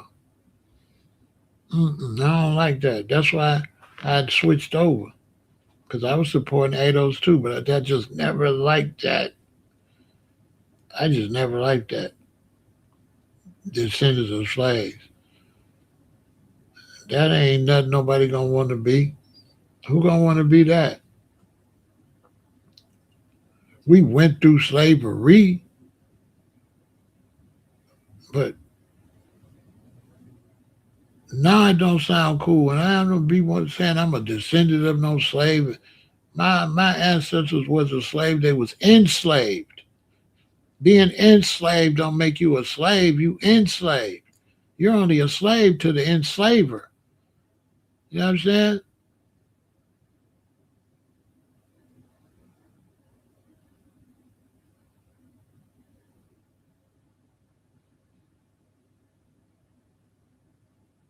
Yeah. But we're gonna start using that word though. But she need to come into FBA and bring that movement over to FBA because it's just a description. It ain't really no group. FBA not really no group. Neither is ADOS. It's not a group. It's just a description.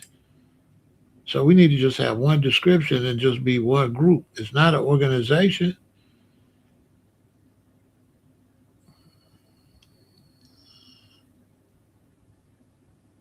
It's supposed to be American descendants of slavery,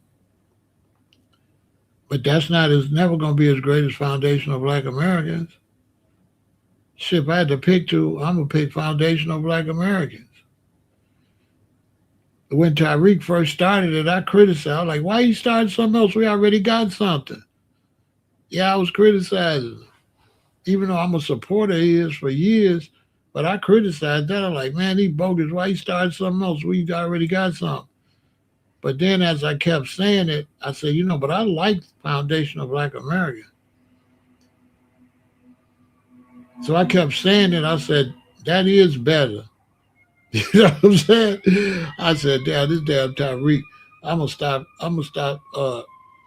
trying to second guess dude. Tell Tyreek, I said, I'm gonna stop trying to second guess his ass because he be right every time. I said, I'm finna stop second guessing dude.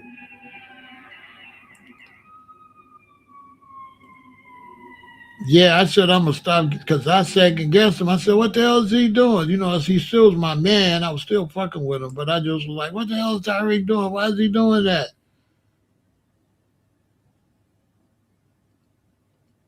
But then I said descendants of slaves because all they said descendants of slaves.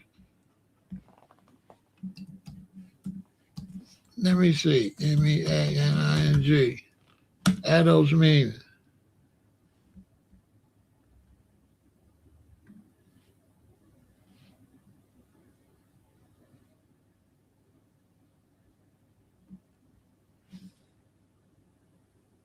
Oh, American descendants of slavery.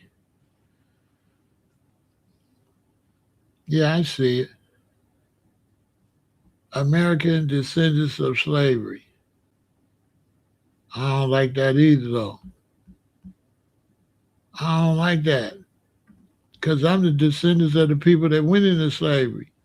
Like, I don't like that. I don't like descendants of slavery because that make them people like they started in slavery. No, they was put into slavery. I ain't no descendants of no damn of slavery. I can't get reparations if I'm a descendant of slavery. Then I don't hold no reparations because I'm a slave already.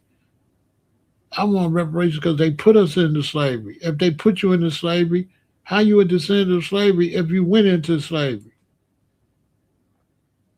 If they put you into slavery, if they captured you and put you into slavery, how you a descendant of slavery when you was put into slavery?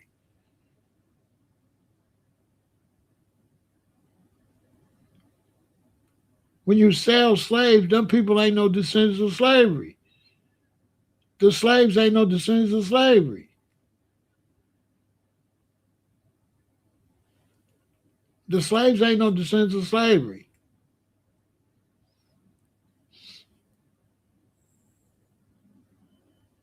Yeah, but it also don't make no sense. The slaves ain't no descendants of slavery. The slaves were not descendants of slavery. We were put into slavery. We are tracking when we was put into slavery to get our reparations for what was done from that point to this point. That's not tracking our origin. We're for reparations, we're just tracking the moment we was put into slavery to document what we owe for that. but that's not our lineage. Our lineage would have to be before you went into slavery. Your lineage wouldn't start in slavery. Your lineage would start before slavery.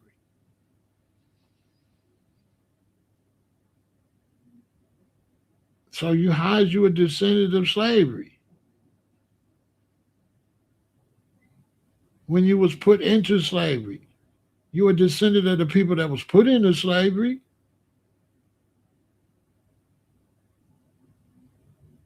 But you ain't that don't make no sense. You're a descendant of the people that was put into slavery, but how you gonna be the descendant of slavery? I ain't no damn descendant of no damn slavery. That's why you gotta pay me. If I'm a descendant of slavery, you ain't gotta pay me nothing because I'm a slavery. You know what I'm saying? Slavery is what I do. You paying me because I wasn't a slave. I thought you paying me because we wasn't slaves and you forced us into slavery. If you forced me into slavery, how am I a descendant of slavery? I'm a descendant of the people you forced into slavery. I'm a descendant of the people you forced into slavery. We suing you for forcing us into slavery and what happened during slavery.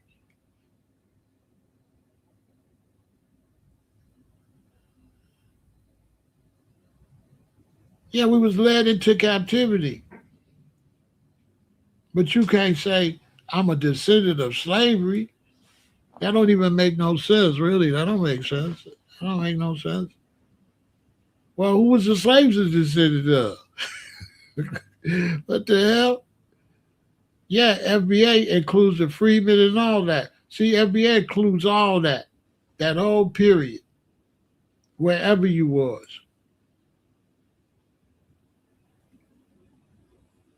FBA covers all of that, including the ones that wasn't in slavery.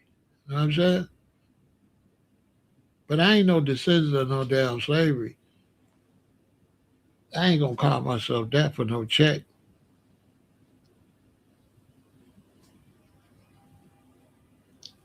Yeah, that name sucks. Our ancestors went into slavery, right? Because our ancestors had relatives before slavery, right? The blacks that were slaves, they had relatives that was free, right? All right, then. How we gonna start with that? We only starting with that for our reparations. But that can't be our title. That can't be our title. We want reparations because that we've been through slavery. Through slavery, which means before slavery, go through it, out of slavery. But we didn't get created in slavery. I'm not a descendant of slavery. The only thing that came out of slavery was the money they owe us. The money is the descendants of slavery. I tell you that part. The money that the cotton industry got and all these industries got, that's the descendants of slavery, the money. The reparations money is the descendants of slavery. That's the only thing came out of slavery was the money, the free money. The free money is the descendants of slavery. I was before slavery. I am not no damn descendant of slavery. My life, my DNA did not start in no damn slavery. That sounds stupid. That sounds stupid. I'm not no descendant of no damn slavery. Slavery don't even have no babies. Slavery got babies. Slavery's have babies. I didn't know slavery had no descendants. I thought I thought I was descendants of my grandmama and my granddaddy and whatever relatives I had that was in slavery. I'm their descendant. I'm the descendant of people that was in slavery, but the people that was in slavery are descendants of people before slavery. So you can't start there. You can't start in slavery. You can't start us in slavery. America descendants of slavery. Hell no. Hell no. Boo. I don't even know y'all use that. I'm gonna have to do a whole live on that. I'm just gonna have to go ahead and bust that on out. Cause boy, I ain't no descendant of no slavery.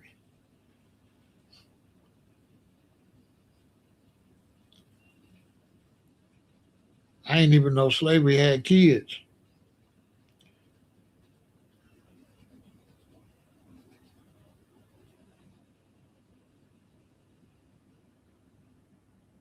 Am I descendant of the USA? Hell no. I'm a direct descendant of my mom and my daddy.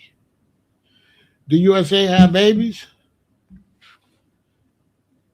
Because I didn't know you could be a descendant of something that don't have no babies. Descendants is babies. So I didn't think nobody that can't get pregnant can have no descendants. You can have descendants if you don't get pregnant?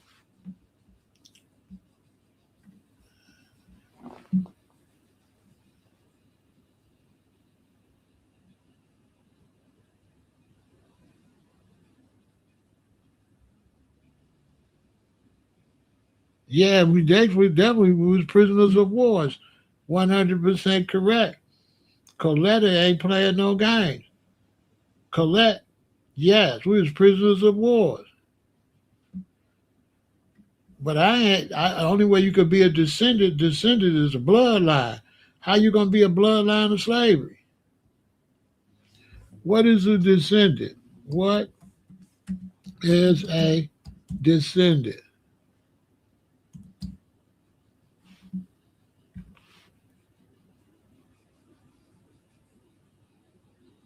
Okay, boom. See, I told you what I told you. A descendant is an adjective meaning moving downward and proceeding from an ancestor. How can I be a descendant of slavery? Slavery is not my ancestor. Slavery is not my ancestor. Okay, checkmate. I don't have no ancestor named slavery.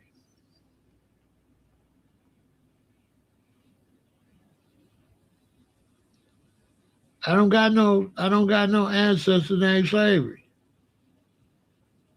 And I had an ancestor in slavery, but that ancestor didn't start in slavery. So how can I be a descendant from a starting point that ain't the starting point? So slavery is not the starting point. Slavery is the middle of the book or the end of the book. Slavery is genealogy. That's a one-dimensional argument. Whatever, if you say that. But what do descendant mean? That ain't one-dimensional. That's based on the dictionary. Descendant is an ancestor. You can't be a descendant of no damn slavery. How you gonna be a descendant? You can only be a descendant of people. Can a dog be a descendant of slavery? Or any other animal be a descendant of an inanimate idea of a system? So if my dad was in prison, I'm a descendant of prison. You know what I'm saying? What the fuck? If my daddy was in prison and impregnated my mama and had me, and then I had a son, my son's a descendant of prison. What's the difference? My son could be a descendant of prison because prison is like slavery, prison. Can you be a descendant of prison? Can we be American descendants of the penitentiary? Hell no. It's a stupid name. I rest my case. How the hell you gonna be a descendant? He said descendant of Central Book. That's what I'm saying. How the hell you gonna be a descendant of slavery? Get the hell out of here. What descendant mean? Yvette did change the word descendant. She didn't change the word descendant. Now you could be descendant of jail. You could be a descendant of picking cotton. American descendants of cotton picking. What the hell? That's stupid. Yeah, she gotta throw that away. She gotta throw that away. I never liked it though. I never liked that. I was riding with it.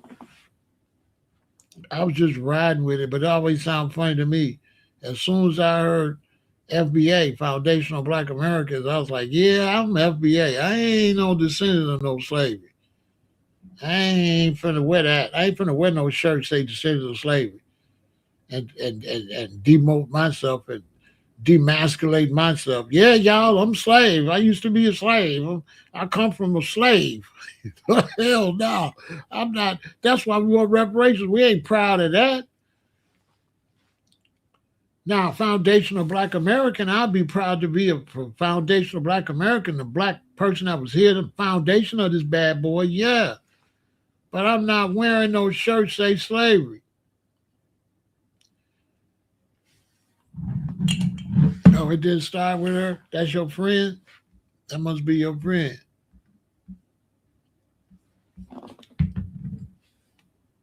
Hold on. Let's see. American descendant of slavery.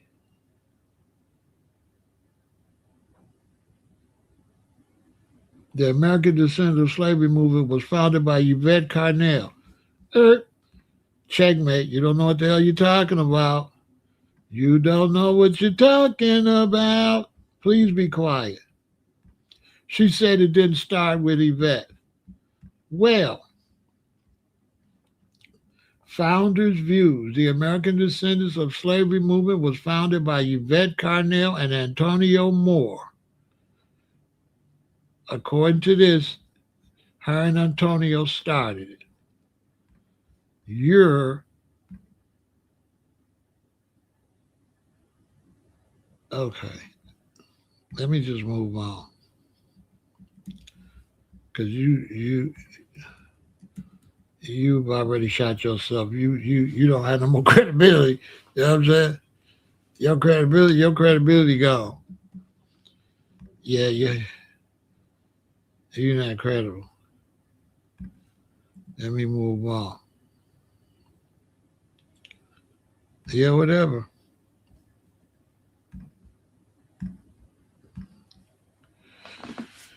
Ain't no way. I'm not really want to argue with no tree person.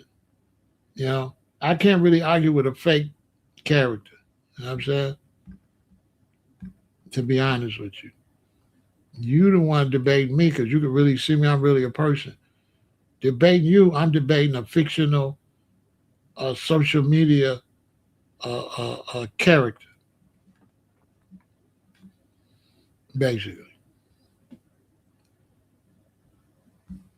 So you're right. I shouldn't even be talking to you.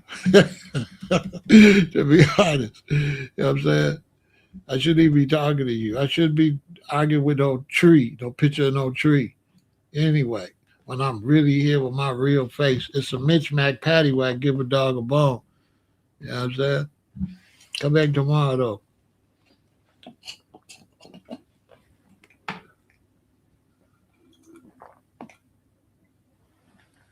Come back tomorrow.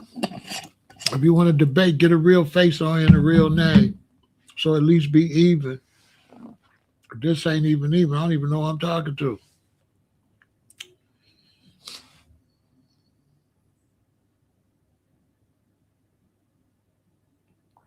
You know what I'm saying? I don't even know who I'm talking to.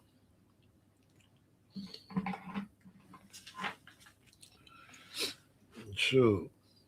You might be like a 32-year-old wino, homeless wino, on your phone outside sleeping on the ground. I don't know. That's my fault. I shouldn't have wasted my time talking to no picture of no tree.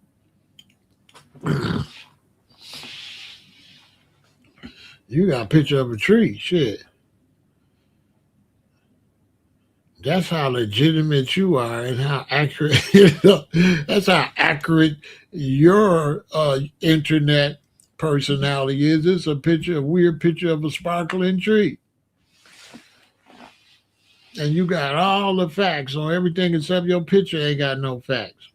It's a sparkling, glittery tree, like some make believe, like Lucky Charms, like pink moons, yellow hives, green clovers. That's your whole profile. Is make believe. I should have known. I should have known you was also make believe, spooky dooky. Yeah. I should have looked at that picture and said, okay, this is definitely not a real one. I shouldn't have never listened to nothing you typed. To be honest, that's my fault, okay? Don't blame yourself. I was stupid for listening, for even paying you any attention. Okay. Who gonna argue with a glittery, sparkly tree? That's my bad. Yeah, that's on me. I messed that up. I should have known better. Oh, it's the glittery, sparkly tree got opinion. Okay, next. What else? What somebody real got to say? Let me talk to somebody that's not hiding their identity. It's scary. Too scared to be their real self. Let me talk to somebody not too scared to be their real self. I don't want to talk to no scary ass hiding with fake identity. Might say anything. You ain't got to stand on it. I got to stand on my stuff with my face. You can say anything. You ain't got to stand on it. You just go get another bootleg uh, page tomorrow and come back with a new one. And you be Hoppy the Frog tomorrow with a toe by a tree and it'd be glittery and just like that tree. You ain't got to stand on nothing. Use a glittery tree. I shouldn't have been arguing with no sparkly tree. Anyway, Toby Dizzle, he be on the Dizzle all the time. That's the problem, Toby. Get off the Dizzle. You know what I'm saying? They Toby Dizzle. You know what I'm saying? That's the problem. You over here always, you know what I'm saying? I don't even, I'm straight. So you don't even need to be, you can't even get on my Dizzle. I only like five women. I ain't never dated no sparkly tree. If you is a lady, you might be a dude, but I don't know. I don't date sparkly trees, males or females. I don't date no males, and I definitely don't date no sparkly trees. I should have never talked to you. You scary. You too scared to be yourself.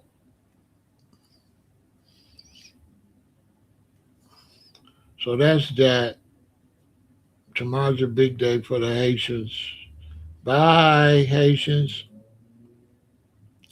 It's a shame when we are black, and I can't wait to see them kick you out. Because I'm really sick of other blacks that come here eating off our table, eating off our struggle, don't really deal with us. I'm sick of that. To me, they fouls, they traitors to the race. They are. To me, they traitors to their race. That's like me going to South Africa and just whistle while I work and they dealing with apartheid and all that, and I just don't get involved with it. And I just go there and live and ignore their plight, but got their skin color so I could look like them, but don't have to deal with them. I don't really like that. If black immigrants would have came here and locked in with us and tried to work with us, look how far black people would be in the United States. Instead, they really just ran over here to eat off our table. Seriously. And now they all in the NBA and everywhere, and it's horrible. Sports is horrible. They ruin sports. because they just in it just for the money. Like sports is horrible. I don't watch no sports no more. Cause just anybody, they just got to a point they just get anybody that can run a ball and put them in the NFL, call it national football, but the players ain't even national. They are foreigners. So what? Why y'all got this red, white, and blue on? You don't even like America. You just over here to play football. Yeah, they want to be our replacement. Yeah, they let the powers that be make them think that, but they don't got what it take to replace us. And America see that now. You can't go get nobody from no raggedy ass countries and think they're gonna do nothing to the people that really built this country. We the ones modernized this country. Them people can't even modernize their own country. They don't do nothing over there. They got some nice places. Yeah, baseball is shot. Basketball is shot. I don't watch that shit. I don't watch that.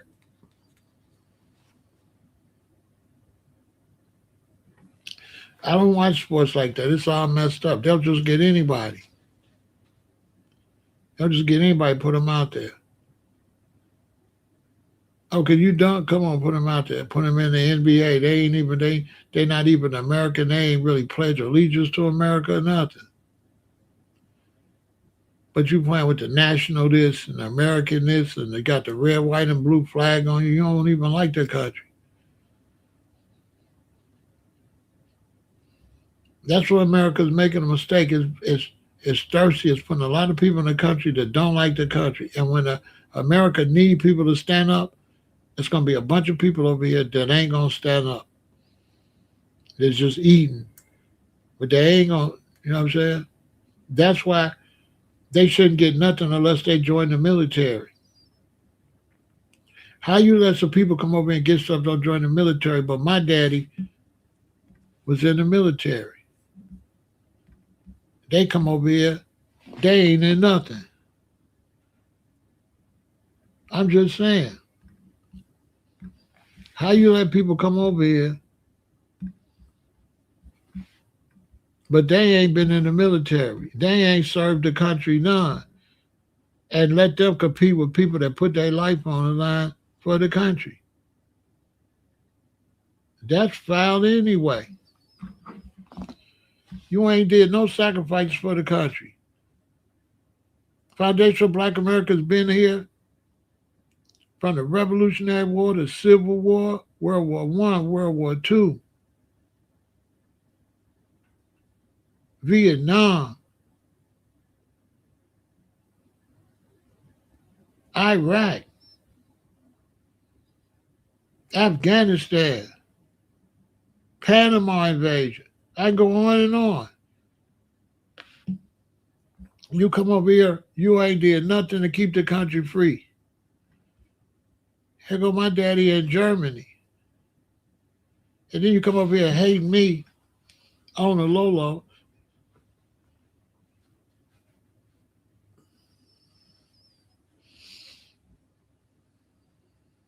Yeah, they hate us. The only reason you hate is only jealousy. It's only jealousy. They making a big mistake letting all kind of foreigners in this country without them paying no kind of dues. They only coming to overthrow your country and ruin your country. I said they did not already stack the Democratic Party full of traitors, if you ask me. And you can't trust them further you can see them. It's a disgrace. Since Harris ran, look how much worse it got with the Democrats.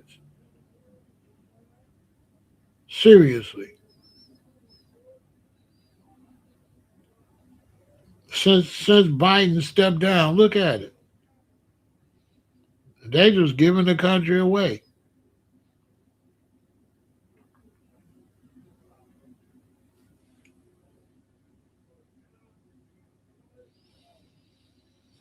They don't pay no tax for 7 years. But you serve in the military, you don't get no tax break. Why military don't get a tax break for 7 years? They the ones fight for the country.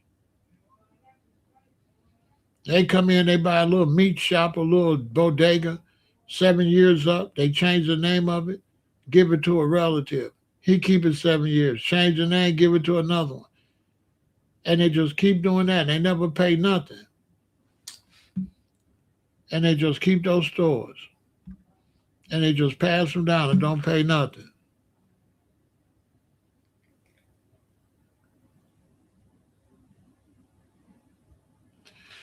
Yeah, they thought that they could come and imitate us. Now they found out they just some bum ass people that can't do nothing. They gonna ruin your country, and they still hate you. And they still hate you.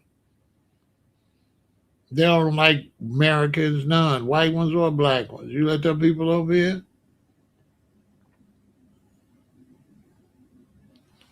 a big mistake.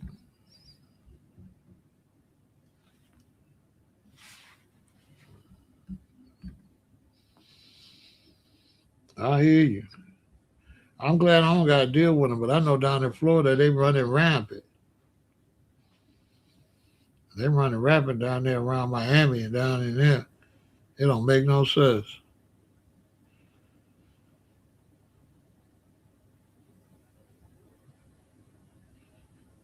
They've been trying to infiltrate Chicago for a long time. They just can't do it. It's too violent. Gangs too thick. Everybody said they thought the Venezuela. I told y'all the Venezuelans wasn't gonna do nothing. Did I tell you the Venezuelans wasn't gonna do nothing up here? All the Venezuelans got to do is make one mistake and put their foot on that toe on that line.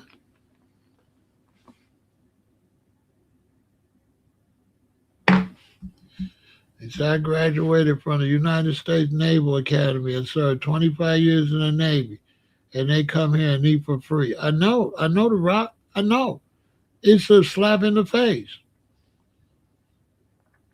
And our veterans, our United States veterans, their families been here for centuries. They don't get nothing. They don't get nothing. They let people become citizens too quick too. You can't become no citizen. You can live here, but you can't become citizens until that third generation. Like it gotta be you, then your son, then your son's son, then that son's baby. So it's gotta be the fourth one before you should be allowed to really be a citizen. You can be a resident, but you should not get nothing until you got blood in the soil. To me. To me, if you got people in the country that got blood in the soil, that fought for generations, you cannot bring somebody here that don't fight, that ain't did nothing, to live off of their sacrifice, and they don't got to make no sacrifice, and they live off of these people's sacrifice. To me, that's totally wrong. That's no, you cannot come here and live off the sacrifices of men and women that put their life on the line. No, you got to make them same sacrifices to be respected. To me, the way they do immigration is a totally spit in the face to the military and people that lost their lives in the military. And don't tell me that they came here as immigrants because they had to come here and build this though. They Americans. They the immigrants that came here and built it. That's different than the immigrants that come and milk it. You're not the same as the immigrants that came here and built this.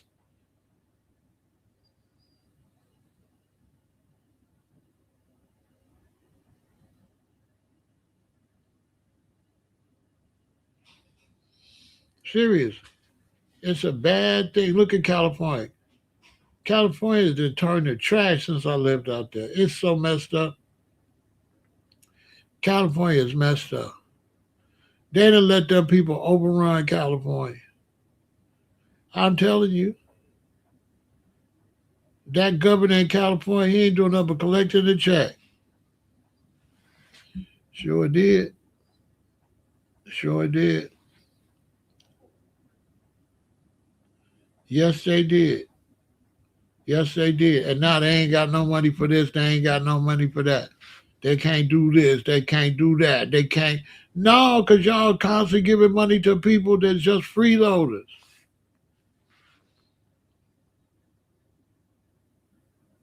Now you got to cut this, cut that. You got to cut our stuff.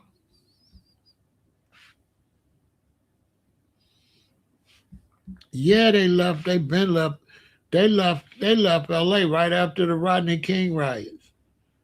After the Rodney King riots, they left. I went out there 2008 or 9. It was Mexicans everywhere. All the black places was gone.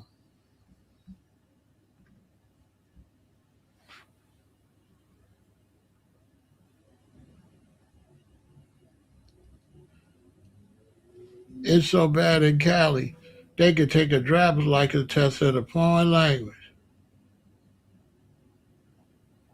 See what I'm saying? That's that governor. He over there trying to be a playboy, trying to look cute. He ain't worth a damn. He's selling his state right down the drain.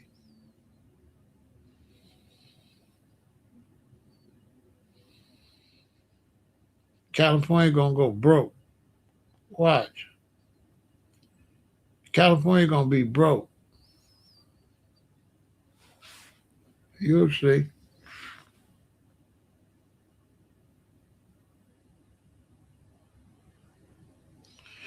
Man, let me tell you something. The Democrats, as dumb as they is dumb. Okay? The Democrats is dumb. You can't replace us with people that can't do what we do. And you can't replace Americans with people that don't got no allegiance to America. People that's been in America a long time got a certain allegiance. Even if they get mad, they only gonna go so far. People not from America, they will burn this whole country down to the ground. That's what's going to happen. They're going to lose everything they got.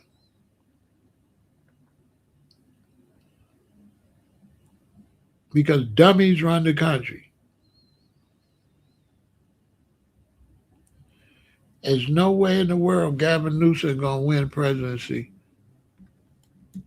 the way LA look. He don't got a chance in hell. He's wasting his time. There's nobody going to vote for a Democrat. The Democrats are done. Only two things going to happen for the presidential election. People going to vote Republican and people not going to vote at all. That's the two votes. Nobody's going to vote for a Democrat. The Democrats have destroyed their party for the next 6 years. Their party is done.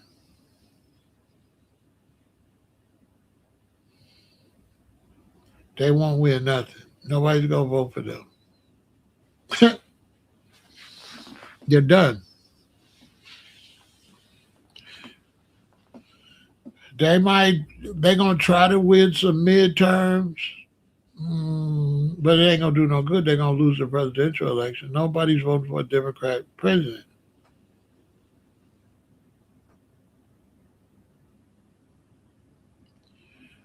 They might take the midterms. It ain't going to do them no good. They're going to lose the presidential election. They not going to beat it. They not winning the presidential election. And whatever seats they get, they're going to lose them right back. The Dems are done.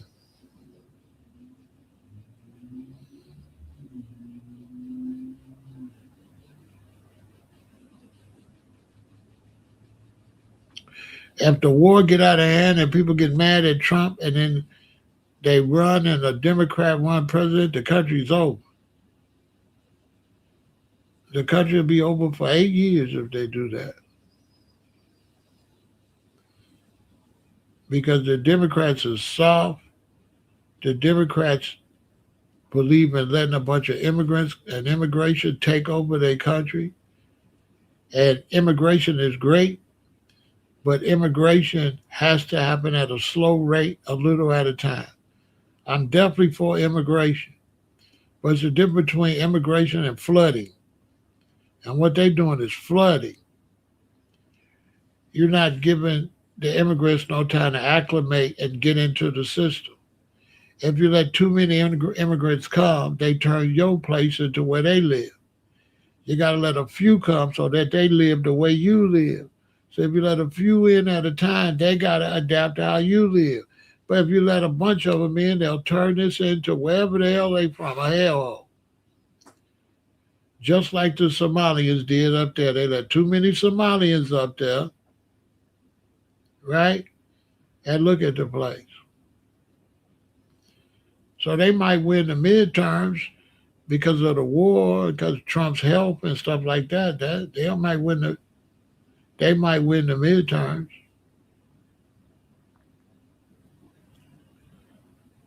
But they're not gonna win the presidential election.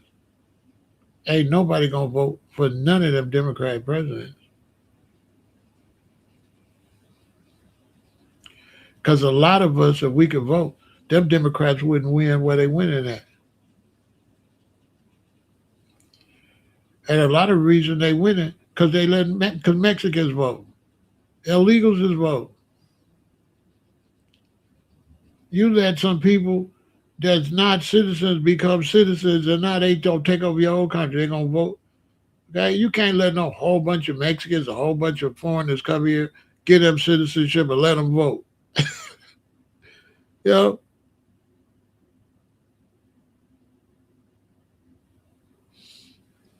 they're gonna try it. They're gonna try it, but white people gonna lose their country because the only chance they had to have a decent country was to be kind and look out for foundational Black Americans. Foundational Black Americans is one of the backbone, the reason their country is great, and they want to take that for granted. They don't want to give us our reparations. They don't want to treat us right. For that, they're gonna pay. And I would tell white Americans that you need to look at the Bible and you need to look at this situation. And this situation is exactly like the Bible. And you could take it for a joke or whatever. But when Pharaoh didn't let them people go, all kind of plagues and problems, Egypt almost failed, probably eventually did fall because they was hard-headed. And there ain't no way you're going to be able to treat Black Americans as this country going to be successful. This country is going to fail if they don't do us right. And it ain't going to just fail with politics and that. It's going to fail because Mother Nature going to tear it up. Ask them Europeans in France that's dropping like flies. You're not living right. You're not functioning right. And if you don't change your evil ways, we're going to get the whole planet. That's on you. Share or lose it all. That's a fact. Because it's not just how you treat people, you don't respect the environment. What fool don't respect the trees and the environment and the oceans and stuff? You got to be crazy. Oh, we can put 1,000,000 satellites up in the sky going round and round. Everything will still work the same way. How everything gonna work the same way when you change everything? This is just common sense. This worked perfect like this. If I add all this ain't gonna work perfect no more. Duh. Duh. And they got a person that's making a lot of the electronics that, according to me, don't really appear to be a human. But that's another video for another day. But one of the main people that they use in technology looks like an alien or something. Shaped, very weird. wear big jackets so you can't see that big thing, that big bone. And the face is an alien face. Everybody act like they don't see it. But if that ain't an alien or some kind of creature, you tell me what it is. That don't look nothing like no human being. I ain't gonna say no names, but all you gotta do is open your eyes and look.